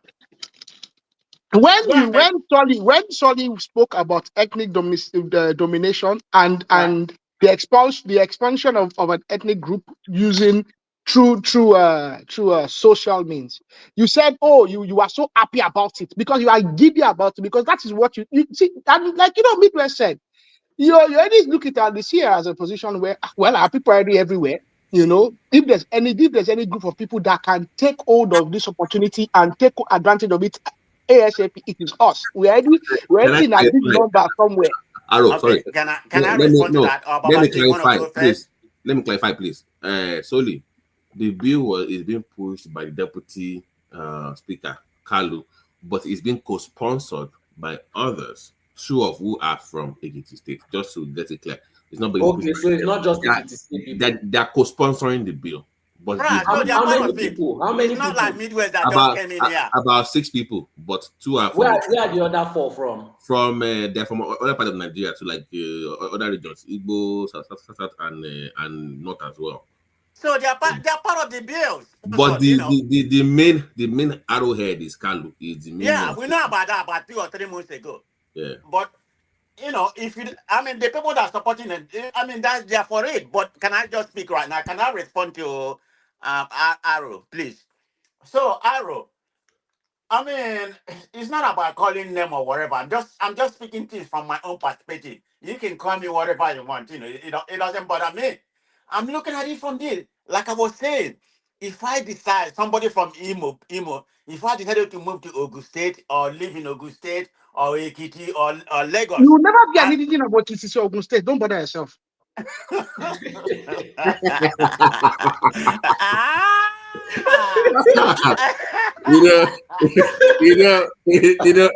Prestige, Arrow, let me make it clear to you.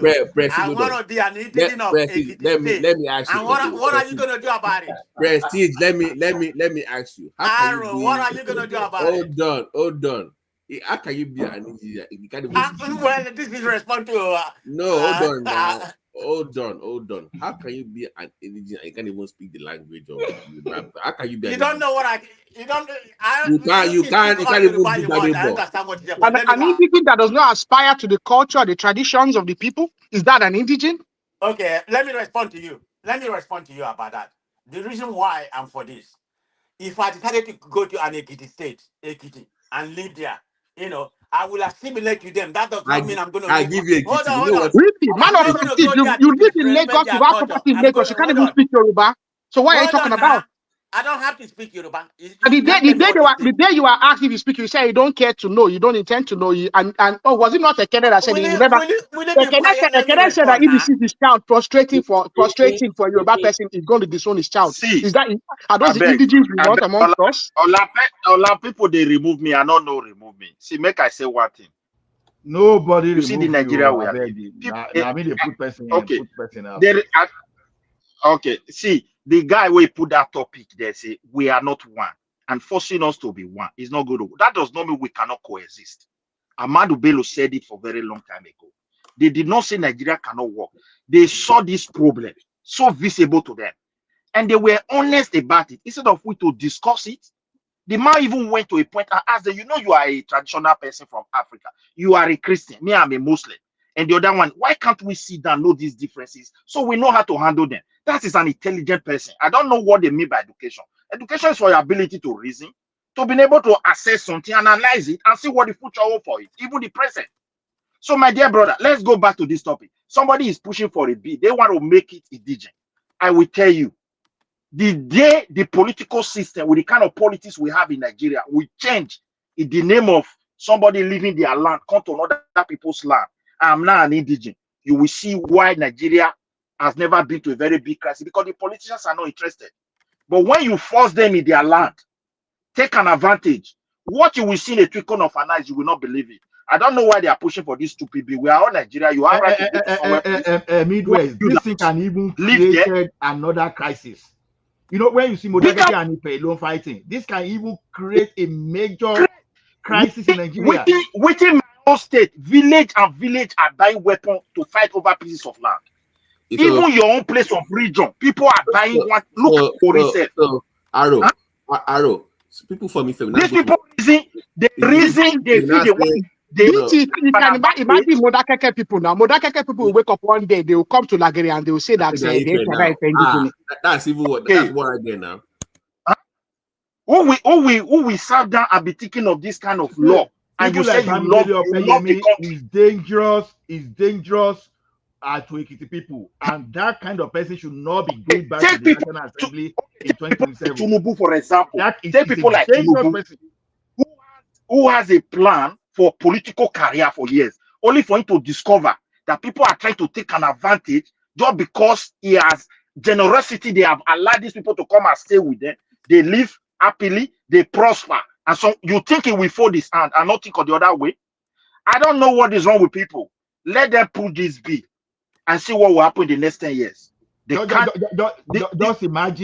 Just imagine Fulani from Mali that are not stream becoming, just because he has a one father or one mother that is Nigeria. Just go bury my just start training they are already indigent to their thinking. They are already indigent to their thinking.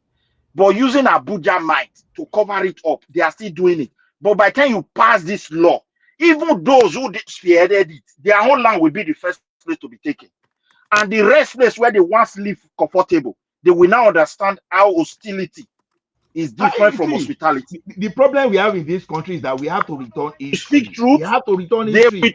You have to know why was there you hate war? Why was you hate people? You mess with their name. You do this. Understand? When you see them the way they reason over things, you want to express it to them, they will put it on hatred. Let them pass the bill. You think you are smarter than the rest people. You will see what politician will turn this bill to. In Kano, when you cannot win. Guys, hold on, please. Hold on, please. Prestige. Forget even Yoruba or even within Yoruba space, you're going to have problems. I'm an Egba man. I can't say I'm now Ijebu now because of Indigentship. I can't do that. So you're even discussing different. Even within your own time, you're going to have issues. You can't go from Imo to say you're going to go to Anambra and go and claim there because you're the new law now. Even you can't do that within your own space. So let's be careful here. Can I respond now? Hold on. You Everybody's against me. At least you need to be giving me time to respond. No interjection. Now we are just this is not it's not a slow for everybody. We are talking general. Anybody can interject, right? The thing is this: if you look at because Yoruba, for example, is a nation. It's not even an ethnic group now. It's a nation. See the Yoruba's nation. Yoruba is a multi-ethnic nation. Now, when you look at that situation, look at as a tribe, as a family. It's just like, and in my own house, I'm already able to work with my co-tenant. We are not having a problem. But you now want to go and bring someone now to come and stay with me. That just because he's staying with me, for a particular period in time, it has to become a member of my family by force.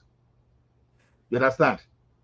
That is exactly what you are doing. If you are looking at that from family, you want to go and bring foreign people with different cultural orientation.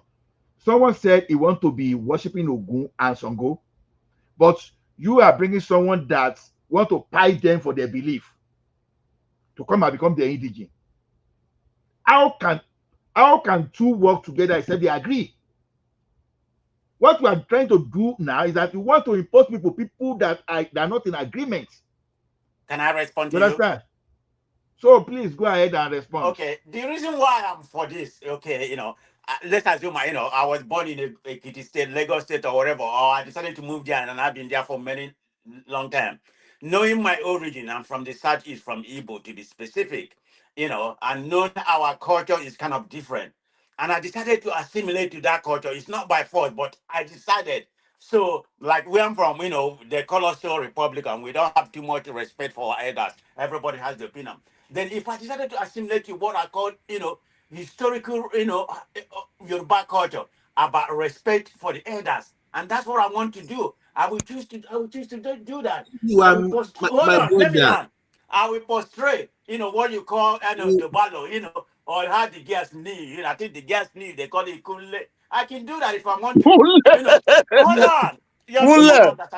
I'm not going to push that. Okay. Then if I want to be religious and spiritually, I decided to do that. I can become an Orisha worship. It doesn't matter. It's what I choose. Or I can, I think they call it Shango or whatever they call it. Why not? I mean, I agree with you 100%. I agree with you. I can do that. I can become Babalawo. I agree with you, my brother. Hold on. I agree with you 100%. Nobody is debating that. But according to that law, there is no need to even assimilate to even become indigent. You are discussing. No, the law didn't say you don't have to. What are you talking about? No, but by marriage, if I marry you, doesn't mean I have to be part of the culture now. By marriage, but they give you a chance. They are very liberal. The law is very liberal. Hold on. You said you will. BT, you don't even need to marry. You just have to stay there. Just stay there. But I'm saying that, for example, the king of Okpobo, unknown to many people, is an Igbo man historically. is because he came to that culture and he kind of assimilated to the culture, and over time he became a king. Historically, he's not even a global person, but there was form of assimilation. Is my point. But this law does not even require that. Just show up and you become one of us, which is wrong. That's what I'm saying. But it's liberal. It gives you a choice. That's where I'm coming from. No. Dangerous fact. Yeah, dangerous part. People don't come in dangerous part. You don't emulate Ola, please. Ola is on his own. Okay. The thing is this. Ilorin is a template for us in Yoruba land, if you don't know. Ilorin is a Yoruba land and used to have Yoruba leader. Today, we have Fulani leading Yoruba. I still make an example to Hausa land, conquered and now be dominated by Fulani. We are seeing this thing from the history, and people are still denying. People that you see, people behave like this exactly in the past. The way you are behaving was exactly that people wave all this danger off. No, it cannot happen. And it happened. What I'm telling you is this: if you carry average Fulani from Mali or from Sahara, and if Wahala start now, you start thinking of your property in America, you won't be able to fight. Even if you have strength, you have everything. But you start looking at what you are going to lose globally, and they will use that advantage over you because they have nothing to lose, because they want to conquer you. Nobody is chasing them at international level. So not because of our exposure, gradually they will push in, we won't be able to push back. They will push in, we won't be able to push back till they will capture us. So that's exactly what we are not seeing the danger. You are only seeing it as you want to maintain your property. That's the only thing you are seeing. Yeah, let what's his name? Let him speak now. He Foley, has been here for a long time. Foley, are you ready for Igwe of Ekiti? Our local will be, national representative. Actually, I think yes. I think yeah, I'm now our local person now. Hope you guys are happy. I put check my name. I already put our local now. But fully to the topic at hand here. This Indigent bill. What do you all think right, about? to the topic, yes. Yeah. I think actually I didn't know about this bill you guys are talking about. I'm hearing it from you guys. But my instinct is actually telling me that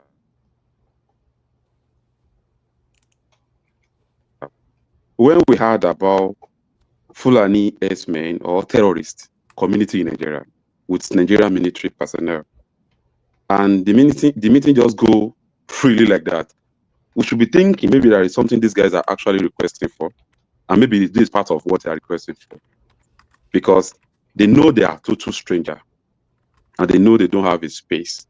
So maybe that's one of their requests from the Nigerian government, that if they can do this for them, maybe they'll be fine. Yeah, but I'm just looking at that. I'm looking at it that way. I'm not saying that's exactly what they are pushing. That's exactly what is happening. But it may be.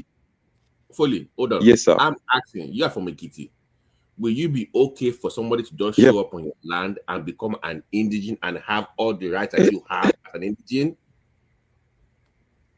Are you okay? It's not possible. Even in my state, you cannot leave your town to come and claim another town's citizens indigent. Like, for example, my mom is from Ado-Ekiti, my dad is from Indigentship. Each time we want to talk about the real people of Ado-Ekiti, with me growing up from Ado, I have all my business in Ado. People in Ado knows me very well, but yet they will still be telling me that you are from Indigentship. So I'm not saying all these things. It's not even possible. It's a bill that even they try to pass it, we're still going to be a problem for Nigeria in the nearest future, because nobody will accept it.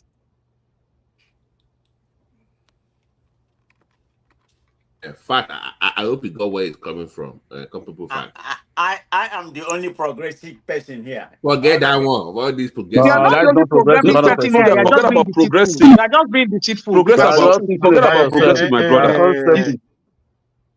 In fact, one Nigerian person you should know. We don't have to have this. But they should leave we will deport you to America forever. My brother, you know, I'm one of people that push for one Nigeria most time in my life. I never go against one Nigeria.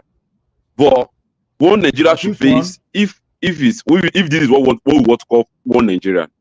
And it's not like you want to swallow a bomb. Make it better, you know, in the 21st century. It will not make it better. It will not. It's like you want to swallow a bomb that will later escalate to another problem. The one they will actually have. In fact, Foley, wake up. The only Igbo, Hausa, and Yoruba that we are still practicing, we still not practice it very well. You are talking about somebody now claiming somebody's land. Nigeria. If you cannot meet up with Igbo and Yoruba and make it look like one, how do you now think that this one will now work? So, if for almost how many years now, since 1914 amalgamation until today, we cannot make Nigeria to be one, how do you now think this one will make it work? Don't you have to start from somewhere? We've been from where you have started one already. You haven't even get to anywhere. You are killing yourself. You haven't shaped the country. The one you have done since 1914. What have you gained from it? Let's ask ourselves questions. You are still living based on division, separatism, comparable fact. Tell me the country where they legislate indigentship. Just tell me that country. Even United Nations said you should recognize those people that have that thing. They are not saying they should legislate anybody that invaded their land to become the indigent. So how come that? Hold on. In America, where we live, we have the Seminoles. We have the Seminole tribe, the Indian tribe. Okay. Does anybody go to India like that place in Florida called the Seminole? Why are the white Caucasian and those people that made up foreigners that made up America? Why are they not legislating themselves to become indigent of America? Why are they staying of citizenship? What can you gain from citizenship now? What can you get from indigentship that you cannot get from Nigerian citizenship? No. I think you all are misunderstanding the bill. What is so? The bill is giving you a choice. It's giving you a choice. It's very liberal. It's very broad. We don't want dangerous choice. We are telling you, we don't want dangerous choice. We don't want dangerous choice. The question is this. In fact, after is it me that is coming to come and be claiming my father's land? Democracy gives you a choice to make it. No, sorry, my brother. After giving them the citizenship right or indigent right, is it coming to come and be cultivating my father's land? I said I have a choice to assimilate. I can come there and start wearing agbada for the rest of my life. You know what? We can do that. You can do that without anybody asking you, without anybody telling you to do anything. What's wrong with that? You can do that freely without law. We can do that freely without law. You can wear it right now. Comparable fact. Nobody's stopping you. I wonder. Nobody's stopping you. Let me tell you one thing. But where the problem is going to come from is after you claim to be my indigent, are you coming to come and be claiming my father's land? I have two Edo friends. Well, if I have the money and if I buy the land, then it's my land. You can buy land. You can buy land even now. You can buy land even now. Comparable fact. I become the owner. Comparable fact. I have two Edo friends, at least that I can remember now. Even three now. I remember the third person now. That since they were born, they've never been. They are not even in their generation. Are not even thinking of going back to Edo State. You understand? They see themselves. You're buttressing my point of view. Oh no, I'm not buttressing your point. Those people organically, they got themselves assimilated into the system because they speak Yoruba. They do everything Yoruba would do. They only have one of their name. One or two of the name that we just tell of the origin, but all they will make Yoruba proverb, they will dobale, they will do everything, they will eat everything Yoruba do, they will do everything, and without you knowing, you will not even know that they are Yoruba people. You understand? And Yoruba. Okay, how about their name? Hold on. That's organic, but this one you want to do imposition. You have citizenship that will give you all these rights you are claiming already. You have it. But the question is this: what was so fantastic? What was so special about this initiative that You keep looking. And we'll be seeing this trend of imposition, you understand, through different means in the past 10 to 15 years. And we'll be avoiding it. And this thing keep rearing head from different angle. But you think, all of a sudden, because they do it, we have advantage. And Solly even gave you an example when the soldier from a particular region thought they would dominate everybody. They scrapped a federal system. They brought unity system. But who are the people shouting? Who are the people crying today? The same group of people. So sometimes you have to look beyond what you think as an advantage and look at disadvantage too, because there is nothing you do that will not have its both intended consequences and unintended consequences. You think you are winning today. You are not even in a position to win, to be honest. You are not in a position to win as you speak now. You are not. So you have to look at that dangerous politicians. Okay, look at Emefiele. Central Bank was running perfectly. We think everything was okay until Emefiele got to that place. What happened? The man bastardized everything. It is the same way that this Indigentship, you understand, it will take one person to just bastardize everything. So why are is we not moving? the only person that has bastardized Nigeria. You know, all Nigerian politicians in any area has been stealing. What are you talking about? No, so when all Nigerian politicians are bad, they be doing that. Why do we have to now give them more tools to even be more dangerous? This doesn't give them more tools to be dangerous. You are missing apple and orange. Person who will not get it. Wazobia, welcome online. You have anything to say or Showore is saying something? Wazobia. Let Showore say what she wants to say. I'll come in later. Okay, Showore Nimiria, please continue. I'm trying to be chameleon this afternoon. So I changed to our local. I want to hear what our local people will say. I'm not my real me. We are not off guard now. We know that when you have ships in the midst of the we have work in the midst of the ship. We know. Yes, actually, the topic we are choosing this afternoon is like when a system is when people are just trying to look for a way out of the problem, and I'm not sure this can actually solve any problem or any problem that Nigeria have. In fact, to me, I will still believe that if we can even go back to our normal regional governments, I think that would have been better than to even bring us more problem. Because this bill, whatever they are calling it, it can't work, it can't fly. Enemy, do you think? Yes, sir. Although I want to be that Opeyemi Bamidele is not returning to that National Assembly in 2027, and the campaign starts from now. How do you know? We are going to work against him. How you going to work against him when you're in Canada? What? Come on now. Please, I want to know. In fact, this will be my best interest whatsoever. If you have a way of doing that, I will be happy. We are going to work against him politically. If they brought that guy out, he's not going to win that seat back. You know what happened to David Mark and Co? We happened to Bamidele, except he back out of this stupidity. So because of the ideology, you are willing to mobilize your resources. Is it the one pushing the bill? Is it the one pushing the bill? He's supporting the bill. It was originally pushed by Carlo. Hold on, please. So what enemy is a co-sponsor with Akin Rotimi from Ekiti as well. So you have two people from Ekiti in the House and the Senate co-sponsoring the bill. Oh, okay, it's good. I think they should come around and come out whatever they want to achieve with the bill.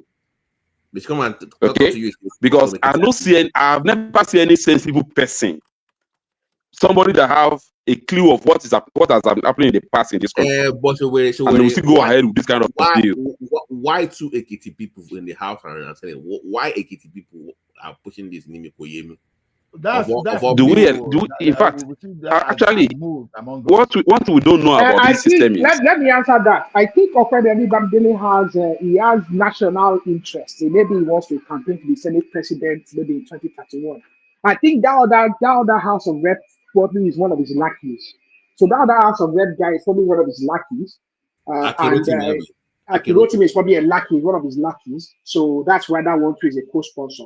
But he has other. You can see even the way he positions himself in the Senate. He goes along to get along. You know, he's also the one that sponsored that the changing of the national anthem. So he's that kind of person. So he wants to do. I think he wants to. And he's very close to Tinubu. He's very close to Tinubu. So, can I tell you the advantage of this bill, in my own opinion? Yeah, are you willing to listen? This bill has no advantage. I beg you. Well, I mean, this is Showore now. He wasn't here before. Are you willing to listen? Well, everybody's against me. I'm listening. The person with the lightning brain is me now. Everybody here is so myopic. But anyway, so let's go. So what this bill is supposed to be, we are living in the 21st century, like I said. This bill truly, what it does, it shows that we're in a modern democracy. It unites the country, if I may say. The engineering certification does not divide the country. That for one. This bill does not erase any kind of cultural or history, heritage, wherever you come from. And what it does, it makes people live together as one, contribute to national society unity. Everybody belongs to the community wherever they are. That's what this bill does. Very simple. I don't know why you are looking at it from a different perspective. It doesn't help where we are. I mean, we've been living separately with all this tribalism and nonsense before. Where had that gotten us for 60 something years? Please try and educate me on this. Is it that we are not living together now, or we are not living the way we're supposed to live now? Please, can you share more light on it? Okay. Let me ask you, what has been Nigerian problem right from the get going? What has been Nigerian problem? Is it not tribalism and religion? Is it not our number one problem? Okay, what we're now saying is this. This one will now remove the tribalism out of the equation, right? It will help the tribalism because we're not going to based on tribalism. But that does not mean we shouldn't honor our culture or whatever. If you decided to go to any place and assimilate to that, that's even good. It will broaden everybody. Everybody who are thinking. Dangerous fact. You and I in America, and in the employment space in America, North America, nepotism is still the normal thing in that America, in North America. When I say North America, I mean Canada and America. Man, oh man, you employ your friend. People here, it is terrible in Alberta here that even mother employ a daughter. Okay, that is nepotism based on. Wait. That's a different nepotism. But what we are doing in Nigeria is a tribalistic nepotism. Hold on now. Are you saying now when you have over 500 people that apply for a job, you silence them and you went ahead, you employ your daughter, and you even fire some people for your daughter to stay? I'm just telling you that tribalism, which is a form of nepotism, you understand, is even in the advanced country. United States of America is in Canada. So how will Indigentship this thing solve that problem? That's what we are asking you. How does that solve the problem? See, the fact that you comparable facts, you are in Ekiti today, and you are saying you are an indigenous of Ekiti, and with this your accent, it doesn't mean that we know the household in Ekiti now. We know the household. You understand? It's just like when you go to Kwara today, and people are saying Kwara is not Yoruba land. They will ask you that. Let's judge by the household. But my brother, can I even shock you? Do you know every Fulani in the north, every Fulani in the Kwara, they still have a trace back of their own origin land. They are still going back to that place. There's nothing wrong. They are still claiming Kwara, and they are still claiming their own land. There's nothing wrong preserving your heritage, preserving your culture. But the point I'm trying to make, if you give a choice, now the question is. Okay, the question is, after you manipulate us to take my home space from me. Stop using those words. It's not a conquer. It's not any manipulation. You are the one making it like that. It's not what we are. We know what Fulani is. We know what Fulani is capable of doing. We know their agenda. Me and you know what these guys are. What we know what their agenda is. No. Me and you know. Maybe you don't study. Maybe you don't try to study Nigeria history to know where we are getting it from. Where the error is coming from. You need to erase that backwards history you have. This is why. How do you want to erase things that is real, that is still there fighting you, that you are seeing in your front. What I'm saying, 21st century way of living. So as to consume what you are saying now, to create another problem for myself or for my children. You are looking at it from a problematic point of view. Now you have a problem. What is happening. You're already against it.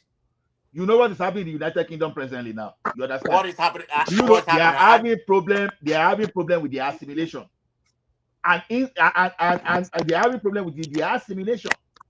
You understand? That's happening everywhere. Is it not happening in Canada? Is it not happening in the United States? I saw people marching on. The other day. You know that it's happening in all those places, and you want it to happen in Nigeria. So you already know it's happening in those places, but you now want it to happen in Nigeria now. You see where you stand now. You already that has to do with migration. You are looking at it has nothing to do with people that come there. They don't respect their heritage or whatever. That's not the problem. It's about. Okay, let me tell you one thing. As a citizen of Canada today, myself, I can become the MP.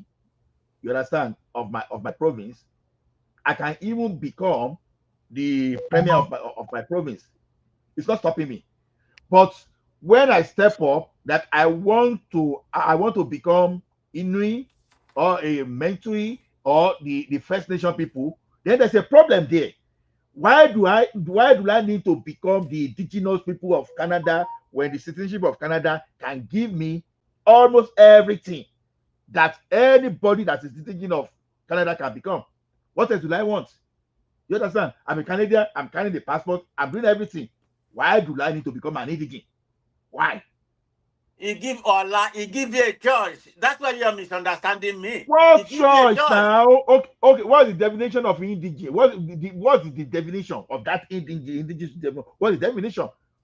Tell me a country where they legislate indigency that where a foreigner coming and we now by legislation we turn them to an indigent of that place.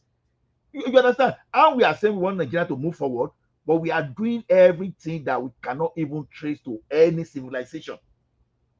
You understand? Just give me an example of a Western country that fair of us start by telling me that Kemi Badenoch is now a British indigent. Now tell me that even Obama, even Trump, they are not even indigent of America. They are citizens of America. How come that it's only in Nigeria that we are fighting that we want to become indigent? What is this thing? I just want to know. I want to know that reasonable civilization that forget about citizenship, right? That focus on indigenship. Okay, you asked me a question. I've asked you many questions. Okay, let me answer this one now. You asked so many questions, but you wouldn't give me the time to answer. So that's why I'm not answering any question. Maybe I've forgotten some of the question he asked. We are talking about indigent. I mean, you asked me what is the definition of indigent. I mean, is it not a person in a who has and I now follow up. Why are people like Trump, Obama, Bill Clinton, George Bush? Why are they not striving to be an indigent of America instead of citizen of America? So why are they not calling themselves indigent? They choose not to. They choose not to. I mean, when we talk about the indigent of America, okay, let's man of prestige, they cannot be. It's no matter they choose not to do. They cannot be unless they have. But if they choose to, if they want to become an Indian, they can go there and the Seminole County in Florida and assimilate with them, or the Seminole County in Kansas City. Why do an Igbo man want to become an Ekiti man? Why because I like the culture. I want to dabale. I mean, I like your the way you respect the elders. What's wrong with that? Don't dobale, please. Don't dobale. Stand up. Don't dobale. You can do that organically. You don't need that. No, because he asked me a very specific question. The question is this: when you are in Rome, you behave like a Roman. You don't need law to behave like a Roman. Okay, we are speaking English now. Are we English? Are we Englishmen? Do we really need to become to be Englishmen before we behave like English people? Why not? Okay, because you know what that gives me. What are you talking about? Wait a minute. You know what that gives me? It gives me a historical, to connect to that specific area. That is not true. That is not true. Interaction Wait a minute. I will be part of part of that place, whether it's by bloodline or by just migrating to that place. You What's wrong see, with that? just say you want to become just be saying that you want to become a Caribou or you want to become Oni of Ife. That's your target, and that's where the problem starts. Okay, what's That's wrong where with the that? problem If starts. I eventually Progressive ascend to mind. that road, am I not a Nigerian? Progressive mind. Listen. Can you see that Wait. statement? You see the mindset now. Progressive mind. So, See, hold on, Midwest. So even an Ife EDG that is not from the royal family is not aspiring to become Oni of Ife. You that want to come through the instrument of legislation to now become EDG, now you want to become Oni of Ife. Okay, stop there. Can you see Stop there. Hold on. No. Stop there. Are you not seeing that's Stop there. Hold on. You know what that gave me? That gave me a choice to contest. That's what they call democracy. If the people of a tree or whatever, hold on. If they choose me, then I am. Let it be, because they choose me. Why would they choose you? I'm not going to make myself. Wait, progressive mind. You see, the problem we have is this. Sometimes everything. It's not a problem. We are having a conversation. He said it's not group progressive, or it's no longer progressive mind. He said okay. I say I'm progressive, but my name is comparable fat. Okay. Comparable fat. Listen, my brother. Now, it just gave you an example of a throne that belongs to people like maybe 500 years. Okay. And now, someone is coming to say, Nigeria gave me right. I also want to contest to occupy that place. Even when people who are indigenous to that place, through blood, through lineage, through history and culture, they can't even think of going to that throne to go and take it, because they understand that throne, there are a particular group of people. When they are access to design it, they agree that this set of people are the only way you can choose someone to go and sit there. And somebody is coming from nowhere. Nigeria gave me right. I want to try the people can support me. Don't you see that there's going to be a serious crisis? I just threw this question before you. Are you still there? Are you hearing me at all? Yeah. Say that again. I'm sorry. Okay. I said, okay, like the throne he used to give another, it's a cultural heritage. It's an heritage to people. Mm-hmm. There are histories that link even that throne to so many other powerful thrones across Nigeria, like that of Benin. There are thrones that link that place to that of your empires, and so forth and so on. Now, those who created those thrones those days, that's the only government they know. But there are within the family someone they can choose to represent it in case if the one currently there died. Now, someone through Nigeria is coming to come and occupy it. Either he's a Fulani by origin, or maybe he's an Igbo by origin, he's an Edo by origin, he's even a Yoruba from another place. Don't you see big crisis coming out from that an attempt? Or he's going to trigger it? Huh? So what you are painting right now, everything for you to obtain whatever you said, you have to have an accessory, lineage to have that power. Is that what you insinuated? Yes. I mean, what's wrong with me that came from somewhere and assimilate to that culture, and become. You people are the problem is you people are arguing with someone. Give me 1 second. Let me just say this. Let me just say this, Masobia. You people are arguing with someone that is disingenuous in his arguments. That's the problem. That is why someone that would say that what is wrong with someone who is not a member of a royal line coming over and using social engineering to disrupt the royal lineage that has been going on before the creation of Nigerian state. Look at what Man of Prestige is saying. But I'm not surprised. He comes from Imo State. They don't have any traditional institutions in Imo State. So I'm not surprised. It's just unfortunate. What I'm saying, I re-engineer myself, and assimilate to their culture. And I decided to contest. And you people choose me. I think let me clarify you again. Let me also put it. It's like you don't understand. Okay, please let me quickly put this one before you. Political posts. Okay, wait, the Yoruba. Let me put it before you now. Just let us be. Put everything to the western part of it. Somebody from a Lagosian is coming to Ife to go and sit on that throne, do you know what it's going to cause in Yoruba land? Not even happen. And if they ever forces through, Okay, we will that go may to not war. happen, but what happens if they choose the person? That's Ah, the point. We can't choose you. that What is, will make you Okay, you that's see, good. That's democracy. You can you choose. see, You can. see, I'm not you talking see about the, somebody from What Lagos. kind of argument is this? It doesn't even make sense now. In the context, it's not realistic. It's not.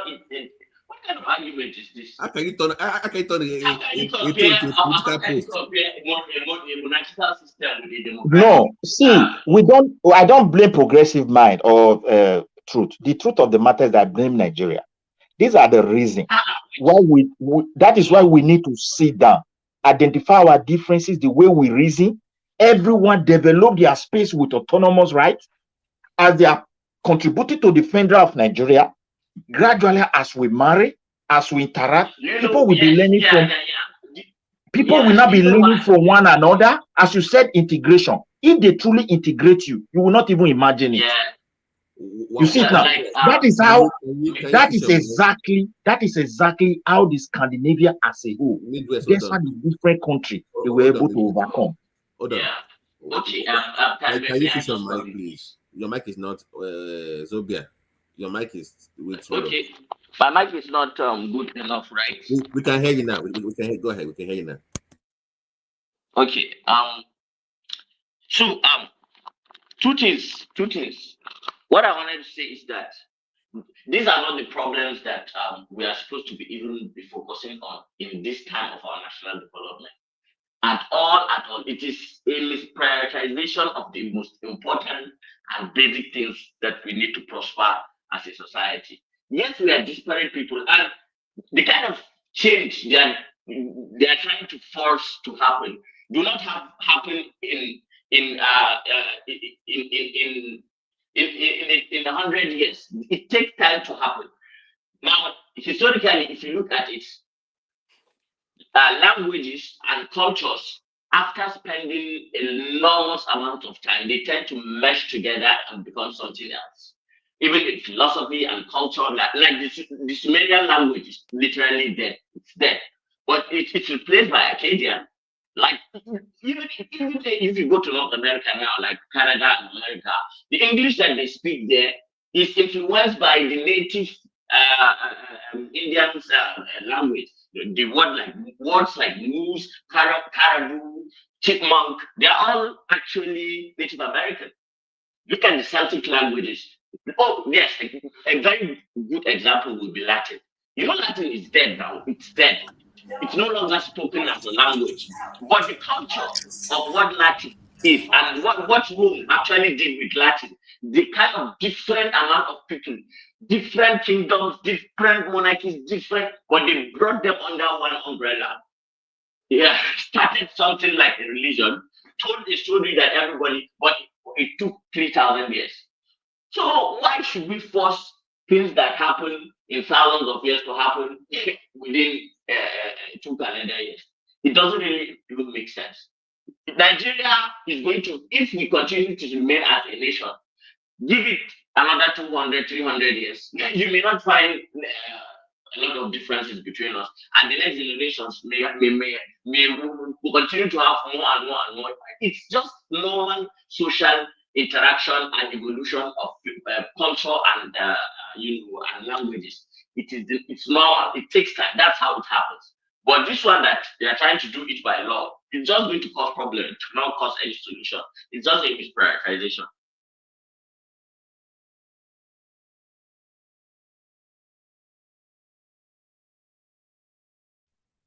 Thank you, brother, for your submission. Spot on, Azan. Spot on.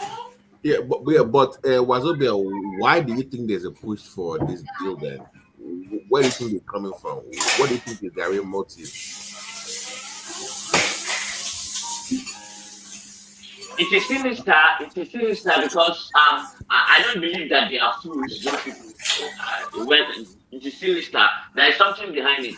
And you see, even this Fulani, the idea that Fulanis want to dominate people's land, and take it over. That is not actually the case. But there are some very powerful people that want to maintain this, kind of what do we call it? People living on the edge of insecurity in certain parts of the country.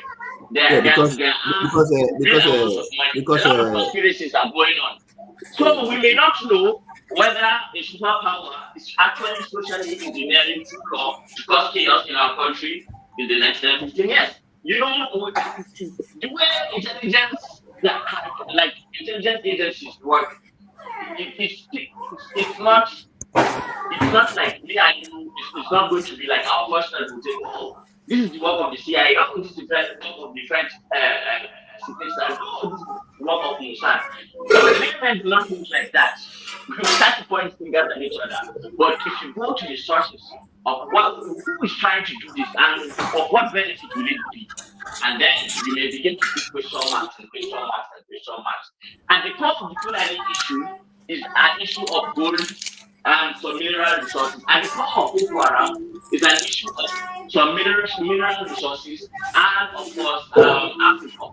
So we are a compact continent, and unfortunately, we do not do ourselves any good between each other to help our cause. So it's unfortunate, but that's my theory.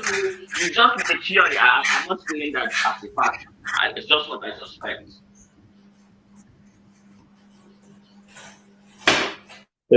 My brother, can I also come here and make my contribution about why they are pushing this law? Go ahead. I just want to see whether danger factors is there, whether you okay, want to okay. Somebody still open his mic. I think he should mute. There's like a noise. I don't know whether it's radio or something. You see, those who are pushing for this law is a very long time strategy to dominate others. And they feel when they have the backing of the law, with the law, those they perceive to be weak, they can use that law to intimidate them. This is what the law said, let's go to court. But what they don't understand is that even the security structure on ground, they have enormous challenges. Just that nobody has ever thought of, let's defend ourselves. That's why we are hearing people dying 100, 200, this and that. And sometimes we arrest some people, they will negotiate, set them free, while the others are behind bars. But I think they find a loophole to discuss it with people who doesn't really think broad, also believing that they will partake from it as well. And that's why they are using them to spearhead it. So this is just my belief. I don't believe the Southeasterners who are raising this law is from them. People discuss it with them. They make them to feel they can enjoy from the law. Who are my brother, who are these people that you are talking about? They should be from the north. You didn't get the origin of this conversation. They should be from the north. They should be from the north. Wait now, let me just give me like a few minutes, then you say hold on. I'm going to counter you on this. It's not about the Southeast. Carlos is the first person that started the bill. Then there's many other people from other tribes. So don't base it on Southeast. Just because they are the first. Hold on. You are making it a Southeast problem. Wait now, I don't make it Southeast. Why not wait for someone? Educate that boy. But we are Nigerians now. No, I will give you time. I'm going somewhere. The people that want this law are Northerners within the Northerner space. But what they want is because they are very surprised that a Southerner could put this law forward. Why others follow? The person who raised this law, they are the House of the Representative and the head and the deputy. Why others gradually follow the law? Even the Northerners were, some of their leaders, they were in shock that during the time of Southern power, people they will have chance to even present this kind of law. The reason why the Yoruba, if you look at few people within the Yoruba space that is joining now, it's out of, I don't know, when people have plans, they always have people to take along. But 90% of the Southwestern, 90% don't want this law. The South don't want it. Even the Southeasterners don't want it. How you know? Are you the House of Representatives? You just come here and insinuate what you don't know. Like you speak for everybody. I'm going somewhere, please. Let me land my point. I will give you time. The reason is this. But they always see these Southeastern people as people you can easily use, just the way they create Wazobia that has consumed the progress of the country. Your brothers who presented this law did not think of their people that is across Nigeria, which is and the Fulani who has forced themselves across Nigeria. What you don't understand, this law is as dangerous as keg of gunpowder. And by the time you start tasting from, you will not realize that me that is talking today, I'm not the politician that will light it up. Think very well, my brother. I'm not talking from the point of hatred. Those who create their space. I would love to support. I would love to support you. What's your evidence? Just because is the okay, let me look at the evidence. Look at the evidence. This insecurity. Wait now. This insecurity for many years has forced a lot of Northerners to spread. Not naturally, they don't leave their land to stay in other places, to go and start going, particularly to the southern part of Nigeria. This insecurity in the southeast has forced Igbo out of their land. Now, these two people are working together for this interest, wherever their people have stayed, without even addressing the cultural heritage of the people who has been receiving after his for speech. I years. need to counter him. Get what I'm saying now? That is a self-defeating argument. No. If the Northerners have the capacity to engineer a conflict that will ruin their region and then ruin the Southeast, and then somehow then they will still want to ruin where they go to take refuge. What kind of nonsense thinking is that? My brother, the reason is this. Listen, it's not nonsense. They see Nigeria like already a castle place. In Edo State. Look at what's happening in our area. You feel like there's no kidnapping. Or no, like Edo is safe. What are you talking about? There are many people in northern Nigeria that feel some kind of supremacy. And even if you notice the candor, the manner in which people talk here on this platform, usually you take Northerners as low lives, uneducated people who don't know what the world is about and what and nobody see the reason. Oh, you don't get what I'm saying. The reason. Wait, my brother. The reason. Wait. Let me put this one before you a little bit. Let me put it before you. The reason. See the reason. Many people thought they have the political power now. They can influence the judiciary. They can influence the army what to do. They can tell the police what to do. Those they perceive to be weak, they feel they can clamp on them. That's why they are pushing the bill. This is practically a Yoruba government, and you are still accusing the Northerners of doing something like this. How naive can you be? How hateful of the Northerners can you be to make such an accusation? So wait, my brother. Okay, let's leave it there. Wait. What will the Yoruba gain from this kind of bill? But wait, let me just take your mind back a bit. Okay, I want you to analyze what you think a Yoruba people as a people will gain from this law. I've heard what you said about Sunday. Let me just take your mind back a little bit. I don't know if some of you were paying attention to the news when Obasanjo was president. I think it was around 2004 or 5 when the CIA, I think it was Julius Assange that got something leaked out that they predicted that Nigeria would disintegrate by the year 2015. And Obasanjo actually addressed it. I remember on 9 o'clock NTA news that they used to do, where he said that was a prophecy of doom and that Nigeria rejected it, whatever. You can search it online. You guys do not understand what Africa actually presents and the kind of resources that we stand on, and the vested interests who have already had plans to use these resources for the next 20, 30, 100 years already. How do they get to those resources? To ensure that you guys do not stay in peace. Look at the DRC. Why is the DRC not living in peace? And it's very easy for the African to accuse his fellow African. And It's unfortunate, our situation. We cannot just think out of the box. Okay, We are so limited. okay, It's Wazobia, exactly. You are coming to the Well, territory I want to address now. Midwest. yeah, Wait. a standard Now, dimension. Abi? Hold on, please, Midwest. Wait. This is my yes. What Azan said is absolutely correct. I agree with him.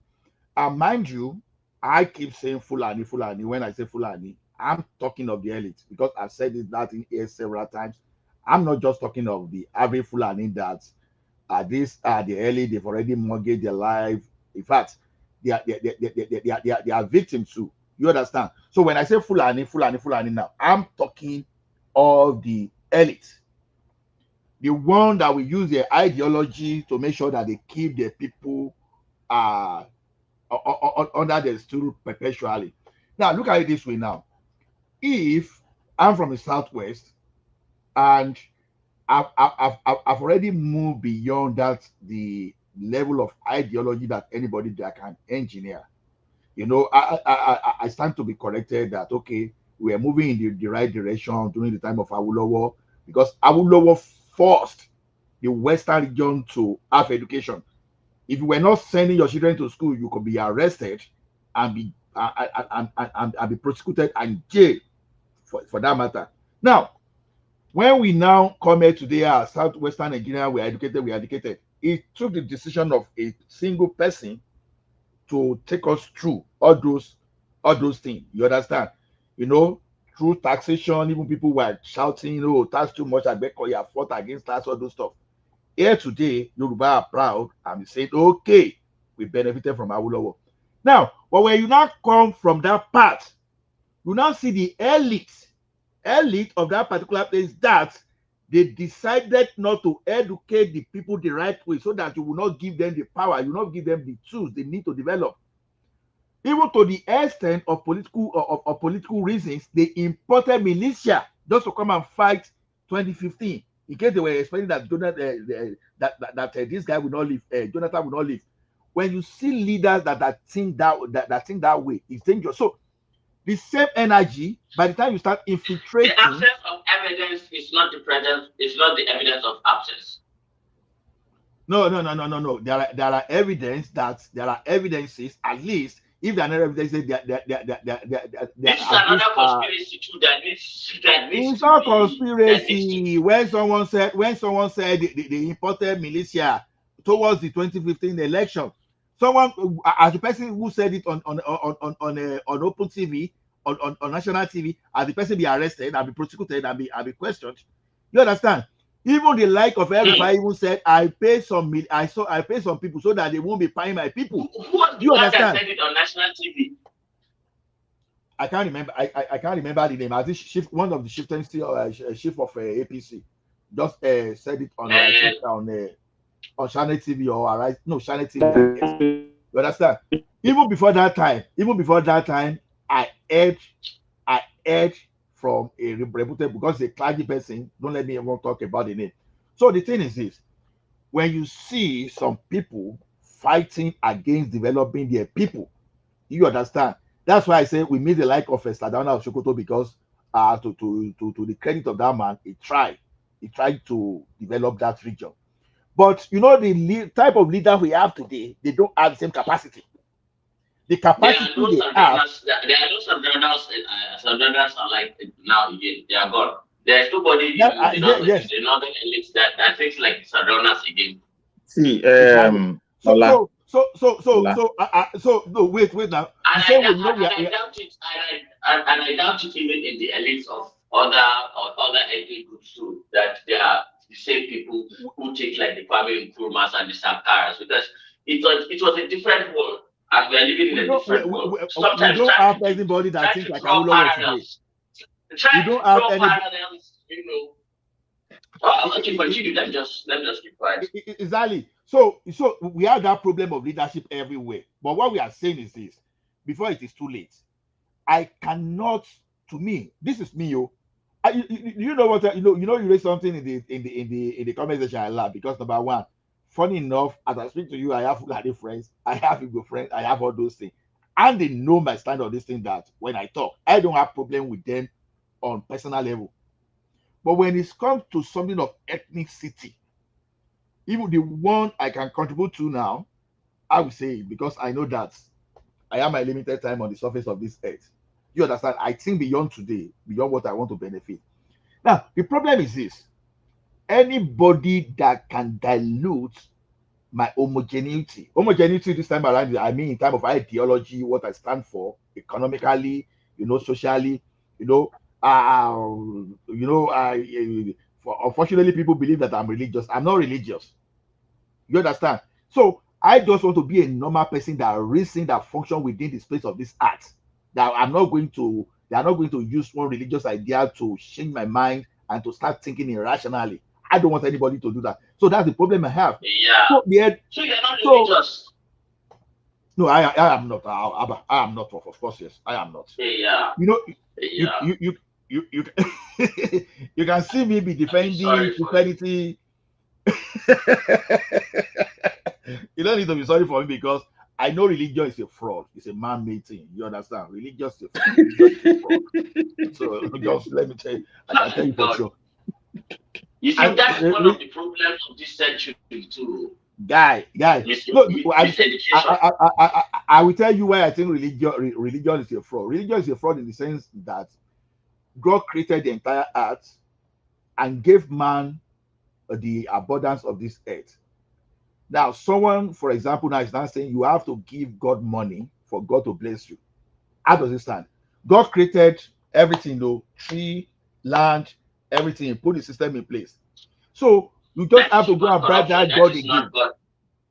That is not what I'm saying. I said religion. Is that not what religion preaches? That's not. No, you are confusing. You are confused. You are confusing human corruption with what God is actually. That's what I'm telling you. Even religion is human. See. Okay. Religion is human. Even if religion is human, it is because of religion that me and you right now are actually speaking in one language and are exchanging ideas and are speaking over each other. Okay. Let me tell you something. Let me tell you one thing. Religion is what they use to colonize us. All over under one umbrella. We keep talking of finding common ground in our society and all that. Whatever it is, you see, even nationality is a form of brother. Let me tell you one thing. Religion has its own positive and has its own negative. Religion is what they use to colonize us. Yes. That's the more balanced view. Thank you. I'll accept that. So to me, wait. I want to do the way I see it is this: I don't just want any type of assimilation of what is at variance with my own belief, because it's going to create more problem. By the time, hold on. Me, I want Western education. Someone said I just want to go to paradise. You understand? So there are two conflicting things. Me, I'm looking at how I'm going to make life better for myself here. Good healthcare, good school education. And someone is saying, those things, they are vanity. You don't need it. And you start fighting. You are making sure that I'm not doing all those stuff. I don't want such kind of ideology.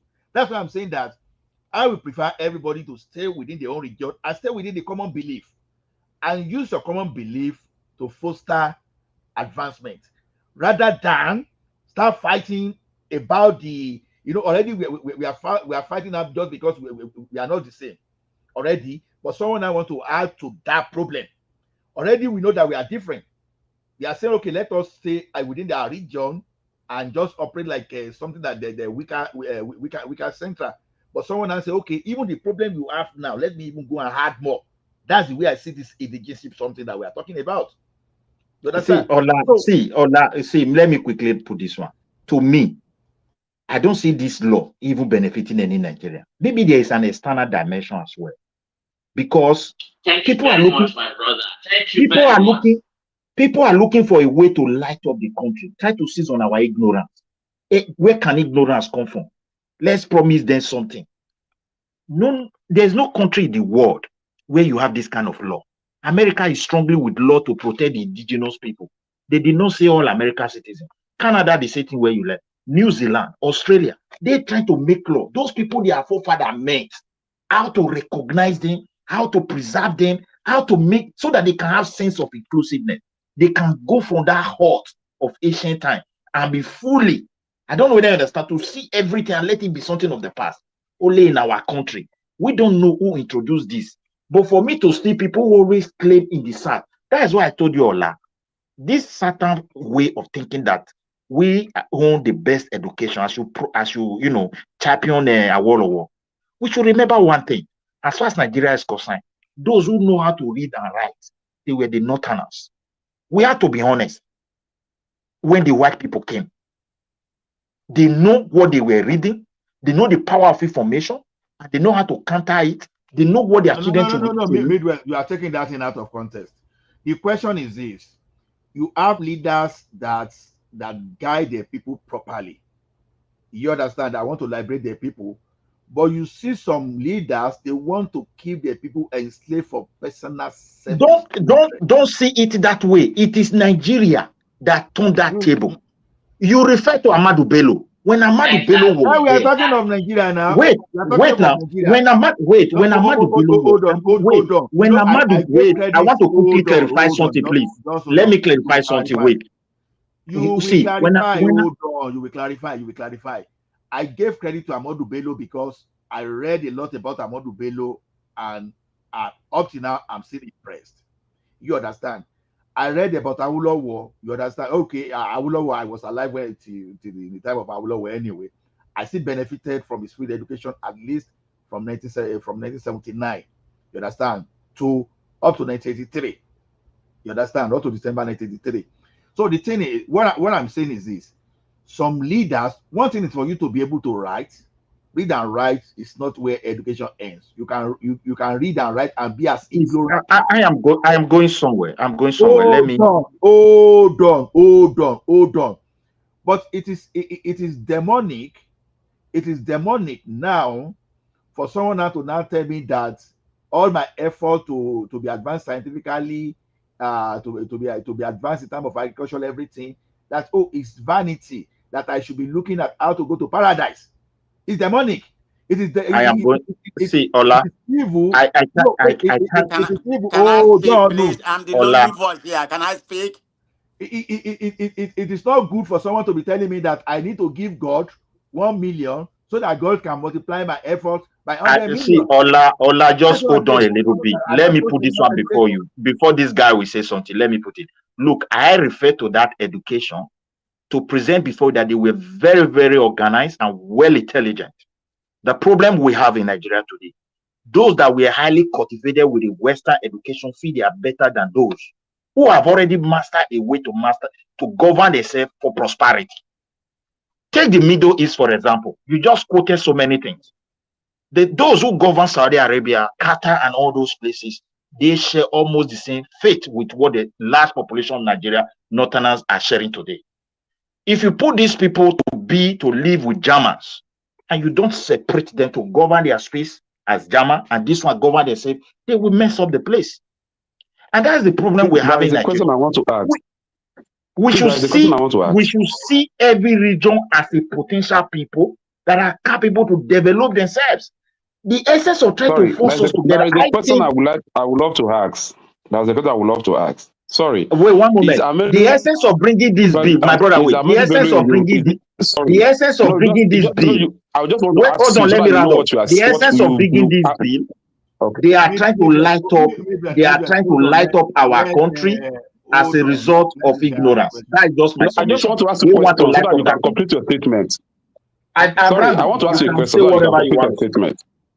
I've rounded up already. Yes. What I want to say is this. No, it's you that I want to ask the question. Is Ahmadu Bello a Fulani man or an Hausa man? I don't care. I'm not talking about tribe. They share the same faith. That's the problem here. You should check the problem. What actually happened in the north is the issue of Fulani. No. Wait. I don't want to. What affects the north? What affects the north? Fulani. It's not even the Nigerian. Let me explain now. Can I come in, guys? You have been speaking now. Let us speak. Hold on. Let us first speak. Let me explain. Ochi, we trace patriarchal lineages, right, in this part of Africa, right? So that is what we take to be the norm. But trust me, you guys, even the Fulanis that are in Yoruba, the Zulu Gambaris that you say are not really Yoruba, if you were to do DNA tests, you see because of the ethnic mix-up, they would have become. You have to separate what is ideology from what is, a tribe. The ideology of an elite is the ideology of an elite. Elites look after their own interests. They are not selfish people. And what they aim for is control and domination over the me and you. And they are all over the world. And they are trying to dictate how the world works. It is in their interest for me and you to be arguing over Fulani, Yoruba. Well, that's what they want. So that we'll be as distracted as they want. And they can engineer these things so that we'll keep on fighting and they'll keep on reaping the benefits. If you go to the United Arab Emirates today, do you know there is a whole, almost half of the town that is dedicated to Nigerian gold. They call it Zamfara gold. It is sought after gold, well sought after gold, because it is very, very pure. And somehow, the Fulanis in Zamfara are still there after successive governments. You have to link these things up. If there is a way that indirectly these foreign powers are giving the presidency its cut and they're taking these things out. And just hypothetically, I'm not saying it's happening, just as a hypothesis. And that is why after every person comes and preaches is going to find a way to stop it, he eventually does not. And that is why 173,000 rifles, assault rifles from the Nigerian police will get lost. And the matter will just be kept shut like that. And nobody, instead of us to be even arguing about those things, see the way they have diverted our attention to bringing peace that will eventually cause confusion, ridicule, and then hatred and fighting. And then they continue with their interests. That's what they want. And we keep falling into that trap again and again and again and again. What is the essence of education if you cannot zoom out and see the bigger picture? The elites think more wider, more broadly, more longer than me and you. Unfortunately, we just have to bear the brunt of, the accident of birth anyway. So let's just keep quiet, my brother, and continue listening. Okay, it's my turn. All right, my brother. It's my turn. As the only dissenting opinion on this particular topic we are talking about, I find it to be very I find it to be very problematic. Why am I saying this? Because what I can deduce from what you are saying, everybody in this group, like everybody should go to, to their own region and stay in their own region and develop their own region. You know what I refer to? Everybody opinion, what they are talking about, what you are actually promoting. You are promoting ethnic regionalism, ethnic nationalism.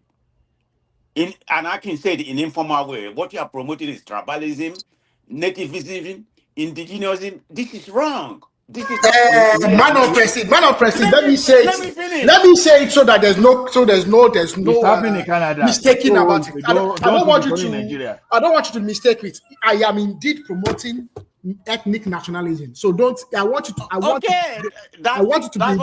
today. That's why we're having this conversation. Okay, I'm not promoting ethnic nationality. This is I'm not promoting ethnic, but I'm promoting ethnic national identity. But what I know is we already have a problem at hand already. I was quiet when Hassan was speaking, but you're finding it very impulsive to not just to keep quiet for a minute or two. You're impulsive. So this tell me where your mindset is, because we wouldn't even let me land. You see my own point of view. I know all of you disagree, but it's my point of view, and I'm sticking with it, whether you like it or not. It's me. This is who I am, and that's our reason.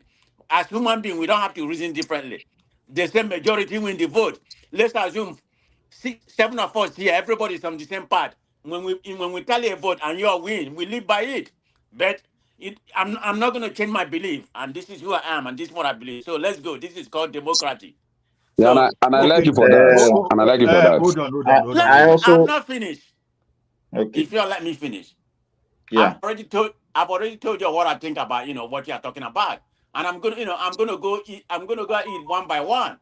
What I said, you're like promoting ethnic regionalism. I believe that, because that's not good for the country.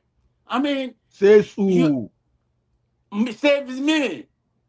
Then you are wrong.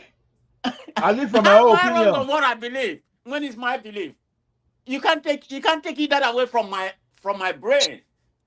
It's wrong on you, but it's not wrong. It's not wrong on me. Okay, let's take it from this. Can you Let's take convince it from us? another Can you angle. convince us on You your own wouldn't even part? let me land. Please, can you Okay, convince us on your wait. own part? The I reason want why you think this is the best way for us to go. I want to ask you a question. Now, let's assume it is good. I own my own space. I own my own house. Let's take my own house, for example, now, your own house. And you are bringing an idea on how to come occupy my house. And I'm telling you, please, this thing, it cannot work. You said because you are majority, you must possess it. Is that what you are saying? You understand? A woman say you cannot marry her, and you are not saying no. Because you are powerful, you are dragging the woman. Let's assume I said you said it's good. What can anybody define what is considered democracy? Democratic? Is it not? Is it not majority? Majority win. No, Isn't that it's what not like that. democracy is? Wait. It's not like that. It's not like that in all location. It's not like that in all location. Midwest. I've not even finished my comparable my point of fact. view. Comparable fact. You see, one thing you cannot do today is use social engineering to push some narrative and think it doesn't work for some of us. Wait now, wait.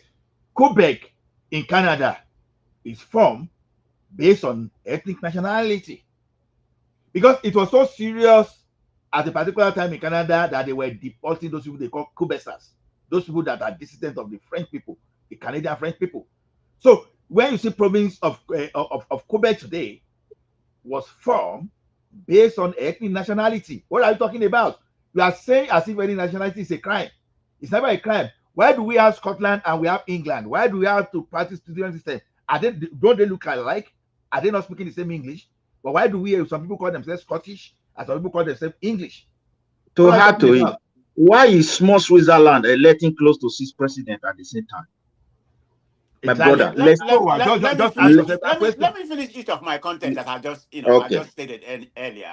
I said something about the ethnic regionalism, and why am I saying that? This belief that some of you have that each group should remain in their region and control their access region. Nobody. That's not what we're saying. That is not what people are putting saying. it politically, economically, and socially. No, that's not what people are saying. That's not what That's not what we are saying. That discourage inter-ethnic, integration No, and it migration. does not. That's where you're wrong. It does not. By virtue of 1914 amalgamation, all these things are already there. As a Nigerian, we are all Nigerian. You can travel to Lagos, I can travel to Kano, everybody. That is already there. The importance of this bill is what we want to know. The reason why the bill is coming. That's what you are preaching. How? That's what you are preaching now. You know what? Let me tell you what this bill will do to you. You think it's all about us that can go to Lagos and buy land, or come to Akwa Ibom and buy land. This is about people who have been living in your. It's about Can you allow me to land? Can you allow me to land, please? This bill is about people who already occupy your villages without even your interest, without you knowing. How do you occupy your village? Didn't you sell the land to them? Why did you sell the land to them?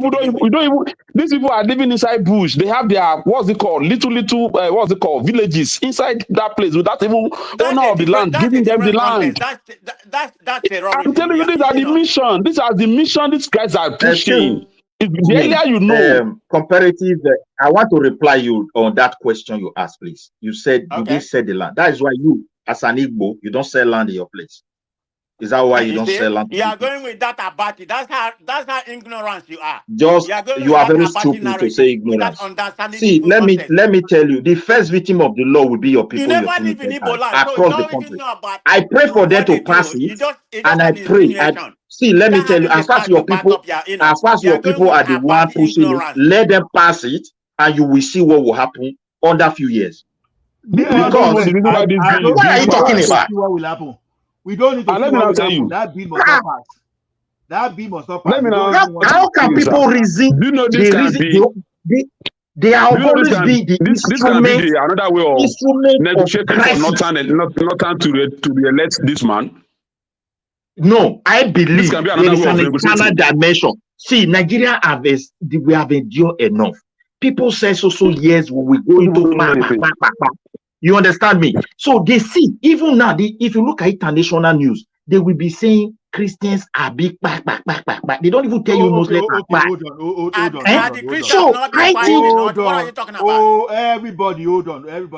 We are not going to that Christian versus Muslim thing for now. You understand? One moment, Ola, please. Look at what I want to say. Look at what I want to say. Please allow me to moderate. Just hold on. Let's forget about Muslim Papa. Let's talk about our ethnicity and our differences. Just let person round up. Look at what I'm saying. It's like you didn't hear me. I didn't say like that. Hold on, let me talk before you move now. You will talk. You understand? We have so many differences. Don't let it just narrow it down to Christian, Muslim, or all those stuff. You understand? Some of that is not what I'm saying. That's why we should try to listen to one another. What's it going now? So we know that the leaders, the elites, are the one creating this. You understand? And unfortunately, we, the common people, are the one that are going to bear the brunt. But that will still not fail. That will still not say we should not see it as it is. But I don't want us to limit it to this Christian, Muslim things, because when it comes to all those any religious, I don't want that, please. We can still be saying your Fulani, all those things. Ola, let's try maybe they listen to one another. I said international news, if you twist it, most of them, they always try to push the narration to that level. It's as if only Christians in Nigeria are the victim. I've been seeing it recently. Now, whereas everybody is a victim of this crisis that have been going on. So I'm a little bit worried. I'm a little bit worried. Is there an external dimension? They first of all predicted that we will go into this kind of something some years ago. And it didn't happen. And now, if you look at what is going on in the country, more pressure. Now, by the time okay, Midwest. Let me tell you something. As I put that narrative here, and people think I'm joking, and I keep saying I'm not joking. I'm serious. The entire 36 states of Nigeria, people believe some states cannot survive. I keep telling you that this is a blatant lie. The resources of any country is in the human they have there. But you see some of these elites, what they have time mostly, number one, to put themselves in power forever, and two, to steal your resources. Now, when you see people pushing this, that's coming to this national issue that people are buying into anyhow, because people like comparable fat now, you are buying into it as if it's going to favor you. No, it's not going to favor you. There are some people, they have their own agenda. It can be political, it can be to grab your resources, just for them to control you forever. That's what they're after.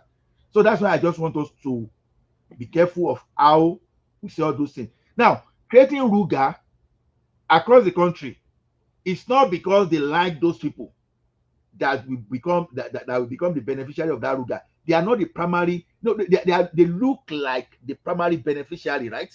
But they are not. Someone that is putting them there that will not allow them to be educated, so that whenever it needs them, that can manipulate them, is the absolute beneficiary there. That's what we are saying. So it is true, some people want to grab the land and to mix people up, not because they love you. That's exactly what I've been telling. That is exactly what I've been telling comparable fat that doesn't want, because the current thing you have is not stopping you from doing all those political things you want to do. You can be in Ekiti. If Ekiti accepts you, you can even go to the State Assembly, National Assembly, based on the current constitution, because you're a citizen of the country. It's already happening in Lagos State now. Exactly. But once you start introducing this kind of thing, is beyond that. It's not, my brother, it's not only Lagos. In Southeast, there's a dope person, I think Omai appointed to be political. There is an agenda. This is what I'm trying to push. These are things we should look into. And why are they pushing this? See, my brother, whatever they want us to be doing, we're already doing it already. I believe there is an external dimension because they never believe we will survive what we have been surviving. And unfortunately, just because of how some few people, they can never sit down and think properly, they will jump in because maybe perhaps, yeah, this will favor me.